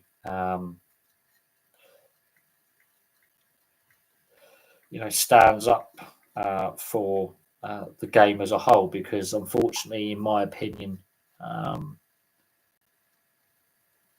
it's not sustainable. Real Madrid win their 36th league title. Imagine supporting Rayo Vallecano, the third club in Madrid. Yeah, I mean, but you look at you look at the divisions of football support in Spain. So in Seville, you've got Sevilla and Real Betis. In Barcelona, you've got Barcelona and Espanyol. In Madrid, yeah, there is more than one club, and it's middle class and those who were wealthier support Real Madrid, and the working classes and the more left leaning support Atletico and Rayo Vallecano are just there. You've got clubs like Villarreal that overachieve for the population size and the community size and the funds that they have. And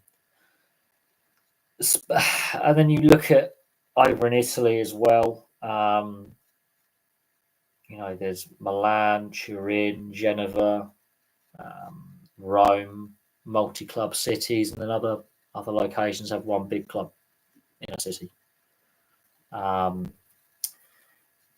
But just some fantastic clubs in Italy, some fantastic histories and successes. It's mad to think that some clubs go back so far and have such little success.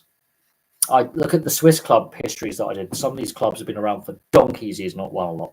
Other clubs have won a lot historically, but haven't won recently. But yeah, the fact that there's 3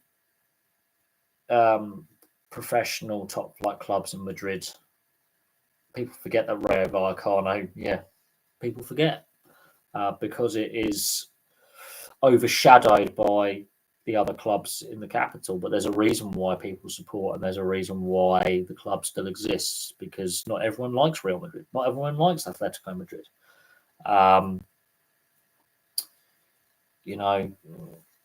Why does Juventus and Torino have that rivalry? Why does Lazio still exists because it wouldn't merge to form AS Roma? So that, yeah, I mean, at least they get the living crap kicked out of themselves 4 times a season by the other 2 Madrid clubs, of course. Makes it kind of fun. It's called self-flagellation, but all it takes is a sponsor or a businessman to go, I'm going to invest a bit of money in this club and support this club, and suddenly the conversation changes when they can sign a few extra players and challenge the big 2. Suddenly that youth player goes, I don't want to join Real Madrid, don't want to join Atletico, I want to go with Rayo Vallecano. I live by the stadium, I watch these guys play every day, I want to play on that pitch. There's reasons why suddenly the minnows, the underdogs, can do certain things.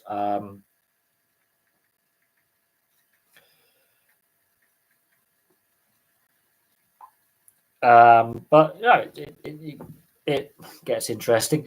People think Atletico Madrid, not necessarily massive fans per se. Simeone, bit of a prickly character. Kind of interesting. I don't mind Atletico. They sort of disrupted Real and Barca winning all the time. And Simeone, got under the skin of some of the Barca and Real Madrid managers, and he's a fiery character. His teams play a certain way, which is not the stereotypical ticky-tacky Spanish way. They play a certain way that's different, and they're successful. And the club have backed him, and the club's more stable now than what it was. They've had some great players play for Atletico. They built something there. Bilbao, yeah, they won their first trophy in 40 years, ended their trophy drought. 2 million people turned up to the parade on the river. It's mad.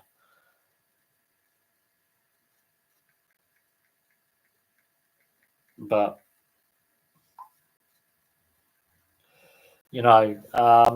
Bilbao, I think they're everyone's, second favourite European team, really. Their Cantara policy, one of the few clubs to still have that Cantara policy. The the underratedness of the club, the historical success of the club going back, etc., etc. Well, PSG, because they're a team of individuals rather than an individuals making a team. Too many egos, spent a lot of money, made their domestic league very uncompetitive. Some dodgy dealings on the way with sponsors and contracts and TV deals. And yeah, just the fact that my mum was older than PSG by a decade. Yeah, my mum's older than PSG. Some people I work with are older than PSG. It's a merger of multiple clubs, isn't it? They are, I think, 1970, I believe. I think, yeah, PSG is one of those clubs that it doesn't have as big a fan base as they would like or they want. There are 4 or 5 other clubs in France that have bigger fan bases, that more historical, more established, better youth systems, less reliant on mercenary players being brought to the club. And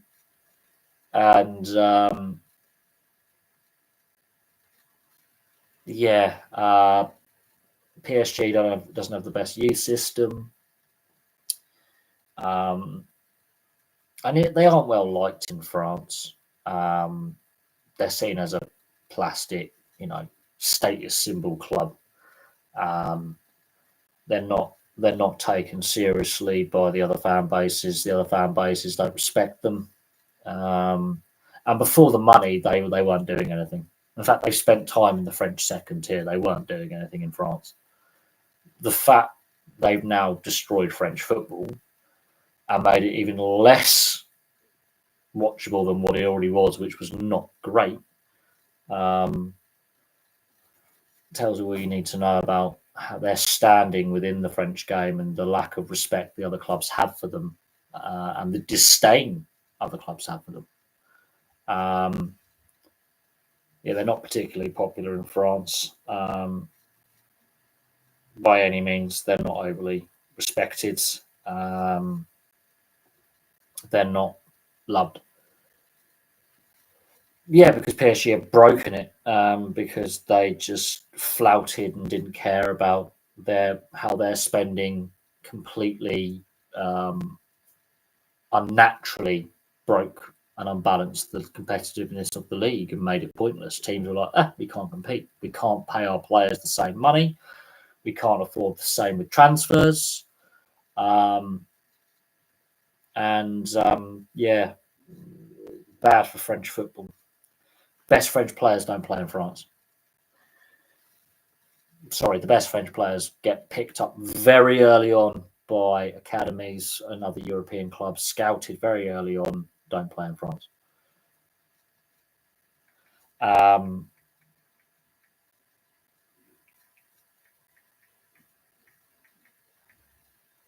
That's simple as it is.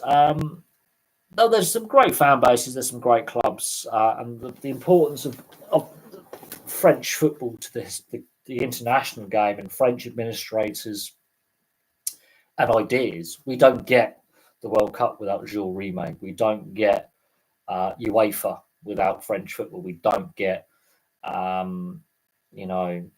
lot of the Champions League, what is now the Champions League. We don't get a lot of the things the modern game has without France. We don't get some of the concepts and ideas without some very, very influential figures. We don't get tactical changes. We don't get training regime changes. Some of the greatest players to play the game are French. Well, the guy who scored the most goals at one single World Cup is French. One of the best individual performances at a tournament was by a French player.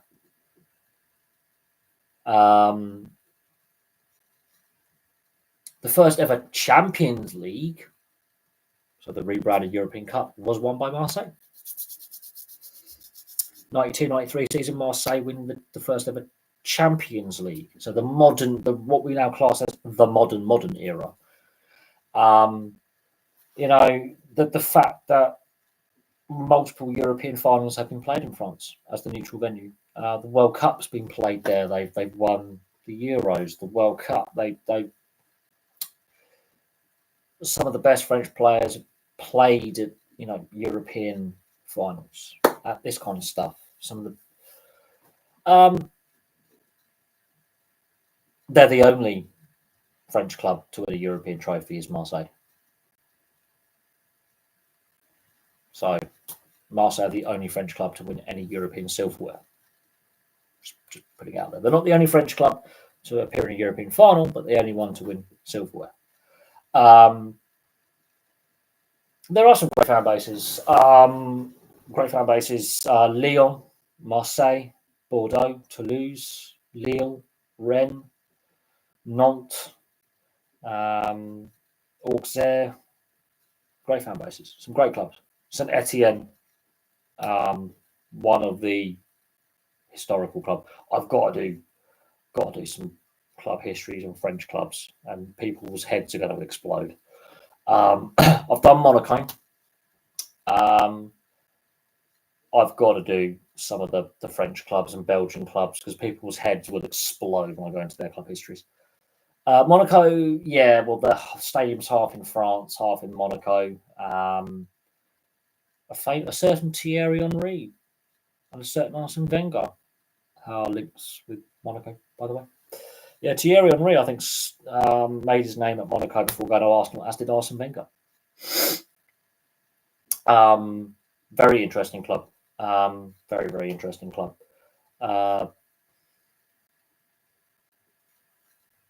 Very successful club. Very successful club. No, Monaco is not the smallest state by any means, but no, Monaco, very successful club, very interesting club. Done the club history. They've had a fair bit of success. But no, Thierry Henry played there. I think he also played at Juventus as well. Arsene Wenger coached there. Some great players have played for the club. Ludovic Julie playing at Barcelona, played there. Some great players have played for the club, and very historical. A lot of silverware. I've done, as I say, I've done the club history of Monaco. There's some other clubs in France I want to look at. Lyon were the first French club to win 4 league titles in a row. You've got Saint Etienne, one of the most successful French clubs of all time for silverware. There are there's some great French clubs. My Mount Rushmore. I wouldn't have a Mount Rushmore personally. For me, each era is different. To compare eras is ridiculous, and it's subjective. I'm not a fan of either Messi or Ronaldo, by the way. I prefer the original Ronaldo. I think for me, the 90s and 2000s is peak football. Messi struggled to get into the Argentina side in 2006 to 2008. He couldn't get in the Argentina side. So, yeah, that's thinking. That Argentina side in 2006 was ridiculous. The Argentina side in 1998 was ridiculous. Messi wouldn't get into either of those Argentinian sides. Just putting it out there. He barely played in the 2006 side. I would rank Batistita as a better striker than one of the best strikers of all time. Prolific. God,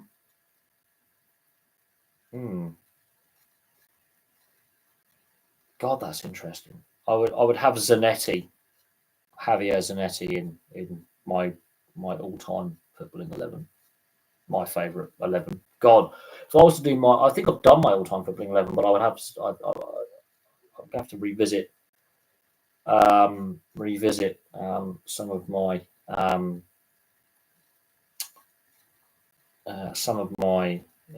football 11s, but Zanetti would be in there. Well, the Bergkamps and Ronaldinhos, they've been coached out the game.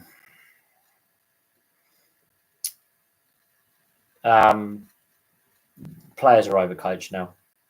Coach defensive structures, yes. Attacking structures, let them just play. Let players just play. That's my personal opinion. I think players are overcoached. They're too coached now. Too much focus on this formation, that formation, not enough flexibility with allowing players just to play what's in front of them and have fun. They're coaching the flair and the enjoyment out of players, for me. Which is why we have so many mercenary players who are just sitting there collecting a wage. I think certain aspects of the joy of playing. Yeah, some players do enjoy defending and they do enjoy the physical aspects of the game because they're mental. But you don't get Bergkamp is one of my favourite players. You don't get a Bergkamp now. Very, very unlikely you get a player playing like Bergkamp. Or Kaká, which is brilliant. You won't get a player like that at the moment.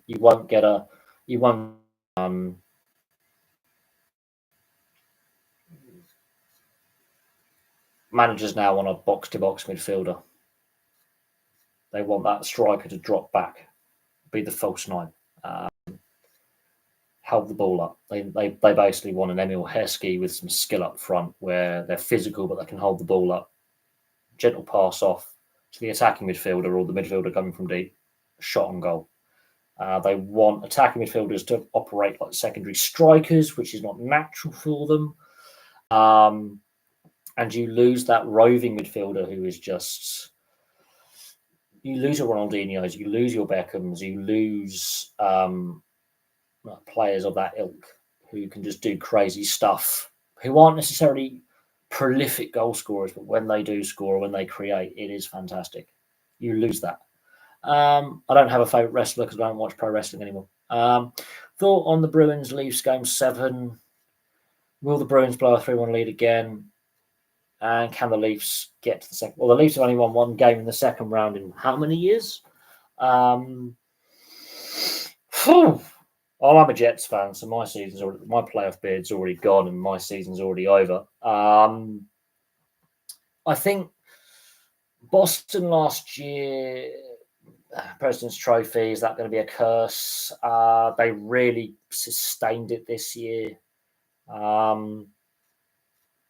I think both sides have an issue with Game 7 at the moment. I think Boston have got to the latter stages of the Stanley Cup playoffs, obviously in very recent memories.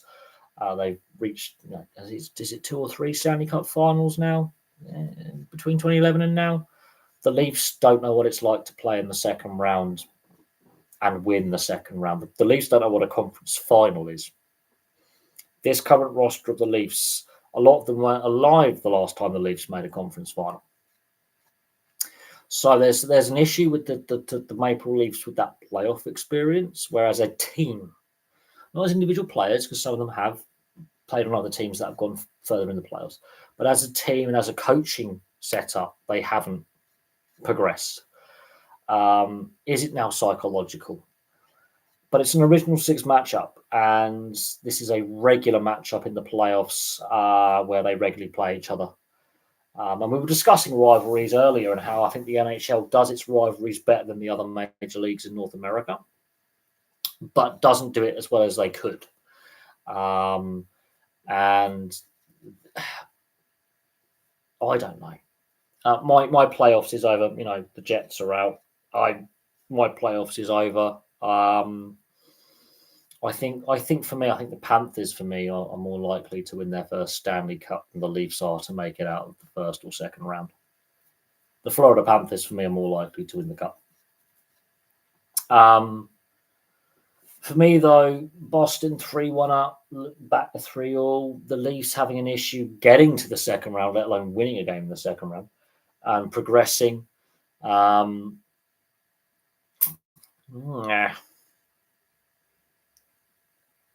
think Boston are slowly going into a retool. I can't see Boston being consistently a playoff team in the next couple of years. I think they're going to have to look at their roster and make some changes. The Leafs, great regular season team, they're not going to win anything in the playoffs. If the Leafs make the final, I'll be amazed. They do lack that experience in the playoffs, and I just don't know. I just generally don't know. I think this one's a very difficult one to call because Boston were in a commanding position and let that lead slip.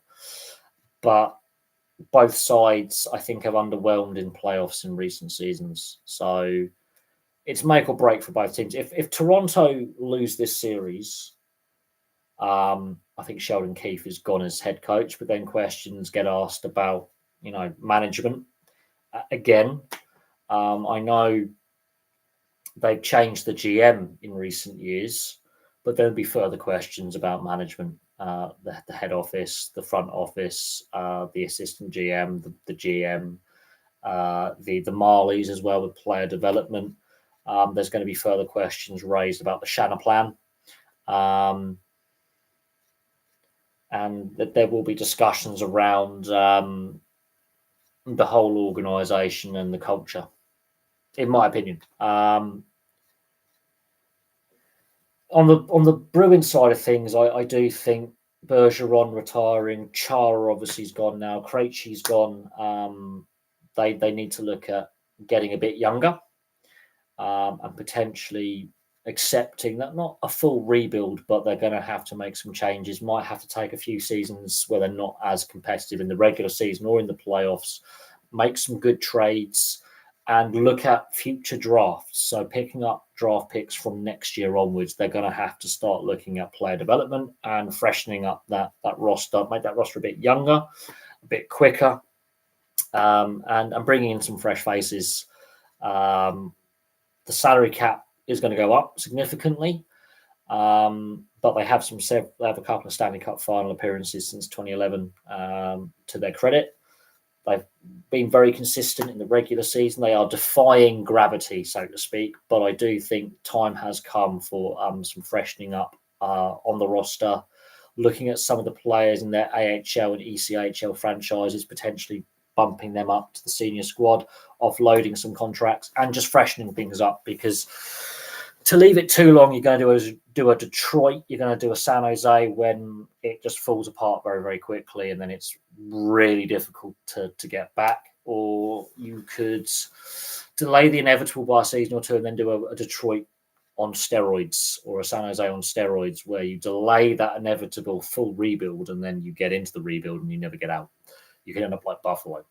But I do think there's still a solid core with the Bruins. They have more experience within that playing group of reaching the latter stages of the playoffs. So there is that. Darts player refuses to play a transgender player in women's sport. Look, I think the whole transgender athlete LGBT debate around sports, I understand with athletes being concerned about coming out with their sexuality in the men's side of professional sport. Women's sport seems to be more tolerant of bisexual and lesbian, openly lesbian athletes. But the transgender argument, I think it does damage and weaken the battles that female athletes have had to get an equal footing with men in a lot of sports. It devalues what they fought for 30, 40 years in some cases, if not longer. And that's what I call the toxic side of, we need to have a common sense approach. We've seen it in that boxing fight with that transgender female fighter who transitioned into a male but knocked out in 21 seconds. Nearly, we've seen it in the MMA. where a male's transition to a female fractured a opposition's skull and nearly killed them. But common sense has gone out the window. So how have we survived as I mean, look, common sense has gone out the window. Look at our politicians. We are voting for politics off the chat, but look at some of the people we voted into high office around the world in the last 20 years. We voted some right dinlows, some right thickos into high office.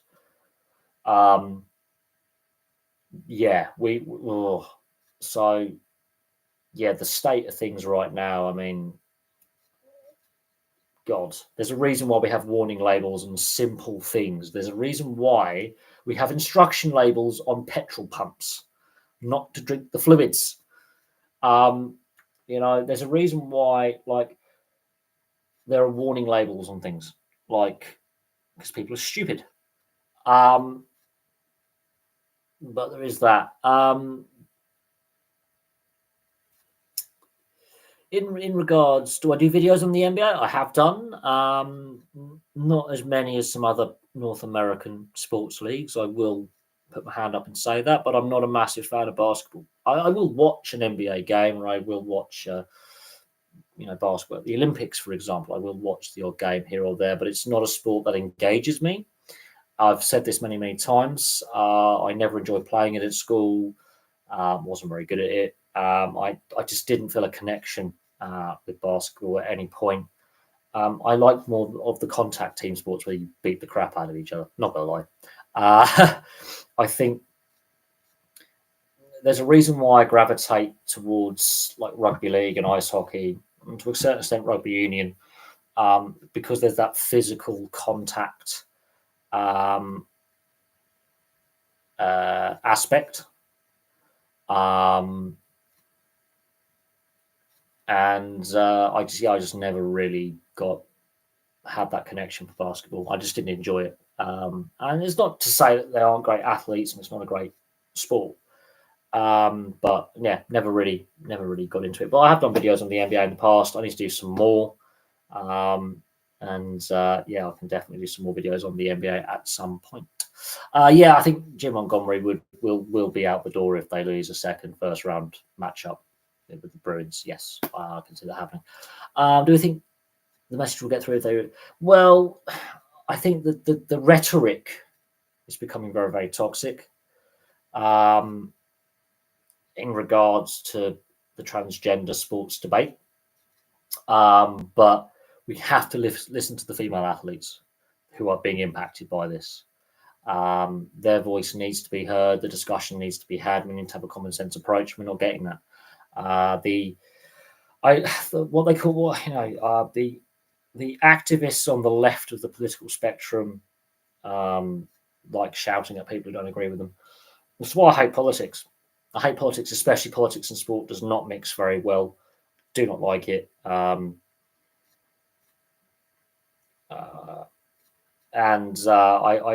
do think common sense needs to take a stand here, because it's becoming a political football. I don't agree with the right wing either. I don't like the left wing. I don't like the right wing. I hate politics in general. I think politicians are playing these culture wars to distract us from their incompetence, if anything else. But I think the female athletes need to be heard on this. I think ex-female athletes need to have a bigger say in sports governance, especially when it comes to the women's sections of sports and the women's categories in sports. I don't think that's done well enough.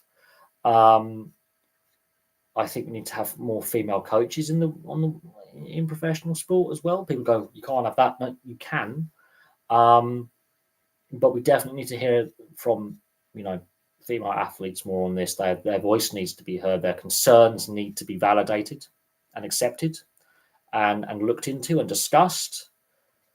And unfortunately, certain aspects, and it's a minority, it's a very small minority of individuals who've never actually attempted to play sport, but their student activists seem to be very, very toxic and don't want to listen to the valid concerns of female athletes, especially to welfare issue as well. The female swimmers at the university, is it the University of Philadelphia? I can't remember which one it is. And Riley Gaines and a few others have gone very public and have faced a lot of really disgusting abuse, really, to be fair.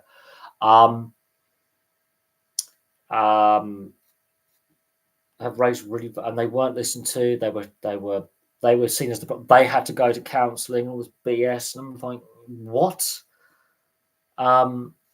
And really, and this drive for inclusiveness at the expense of the rights of individuals who've already had to fight for a lot to get to where they are in regards to legislation and equality. To have that sort of, no, I don't like it. Common sense has gone out the window because people are afraid of lawsuits. And in order to protect themselves from one lawsuit, they've got to face another law. It's just a mess. It's weird though. I'm English, but I enjoy watching the American sports. Look, the NHL is North American, yes, but hey, I was very fortunate growing up, and I'm still very fortunate that I know a lot of people involved in ice hockey in the UK. So I like ice hockey anyway. I've got friends and relatives of friends who played and continue to play the sport. I'm very, very lucky in that regard. And I know a lot of people who are fans of the NHL.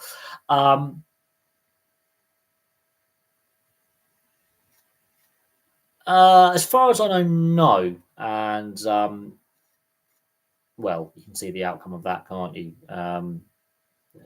That could be quite messy, to be honest. But as far as I know, no. I think one tried in rugby, and it just was like, no, this is not good. And they very, very quickly said, no, you can't play anymore because it's a safety issue. Can you imagine a male rugby league player transitioning to a female and playing in the NRLW? It's going to kill someone. Sorry. It's just common sense. Fortunately, a lot of people don't have common sense. And they all go to university, apparently, which is really worrying. Thank God I didn't go to university because I have some. My predictions on the Fury Usyk. Oh, God, I've gone off boxing completely. This is one of the reasons why this has been dragged out for so long. And well, Frank Warren and the Hearns can bugger off if I'm being brutally honest, because they're doing more damaging to boxing than anything else. It's just give us a date, get the fight done, get rid of all these rematch clauses, just get the fight done. If Fury wins, let him retire champion. If Usyk wins, great. Let's just get it done. Well, this is interesting. So I've done videos on the NFL in London. I've done videos on the NHL. Not so much on the NBA, but I've done videos on the NBA. And the discussion has been had back in the early 2000s, late 90s period. The NHL, the Brains Trust, actually did put aside a plan for a 40-team NHL league with a full European division with a team in the UK as part of that. The NFL, in their roadmap initially, they wanted to have a team in London. Now they're just going to keep taking games overseas. Obviously, the financial crash helped stop those plans happening, but the NFL has had plans on the table to have. They wanted to have a team in London by now. That hasn't happened. The NHL did have a proposal to have a 40-team league with 8 to 10 teams in Europe. That hasn't happened and won't happen logistically. The NBA obviously takes games to Europe quite regularly. Before COVID, the Boston Celtics, was its chief financial officer? I believe it was the chief financial officer. This is at the time when Wembley was up for sale, and Shahid Khan, who owns Fulham and AEW and the Jacksonville Jaguars, was trying to buy Wembley from the FA for half price. And everyone went, no, no, and no. And then he withdrew from trying to purchase the stadium because the backlash was so bad. The only people in favour of it, football fan-wise, were Fulham fans. Everyone else who was like, flog it off, it's an ugly stadium, we don't like it, just don't like the FA. Greg Clark lost his job not long after because of COVID, but part of that, his position became untenable. The FA looked very, very stupid. So in that regard, yeah, the NFL stated when they had their first game in London, yeah, we'll have a team in London. Of course, we had a thing called the financial crash. So For those younger viewers who don't really remember what happened between 2008 and 2010, the banks basically all went blur, and several big banking and insurance companies went bust. And the taxpayers around the world basically now own banks through bailouts, and money was printed. They just printed money to make the problem go away. We'll just print loads of money and artificially overinflate the currency reserves by printing money. It's a weird thing. Quantitative easing, and lots of sports leagues struggled, and teams and administrations. And the NFL basically had a plan by 2018 or something like that to have a team in London. It's now 2024 and we don't. So no, there will not be an NFL team in London, or an NHL team, or an NBA team, or a Major League Baseball team. It just will not happen. The fact that Major League Baseball took until 2019 to actually get games in London when they were meant to come in 2017 initially tells you all you need to know. The fact that the NBA no longer takes games to London or to the UK, and I think they go to France now, tells you all you need to know. The ideas have been pitched before, and they've never eventuated.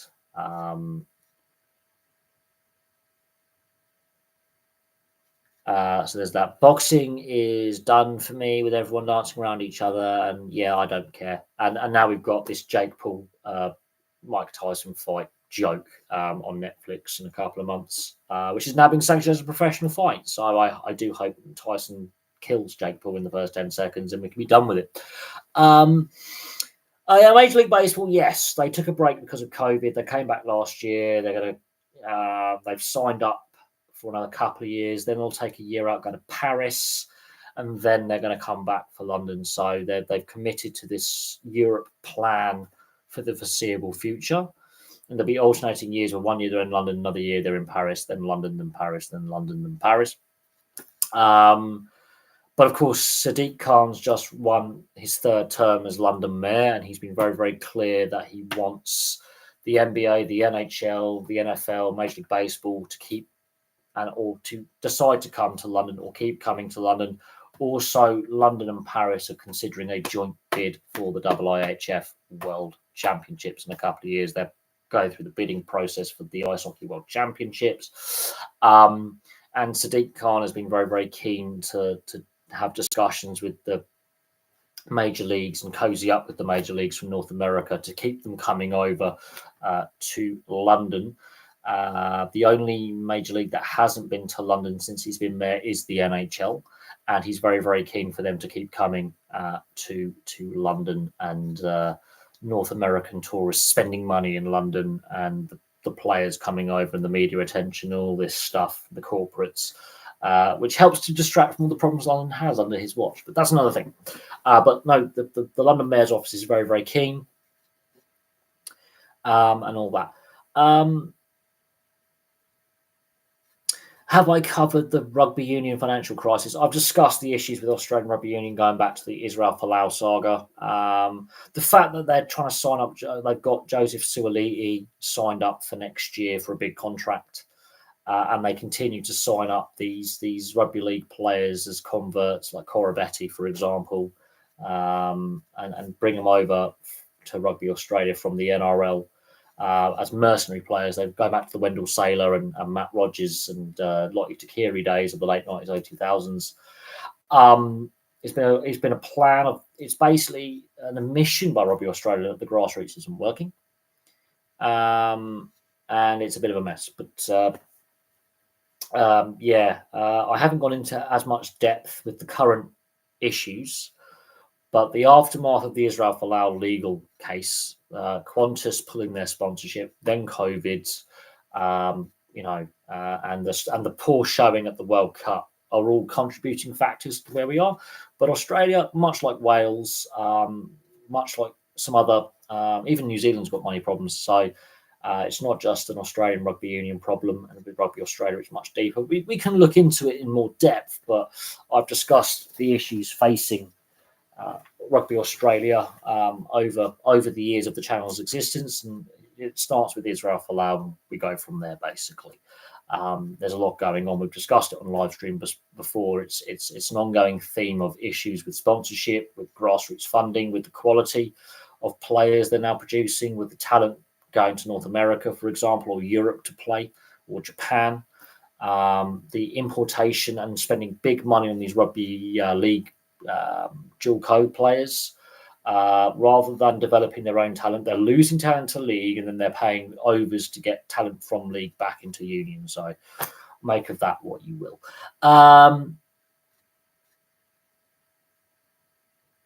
Imagine a day when most of the Football League and Premier League is from London. A dream of that wouldn't be good for the sport. It would not be good for the sport if it was a London-centric league. Look at Australia with the AFL expanding across Australia, the NRL looking at moving outside of Sydney. It's a very congested sports market. I don't think it would be as good as people think, because it just wouldn't.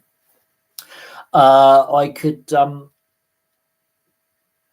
look at Featherstone Rovers in more depth, yes. You don't think Newcastle want Plymouth in the Premier League? Look, to be honest, Newcastle fans travel really well. Always have done. But that is potentially the longest away day in English football, yes. But it will only happen once or twice a season, in theory, if it happens. But they're in different leagues right now. They've done it in the Championship before. But it's a very rare away day for both clubs, unless cup ties, for example. But we don't have replays anymore, so the maximum they could play a season is twice. Potentially 3-4 times if you count the League Cup and the FA Cup. In theory, if they were in the same league, it would be 4 times a season. It might be 3 times at Newcastle, once at Plymouth because of cup draws, for example.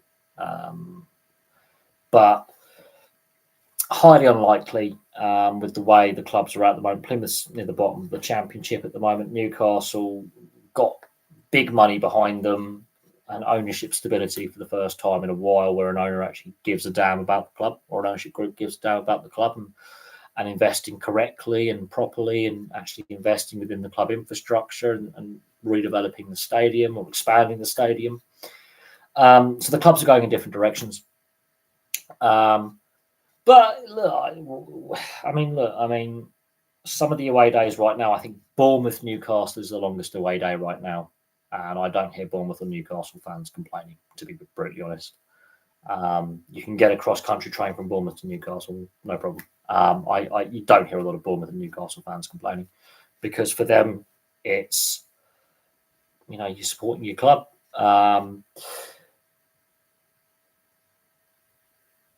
If you want to have a British league system, you're going to have to get the Welsh FA fully on side. I know some of the Welsh clubs have opted to play in the English league system for some time.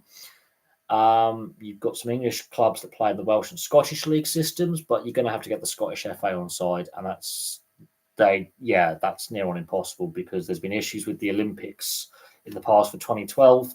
Scotland caused some problems there. Scotland's a bit of a sticking point, really. It's to do with the governance side. Plus, then you've got that sectarian element with the fans as well, the security element. In a video I did a couple of weeks ago, the European or British Super League idea, because there was a British Super League idea back in 65, 66. And then a European Super League idea in 68. So when we talk about the European Super League now, that idea has been floating around for 50, 60 years. It's not something that just happened overnight. This has been something that's been floating around as a proposal for a long, long time, for 60 odd years. In regards to the fact that a handful of Welsh clubs play in the English league system, that was a decision made when those clubs were founded. They always have played in the English league system since they've been admitted to it, because of more revenues, more exposure, and some of those clubs have had success. And then the Welsh FA went, well, if you're going to play in the English league system, you're now not allowed to compete in the Welsh Cup, which was a stupid blunder that they made. barring 4 or 5 big Welsh clubs from the Welsh Cup. Look at the Welsh League now; there's no money in it. But yeah, no, Newcastle to Edinburgh, or Newcastle to Glasgow, yeah, it is closer than Glasgow, Edinburgh are to Inverness, yes. But you take the Old Firm out of Scotland, you kill the Scottish League dead. Aberdeen and the Edinburgh clubs, and Partick, for example,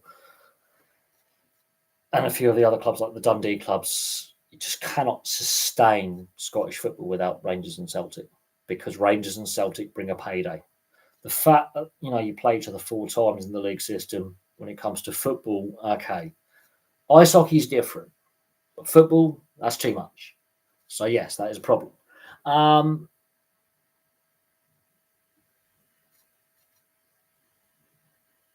Yeah, look, the Welsh clubs, those Welsh clubs like your Wrexhams, like your Cardiff, Swanseas, Newports, Merthyr Tydfil, if you really want to count them as a serious Welsh club, without the English league system, they die. They die. Football in Wales wouldn't be a thing. You wouldn't have Welsh players. You wouldn't have Welsh players playing at the highest level in the numbers that they do in the professional game. The game is suddenly stone dead. So yeah, ironically, having the Welsh teams play in England helps Welsh football. Scottish football was already pretty well established quite early on, and had a very strong, healthy league quite early on, and professionalism was there quite early on. You cannot merge the 2 leagues together without severe resistance from the other clubs involved that don't want to merge, and the costs incurred, because that's going to be. Can you imagine Inverness Cali Thistle versus Truro City, for example, on an away day? Ridiculous. Can you imagine that? Can you imagine Inverness Cali Thistle or Ross County playing a South Coast team like a Brighton? Can you imagine that? It'd be ridiculous. Well, the Welsh League itself, there's still players that get developed through the Welsh League system, who will go out on loan from one of the Welsh clubs. There'll be players, who get picked up by a Wrexham or a Newport County playing for Barlowtown, for example, or Rill or the New Saints. Just putting it out there at the lower levels of the Football League. So Newport or Wrexham will pick up a young lad playing at one of those Welsh clubs. May not even be a Welsh player. He could be eligible to represent another country, but they will pick him up very, very inexpensively because they've got small budgets. Well, Wrexham have the money behind them, but they have smaller budgets because of the leagues they're in. Pick him up for 25, 30 grand transfer fee, gets noticed, and he ends up playing at a higher level. So there is a point. The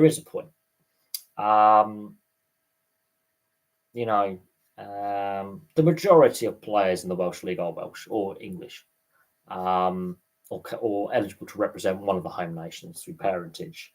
But the quality isn't bad. It's not great.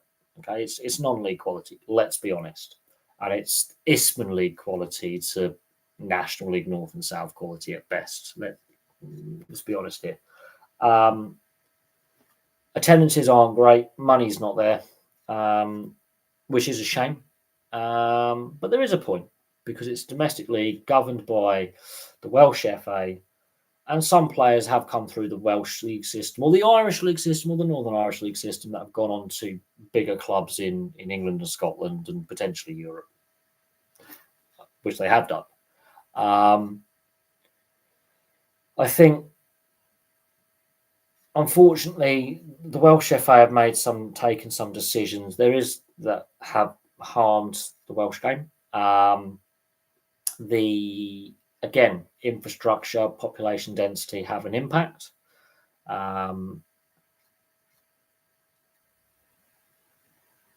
Also, clubs in the middle of nowhere, in the middle of Wales, like Butte Wells or where it is, or what's the name of the place?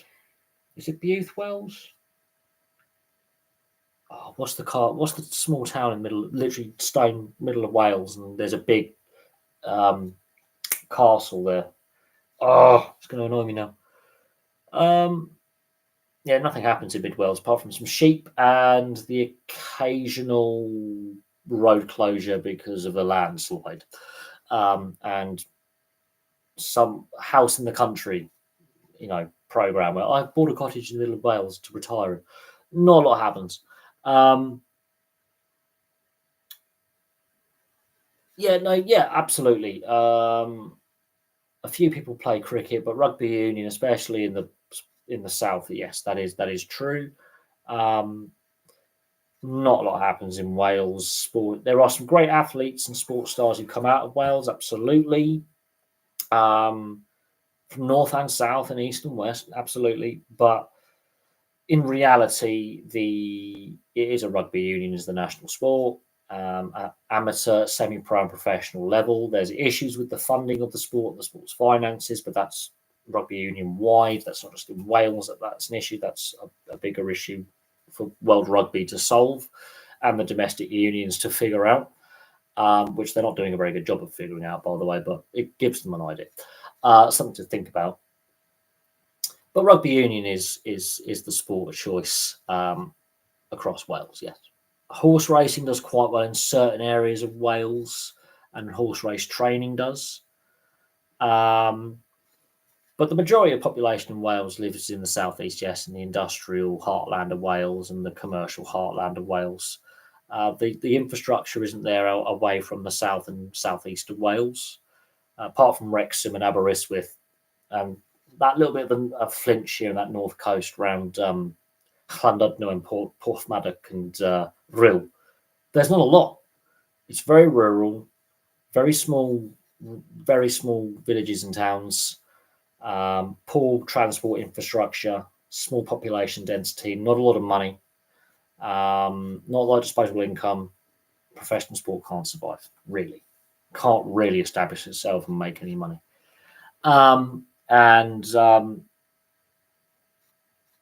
at the moment, there is a battle in Wales between rugby union and football for the best athletic talent to go into professional sporting systems. Yes, and football is winning at that battle at the moment because of recent success of certain players like Gareth Bales and Aaron Ramsey's in the club game, and the Welsh national side qualifying consistently now, or being in the conversation for qualifying consistently for international tournaments, and some good young players like Ampadu and Nico Williams, for example, playing at the top level. I just use them off the top of my head because I know about them and I've seen them play. So, yes, there is that debate had. Not a lot of Welsh motorsporting figures, be it motorcycle or in car racing, which is interesting, considering that rallying was quite popular in Wales back in the day, and you had the RAC Rally and the World Rally Championship being the finale of the World Rally Championship season. So there's a lack of Welsh motorsport. What the strangest sport? I don't really think I've seen a strange sport for me. I really haven't.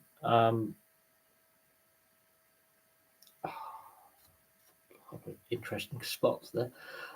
Strangest sport, I would say. I don't know. Lacrosse, I think, is quite brutal. Handball, there's one. Handball's quite interesting. Water polo is quite interesting. But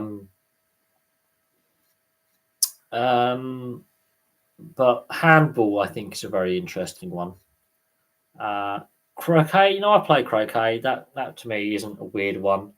That's sort of like snooker with a mallet, and a cross between snooker and polo with a mallet on foot. I actually used to, when I was a kid, I know this is something that sounds weird, I used to actually like watching indoor bowls because I found it kind of relaxing. And now that I know that I've got ADHD, that was kind of really interesting. And everyone would look at me going, my family go, why are you watching the indoor bowls? And it's like, well, actually, I like the game bull, or the French bowls, which you have the jack and you lob the metal ball. But I actually enjoyed watching the indoor bowls and the world championships and the national championships, singles and pairs, because I like watching curling. Curling, there you go, curling, there you go. Lobbing a spherical block of granite down some ice with a couple of brushes. And we happen as a nation to be quite good at it in the Winter Olympics and win some medals.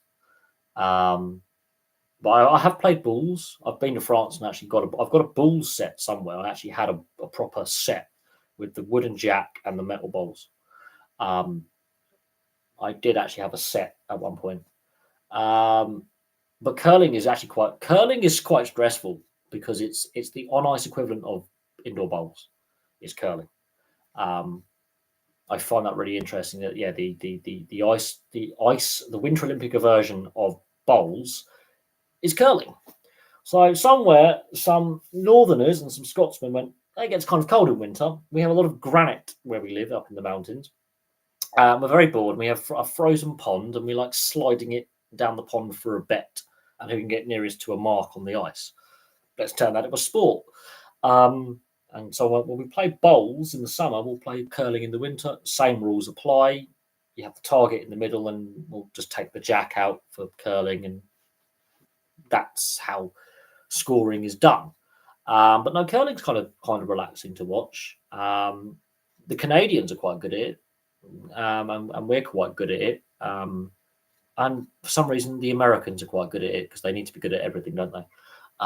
Otherwise, it's not a world championships without the US being present to annoy and aggravate everyone with their attitude. But there we go. But no, I used to watch the indoor bowls a lot. I like watching the curling at the Winter Olympics. It's one of the few sports that I actually give a toss about, because it's a very simple sport to play, for one, and we're a nation that's quite good at it. So we regularly go in as a medal contender in the Winter Olympics and World Championships, and we're going to have a competitive men's and women's team, and mixed team as well. Ironically, you say the men aren't very good at association football or soccer, but actually they are half decent. They're not actually that bad. They've had some pretty decent players. I think they're not as good as they could be given the population size and the growth of the sport in the last 20 years in North America, predominantly in the US. The fact they've hosted one World Cup and are going to go host another says that they're good enough for FIFA to go, actually, we can have a successful tournament here where people are going to turn up, where locals are going to support. The fact that the MLS actually is worth $1.9 billion per year in revenue. Yeah, the MLS makes money. Didn't always, but it's making money. The viewership figures and participation figures back up the fact that they're actually half decent. They're not the best international nation, no. But if they can get their act together with governance and a proper league structure that's comparable to Europe rather than a franchise structure, you could see them suddenly do rather well.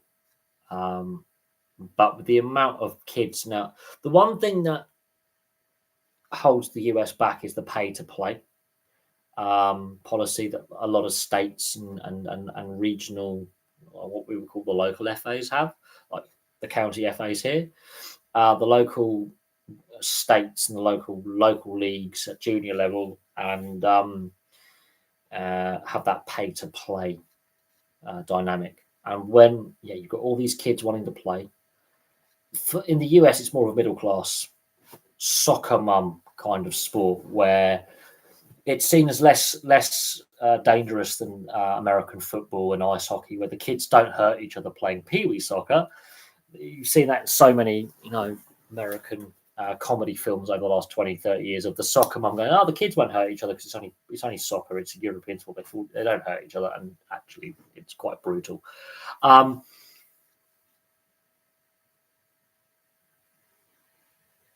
It's the franchise model. That's the only reason why it's the franchise model. You could have a 2 or 3 tier system where you have the MLS, the US League, and then another league below, like US League One, US League Two. I mean, Dan, one of the channel moderators, actually works for Sacramento Republic FC.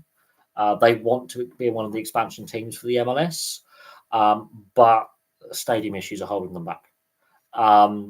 The reason why is it's the franchise model. Why would you want to pay X amount of tens of millions or billions of dollars, hypothetically, as an owner to get a franchise to then be told, oh, by the way, you've now been relegated to the second or third tier? Because, yeah, this is where the American owners don't get the European model. But a lot of American fans want the European model because they know the European model actually benefits the European nations when it comes to on-field success of the national sides being competitive, making finals, making knockout stages. Same with South America. They look at South America and Europe as their model is the best way for the club game to develop. There is an issue between the MLS and the US Federation and the Canadian Federation as well, in regards to a good working relationship. And it's the same with all the major leagues with releasing their players for international play. Team owners have more power in North American sports. But yeah, the MLS, you could have an MLS 1, MLS 2. In theory, you could, have an MLS 1 and 2, and then the US 1 and 2, with the level below being, split into a 1 and 2 division structure. And in theory, that could work, but in practice, that would have to be agreed by the owners. Those teams that get put into the second, third, and fourth tier would lose money, and the teams would be less valuable. And millionaires and billionaires crying over losing a few million. Yeah, oh no, you've got to feel sorry for them. But in reality,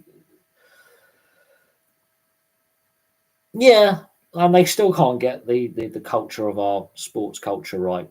They still don't have a clue, for the most part. You've got American money in Scotland, England, across European leagues. There's American money in Swiss football, Italian football, Belgian football, German football, French football. There's American investment now in Spanish football, Portuguese. All the major leagues in Europe, there's now American investment as part owners or stakeholders or shareholders.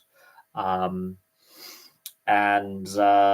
it's going to continue to grow. Some of the leagues in Europe are crying out for investment. Desperately crying out for investment because the UEFA coefficient penalises teams in Norway, Sweden, Denmark, Poland, Czech Republic, Slovakia. Some of these nations, their domestic leagues, back in the day, their clubs were making Cup Winners' Cup finals, Champions League finals, UEFA Cup, now Europa League finals. Now they're not even getting out of the group stage or the qualifying stages for groups. So yeah, they've lost investment as a result. They've lost income as a result. Whereas certain leagues and certain clubs have done quite well, and in part because they sold their TV rights to the US very early on, not long after the World Cup in 1994 when the MLS became a thing. They sold their TV rights very early on. They got that interest. They marketed to the US market in particular, although Canada as well, but they marketed to the US market. And then David Beckham goes over to the MLS. And as they say, that was the turning point. It was like Gretzky going from Edmonton to LA was the turning point of ice hockey in the US and the non-traditional markets. David Beckham going to the MLS is that turning point. 16, 17 years later. Different sport, similar standing of player.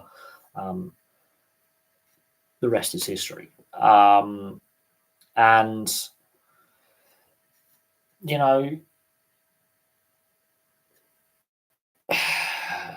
Ryan Reynolds has invested into the Alpine. I mean, look, Ryan Reynolds is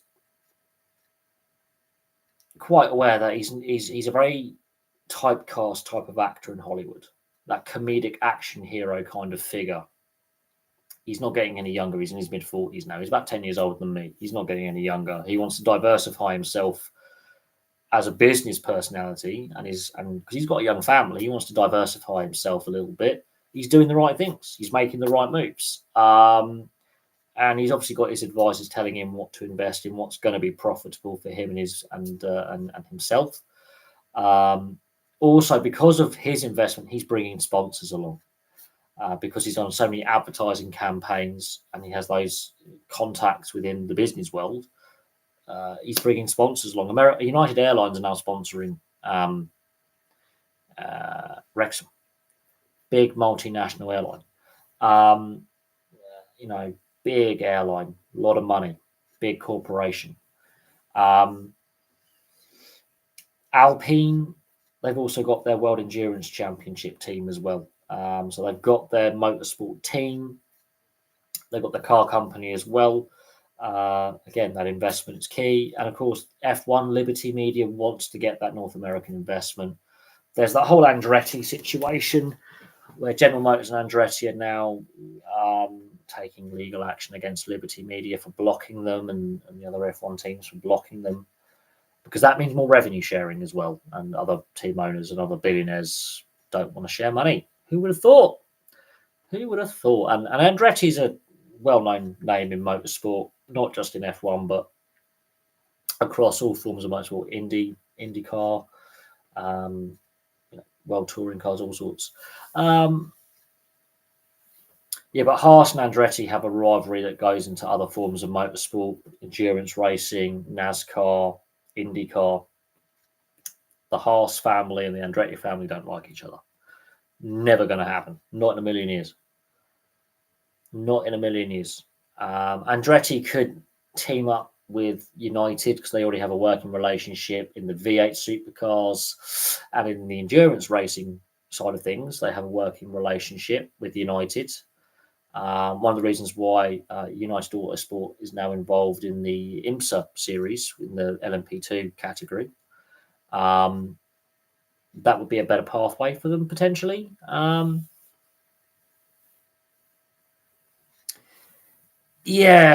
Ford entering the F1 field again is interesting. GM is having obviously the battle with Ford in the V8 supercars, in NASCAR, for example.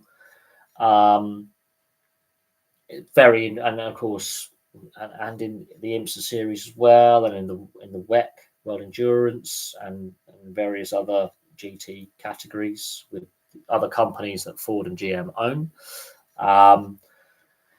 And so, it's interesting with F1. Liberty Media will be a bit careful with how this all pans out. There's enough going on where, the sport's got a lot of controversy surrounding it at the best of times, and not necessarily good controversy and good discussion. So we'll have to see what plays out. I mean, I'm not a massive fan of F1 anymore. It's not a type of motorsport I like to watch. I prefer the endurance racing. I think it's a better test of the driver's skill and the team's skill and the reliability of the vehicles. Yes, they also have their ice hockey teams in Germany and Austria as well under the Red Bull banner. I think in Australia too, which has not necessarily gone down well with a lot of sports fans in regards to Red Bull having that involvement with as many teams as they do. And again, the culture side of things, they're seen as that rebellious upstart. Red Bull won't be around forever. There will be a point where potentially they decide to walk away from their ownership and sponsorship of certain teams at some point. So there is that.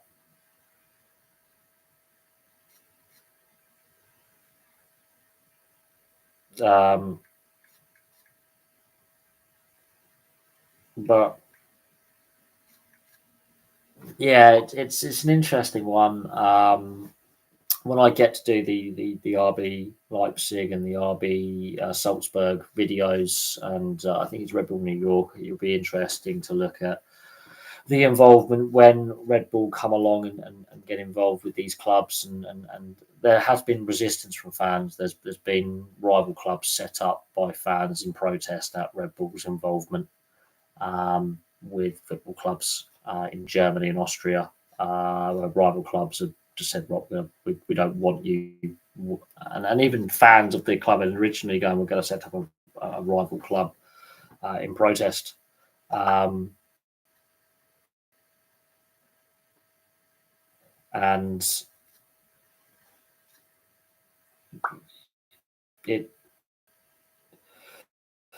it's sort of like MK Dons, and my mates come up on her story on Facebook. It's sort of like MK Dons and Wimbledon FC and AFC Wimbledon's story, and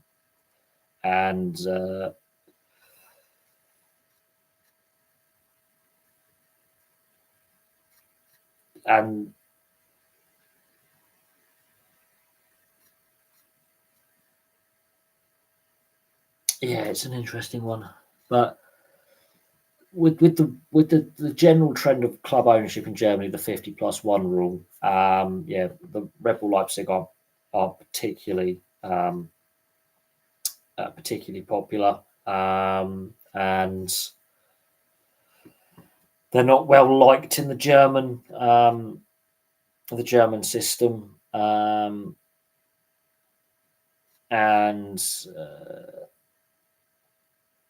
yeah. Yeah, I mean, like MK Dons. I mean, who's more? I always ask this. I mean, my mate Jamie messaged me earlier. I mean, who's more hated? He's on holiday in Egypt, and he was watching the last day of the season on his phone, and he messaged me going, "Oh, talk about the ongoing scores and the potential of us getting relegated and all that." And I said, "Oh, well, who's more hated, Millwall or MK Dons?" And he couldn't answer that. So no, it's MK Dons. You know this. And he went, "Yeah," even though he's a West Ham fan. Yeah, look, I mean, the whole. There was even plans that have now come to light that at the time, Plough Lane, their old Plough Lane, was unusable, and they were ground sharing at Palace and at Charlton, and they didn't have a home ground, and there was issues off the field and all that. There were plans to move them to Ireland, or Northern Ireland, by the Labour government under Tony Blair, and the government of the day was advised against that for a variety of reasons, but this isn't something that had happened. Was just thought of, by who's the owner? Is it Waterman, who owns MK Dons? This wasn't something that just happened overnight. There was several discussion around several clubs moving. Yeah, Pete Waterman. This wasn't just an overnight thing that happened one season when they go, we need a stadium. We've got a stadium. We're going to move to MK. This was in the works for several years. This idea was floating around football circles. Guess what? There's a reason why it's never happened since. There's a reason why it won't happen again. But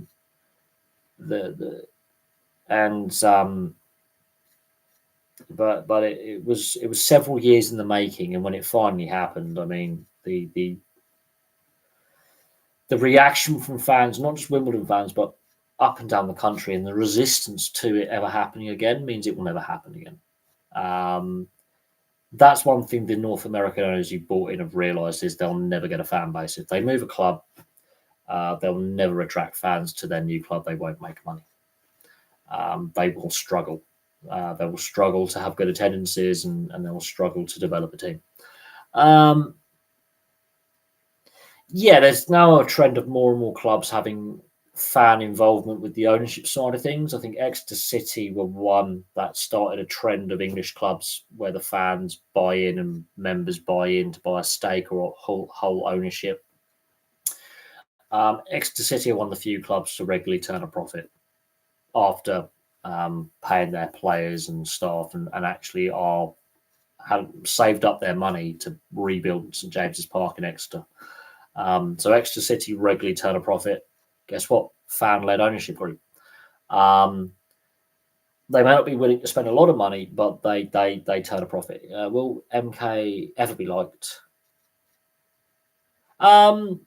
Milton Keynes United or Milton Keynes FC might be a better name, like a rebrand. But I think that will come with a rebrand and rebranding of the logo, and a rebrand of the club will probably come when Waterman sells up or dies, basically. When his ownership comes to an end and a new owner comes in. If a new owner with half a brain, they would drop the Dons and put FC or United or Athletic or another moniker. Milton Keynes City, I think, because Milton Keynes is now a city, something like that,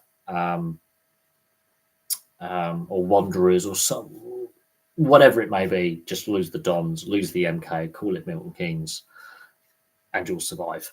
And you might attract more people from Milton Keynes to support the club. Although Milton Keynes is a utopian, dystopian nightmare of a new, of a place.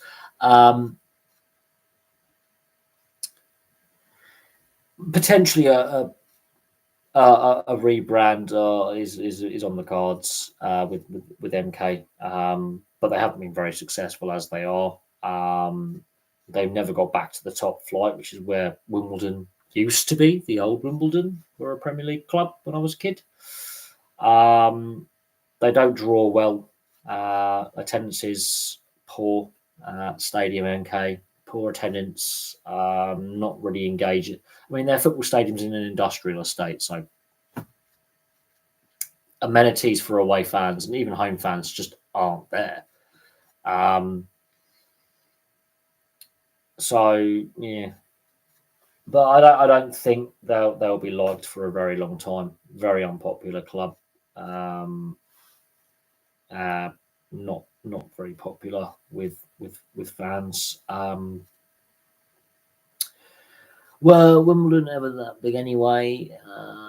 They obviously won that FA Cup, mid-table Premier League side at best, Football League club at worst. Not massive fan base, but not insignificant by any stretch. But the stadium issue is what killed them. The stadium issue is what killed them. The fact they had a lack of money and the stadium issue is what killed them. And of course, winning that FA Cup with the European ban, they couldn't play in Europe. So again, that loss of potential revenue, TV revenue, gate receipts killed the club. Because the European ban came in '89. It generally, not many games in Europe. It killed the club. I wouldn't. They have a cult following now. AFC Wimbledon do have a cult following now. More than just the Southwest London area, there is a cult following for AFC Wimbledon now. Partly to do with the resurrection and the refoundation of the club and the MK Dons relocation. A lot of disenfranchised football fans anyway were like, well, this is going to be our club now. We're not happy with how our club's being run. We don't like the foreign money. So that's the Chelsea and the Man United ownership at the time. Because of the Glazers and Abramovich, there was a lot of fans who felt disenfranchised anyway from other clubs. And and of course you had the existing Wimbledon fan base who had just given up on Waterman and weren't listened to. And out of that you get this cult club. Like everyone wants to see Wimbledon do well. There's AFC Wimbledon, a lot of people want to see them do well. So with FC United of Manchester, another club set up in protest of club ownership of the Glazers. It was at this time that AFC Wimbledon gave that impetus to Solihull Moors to be formed, FC United of Manchester, And a lot of these other newer clubs that have only been around for less than 2 decades exist because of the battle between Wimbledon going to becoming MK Dons, and AFC Wimbledon taking them to the High Court, getting that history back. That association football club, Wimbledon, moniker, the True Dons, gave that impetus to the Man United fans who protested against the Glazier takeover, who formed FC United of Manchester. And the Solihull Moors getting formed as another club. There's a few others, like I think Boreham Wood and a few others who've come along. But then the failure of clubs like Rushden and Diamonds going out of business and not being reformed as a Phoenix club. But I do think the impetus for some of these other clubs, be it protest clubs like FC United Manchester, or these new clubs that have been formed out of mergers and let's start a new club like Solihull Moors, for example. AFC Wimbledon was the catalyst for that, where, hey, fans can have a say in and locals can go, we'll just set up another club to replace the one we've lost, or in protest at the one we've lost, or in protest at how we feel our local team is being run. So yeah, it'd be interesting to see what actually happens to Solihull Moors if they do make the Football League tomorrow, if they win that playoff final. Or if Bromley win. If Bromley win, that's another London club in the Football League. But if Solihull Moors win, I think that's positive for the West Midlands, which is the birthplace of the game, alongside the Northwest. The industrial heartland of England being the Midlands and the Northwest. Solihull Moors making it to the Football League would be real positive. It's like the sport's gone full circle. Aston Villa, only up the road from them, founder of the Football League. If it wasn't for Aston Villa's insistence, we don't have the Football League. We don't have the sport we see today and the number of clubs we see today. Any good sports autobiography recommendations? There are many. There are so many out there. Pick your sport, pick your sportsman or sportswoman, pick your book and read it. I've got a few non-fiction sports books where you're discussing. I mean, Phil Tufnell's written a few cricket ones. There's a few others floating around written by a few people that are not biographies or autobiographies, but they're looking at a particular moment in sports history or a particular sport and looking at various moments from various international periods and time, the history or whatever. But sports autobiographies, there are loads. There are so many, it's almost like they're all pretty much the same. There's so many out there, biographies and autobiographies, quite a lot. Some get really rave reviews, others are like, this is painful reading. But pick your sport, pick your sportsman, you'll probably find an autobiography of a retired athlete somewhere for sale. There's about 4 or 5 a year that regularly pop up as quite noticeable ones, maybe more, 10, 15, 20 a year. Just pick your sport, pick your sportsman. There you go. Is 12 enough London Football League clubs? I think you could have more. You could have your own division. You could have your own league. There's enough. I mean, the fact that London can support as many clubs as it does is fantastic. Jensen Button, I mean, his book's been out for several years now. I've mentioned it on the channel before, going back about 5-6 years. It's an interesting one. I think he wrote it or co-wrote it after his dad passed away. I think that gave him the impetus to start, with his trajectory of writing that. He's still racing competitively. He races in the World Endurance and the IMSA series. So he's still racing competitively. He's still really fit. I mean, he could still race an F1, no doubt on that. So there's that. But no, it's a good book, yes. It is a bit disappointing that Romania didn't, take that next step, but they're not on the same level for ice hockey as other European nations. They would get battered in the top level, absolutely battered. But Romania is in a bit of a crossroads when it comes to its professional sport. Its rugby union and its football teams are less successful than they used to be. And there's not a lot of money in pro sport in Romania at the moment. It's not the same sporting country as it used to be for quality. And that's partly due to the end of communism and state funding for sports like football and rugby union. And ice hockey as well, ironically. What if more clubs in London made the football league and made the higher levels of football? Would the big clubs struggle? No, the big clubs in London have more than just London fan bases now. There's that global reach of football, and there's catchment areas outside London as well where fans come from. So you'll see a lot of in the southeast, in the counties surrounding London, a lot of fans of the London clubs. Like London League, I don't know. Not necessarily, because they do have fans who are attracted to these clubs on an international level because of the city that London is. It's a very international, cosmopolitan city, so I wouldn't think so. Yes, it is nice to see Ipswich make it back to the Premier League. Yes, long time between drinks for the Tractor Boys. Surprise package in the Championship this season. If you had the money on Ipswich getting promoted, you would have made a lot of cash. If you bought a betting slip, if you bet on that, you'll make a lot of money. A lot of money. You could, if you went to a betting shop and said, look, at the start of the season, Ipswich are going to, get automatic promotion to the Premier League.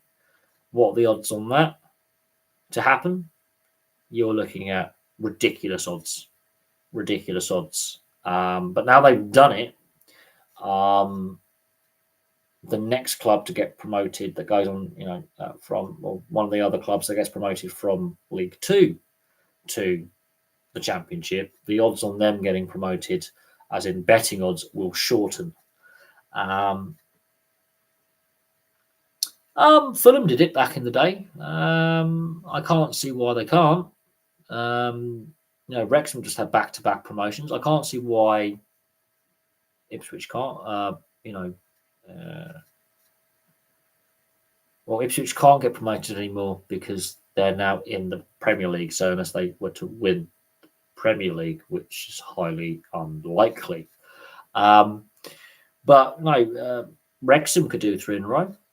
The odds on that, you could place a bet on that right now. The odds would be higher than if they get off to a good start and are in the top places in League One. Wrexham could do it.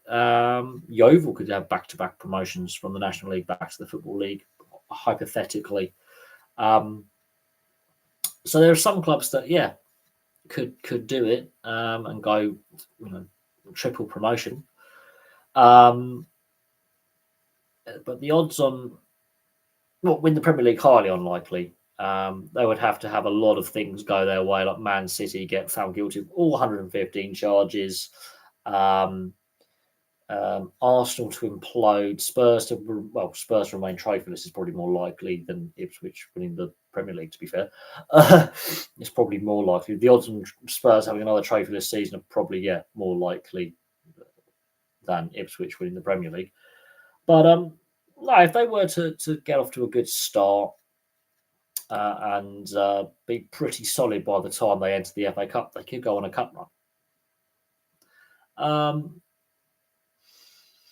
don't know. This is now getting interesting now with Spurs' lengthy trophy drought and lack of success. They say they're a big club. They've only won the league twice. They've got great success in both cup competitions, however, but they haven't won a trophy since 2008. Their lack of success is really surprising considering the amount of money that the ownership group is worth. So what Joe Lewis and Daniel Levy are worth. The investment they've put into the rebuilt stadium. There's money behind Spurs. But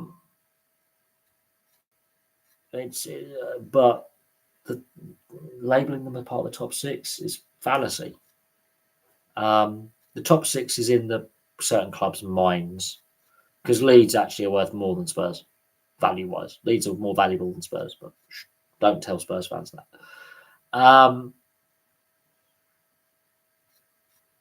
But like Spurs, much like Everton, never relegated from the Premier League, but they can't win silverware. In fact, Everton are flirting with relegation. Spurs and Everton never get relegated, never win anything, and in the Premier League era have won a handful of trophies each. Like Everton's last trophy was in '95, Spurs' last trophy in 2008.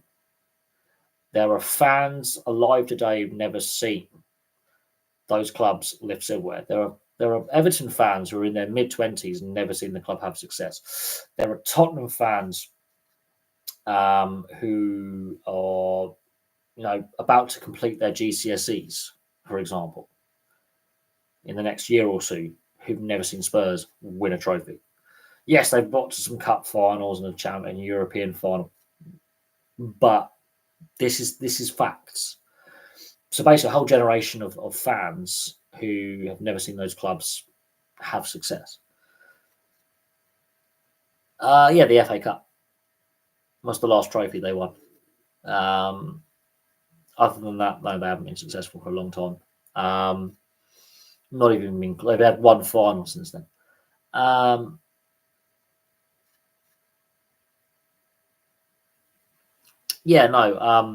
If you're 29 or younger, you won't have any memory. If you're in your early 30s, you may be old enough to remember the 95 FA Cup final. If you're mid 30s like me or older, you will remember the 95 final.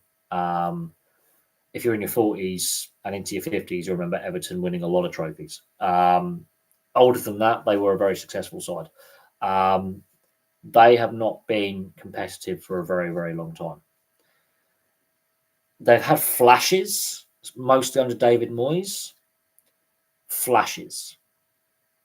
But in reality, especially over the last decade, it's been a shambles. Ancelotti got the best out of the team in recent years. They've been relegation. I mean, Sean Dyche, even with the points deductions, has done a decent job this season. I can't see him being there long term, but look what you did with Burnley over a significant period of time with no budget. So it's doable that he can get an identity around the team to make them difficult mid-table team, potentially get them scraping into Europe, potentially, like he did with Burnley not that long ago.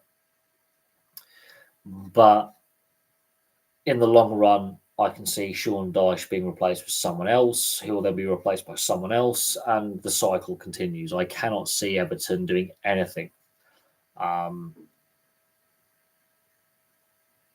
in the short to medium term. I just can't see any change happening, personally. But that, again, is just me and my thoughts on it. But Spurs, Ange Postecoglou is a fantastic, well-spoken, knowledgeable manager, knowledgeable about the sport, very knowledgeable, very respectful, has a lot of common sense. I can't see him being at Spurs much longer. Either another club will pick him up or he gets sacked, because for me, they're not doing enough. But I also think potentially the ownership is the problem.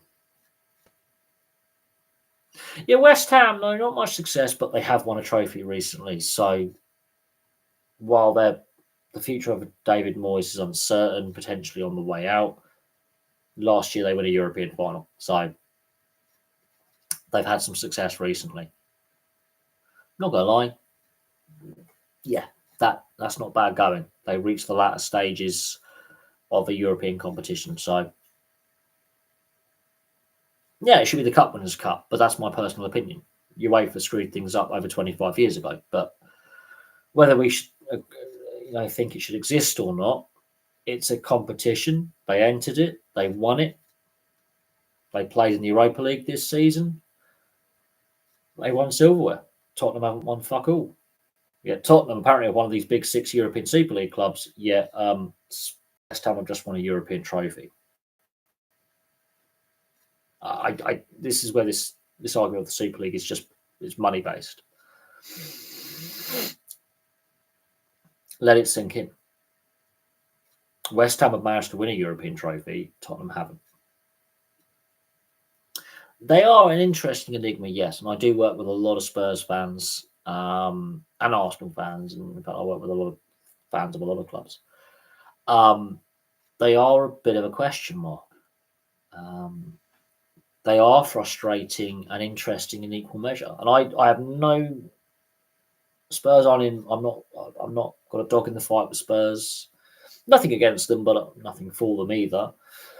I'm neutral when it comes to Spurs, right? But they are an enigma because they have wealthy owners. They are making money, sort of. They had enough money. They made enough money to build this stadium, which may be state of the art, but they can't win anything. One of the biggest stadiums in the country. Interchangeable pitch. They can have NFL games there. They've got a go-kart track. They've basically got a small entertainment district inside the stadium. Completely. They've got a brewery inside the stadium. You don't need a brewery inside the stadium. It's a very Americanized kind of facility, unnecessarily so. You go there to watch football, not to go out for a pub crawl and then go-karting. Come on. It's a football stadium. So the ownership have gone for this weird futuristic kind of sports district concept inside a stadium. Spent a lot of money doing it. Delayed, over budget, meant they lost a lot of money in the process. Can't win anything. Can you imagine if Spurs fail to win anything in the Premier League, struggle, end up in a relegation fight with that stadium? Same with Everton with their stadium. Can you imagine it? Can you imagine that the Championship or League One? Because that's the potential of what can happen, right? No club is too big to struggle and not win silverware and get relegated. No club. But can you imagine the new Tottenham Hotspur Stadium? Because they haven't renamed it the new White Hart Lane or whatever. They haven't got naming rights for it, which is meaning that because they haven't got a sponsor on the stadium, they're losing money. They're losing potential revenue. They've still got to pay it off. And it's not cheap to go there. It's not cheap to get tickets. It's not cheap to go-karting there, to buy food and drink there. It's not cheap. You've got to have money to go there. So it's already pricing out the average Spurs fan.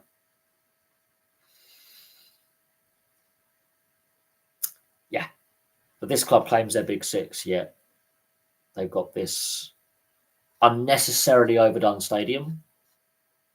Capacity-wise, not a problem. They can fill it. They've proved they can fill it. Okay. But you don't need all the other bells and whistles with it. Let's be honest, that's overkill. And a completely unnecessary overkill. Don't need it. Which is another reason why it took so long to build. They had to rotate the stadium 90 degrees. All that. Is Kane cursed? It seems that way. It does seem that way, the Kane curse. But then Bayer Leverkusen were cursed and called Neverkusen for so many years because they couldn't win anything. They only had 2 trophies in their existence. They're on course to win a treble this season. So already they've more than doubled their trophy count if they win the German Cup and is it the Europa League or Conference League?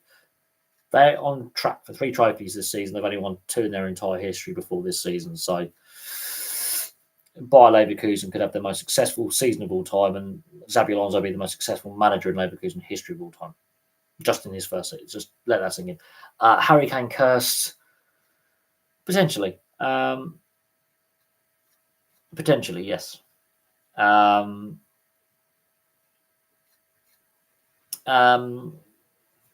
there's no doubt he's a great player. He just happens to play on teams that suddenly stop winning when he joins them. Let's be honest. He suddenly plays on teams that just stop winning. I think he's left Tottenham too late in his career. I think the window at Tottenham closed in 2018 on that Tottenham side. And they didn't get the balance of the squad right while he was there. But there's more to winning than just one goal scorer. You need to have a whole team working together defensively, in attack, in midfield, in goal. You need to have teamwork, and I don't think Tottenham have that. Tottenham don't have that. I feel sorry for Postecoglou. I think he's gone into a very poisoned chalice at Spurs. I can see Postecoglou getting picked up by another club at some point, whether it be in England or in Europe. He's been very brave to take the job, considering he's an Australian.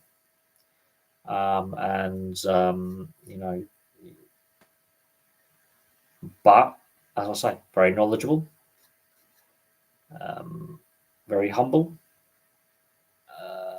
And the way he talks and the way he discusses some of the issues with the sport, he does it in such a way that you can't do anything but like the guy. But I do think if he can't win something with the Spurs, then he's also out of job, and then the cycle continues. But I can see him potentially going to another club in the Premier League at some point, yes, or in Europe. Any club in Europe would be happy to have him. But I can see him going to another club in England at some point, potentially the England job. I think he could be suited to the England job because of the way he's approaching the Spurs job. I think he'd be very, very suited to the England job. But we have done the foreign experiment before with Sven and later on with Capello. Sven, I think there was an opportunity there with the goal with the players he had. Capello, not so much. I think Sven nearly got it right. I hope he does well as well. I hope he does well. But again, wait and see. Next season, another season with Spurs. Can they actually win something? Can they end their trophy drought? Or will that enigma continue? Will they be the butt of jokes for a long time? But we've seen this with other teams and other sports. So the New York Rangers in the NHL, the 1940 chants and jokes, they win in 94. It's been 30 years. But there was that 1940 discussion where they couldn't win. The Maple Leafs in the NHL, 67, is now becoming, can't get out the first round. They got out the first round last year, win a game, losing 5. So the Maple Leafs are becoming a discussion now of not being able to win anything. Potentially Newcastle, yes, if they get the squad balance right. I think Eddie Howe, it's been a tough season this season for Eddie Howe. They've had injuries and suspensions, which have impacted the ability of the team to continue to compete in the top 4. I think they need a good cup run. He's proven the League Cup getting to a final. FA Cup, they've got to the latter stages. They've got a bit further than they have done in previous years, since the late 90s, early 2000s. I think Newcastle could use a good League Cup or FA Cup run, and target one of the 2 domestic cups. They have a very good chance. If they get their squad balance right, they get their transfer business right in the summer, get the squad right, continue to invest in their academy, their fruits will come. They've already made a cup final far sooner than Man City did with their money. So they're ahead of schedule. They've made some really decent signings already. So in the transfer market, Newcastle have always been astute in the transfer market. But I think Eddie Howe, being English, helps, and being a very studious, thinking manager helps. The amount of time he spent in the English game as a player and as a manager, I think, goes in his favour. And the club are going about things the right way with stable ownership and not limited investment, but reasonable investment, and really doing their scouting. Newcastle have always been famous for their scouting and picking up players in the transfer market for not a lot of money, and getting the best out of those players, regardless of the ownership being the issue. They've always been had a very good eye for picking up players in the transfer market and attracting players to the club, and developing players locally as well. So Newcastle, I think, are in a better position than Spurs, even though Spurs are above them in the league. I really do.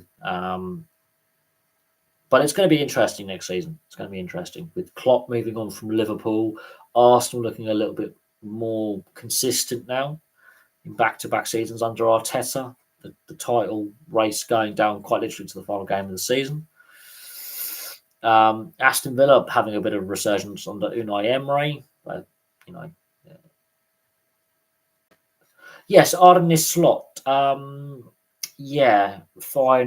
manager. He's been given permission to join Liverpool. It's a gamble. Look at Ten Hag at Man United. Been mixed bag with Ten Hag coming from the Dutch league to the Premier League. It's a gamble, yes.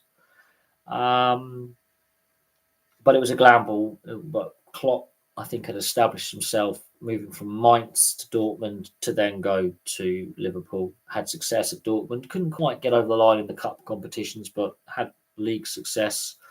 Developed some good players, Dortmund. He didn't get off the ground running straight away at Liverpool. It took a couple of seasons to get his message across and his style of play across. But once that happened, the rest is history.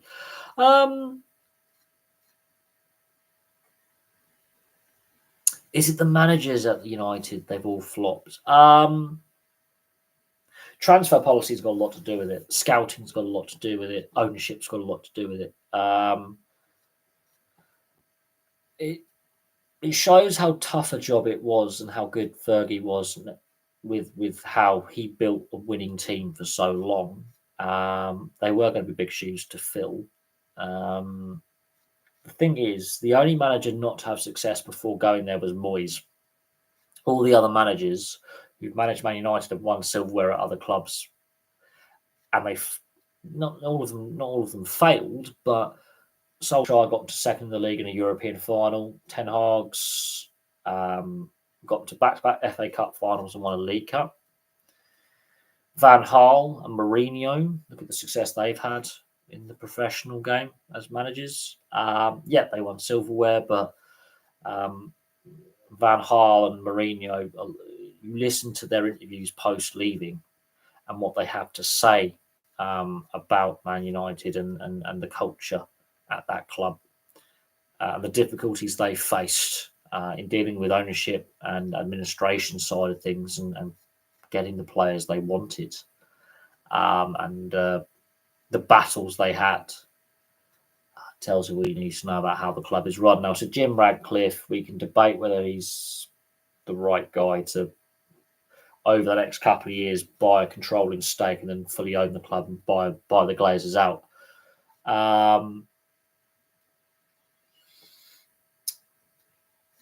We can debate Sir Jim Radcliffe, but the football management side of things and operational football operations has been taken away from the Glazer family, and it's the Sir Jim Radcliffe section of the ownership that's now involved with the day-to-day football operations. Now, Ten Hag, I mean, there's been rumours circulating that he's on the way out, that he's staying, that the near defeat to Coventry could have seen him sacked. But a lot of the issues, within Man United, I mean, look where they're finishing in the league. The reason why they're qualifying for Europe is they've won the League Cup. That's got them European qualification. They are nowhere near good enough. But it also shows how competitive the league has now become. That Arsenal are competing for a title, not guaranteed to win it, and Man United aren't even in the top four. That's a good side of things where leagues get competitive, but the bad side is Man City are winning all the time, or in the top 2 or 3 all the time, which is not necessarily good. So roles have been reversed over the last 25 years, where Man City were struggling, Man United were winning all the time. Roles are reversed, and it's not necessarily it's a difficult one. But I can't see Ten Hag lasting too much longer, unless they win the league title, or if he wins the FA Cup final, then we're having a different debate. He's managed to pull off a cup double with an average side. If he does that, we're having a different discussion. He's given himself a bit more breathing room, but in my honest opinion, they were very lucky in that semi-final against Coventry. VAR bails them out. If that was the quarter-final at Coventry, for example, they lose because there's no VAR. So very lucky that the game was played at Wembley and it was the semi-final.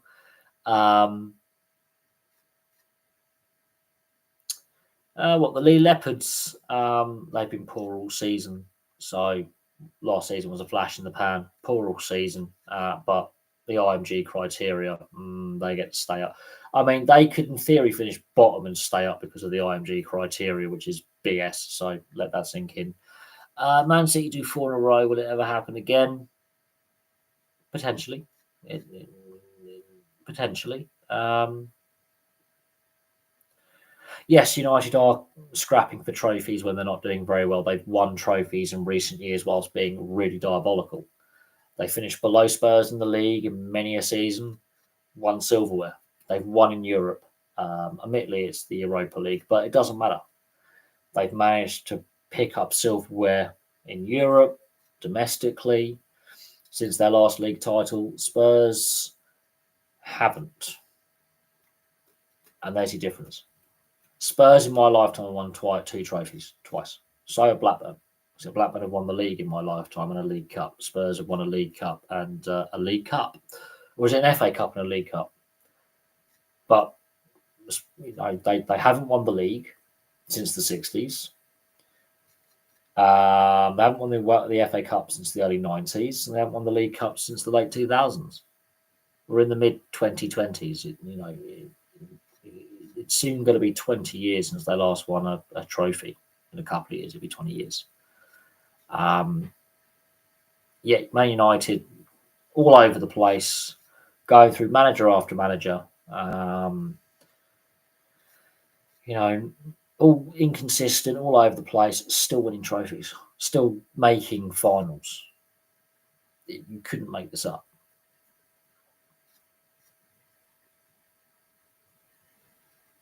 Yeah,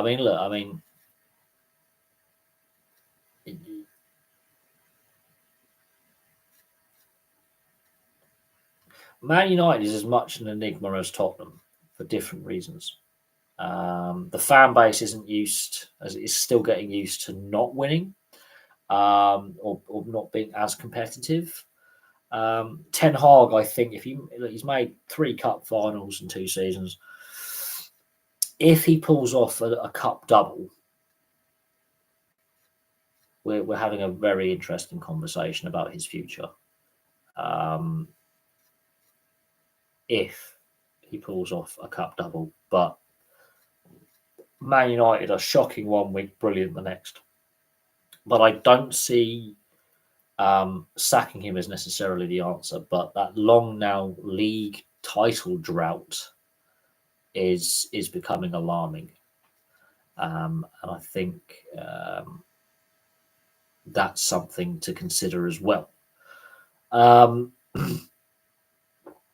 But no, Spurs is an enigma. Man United's an enigma for different reasons. And then you've got clubs like Brighton and Bournemouth and some of these other clubs that are what we call the upstarts, who are suddenly becoming very, very competitive and doing very, very well.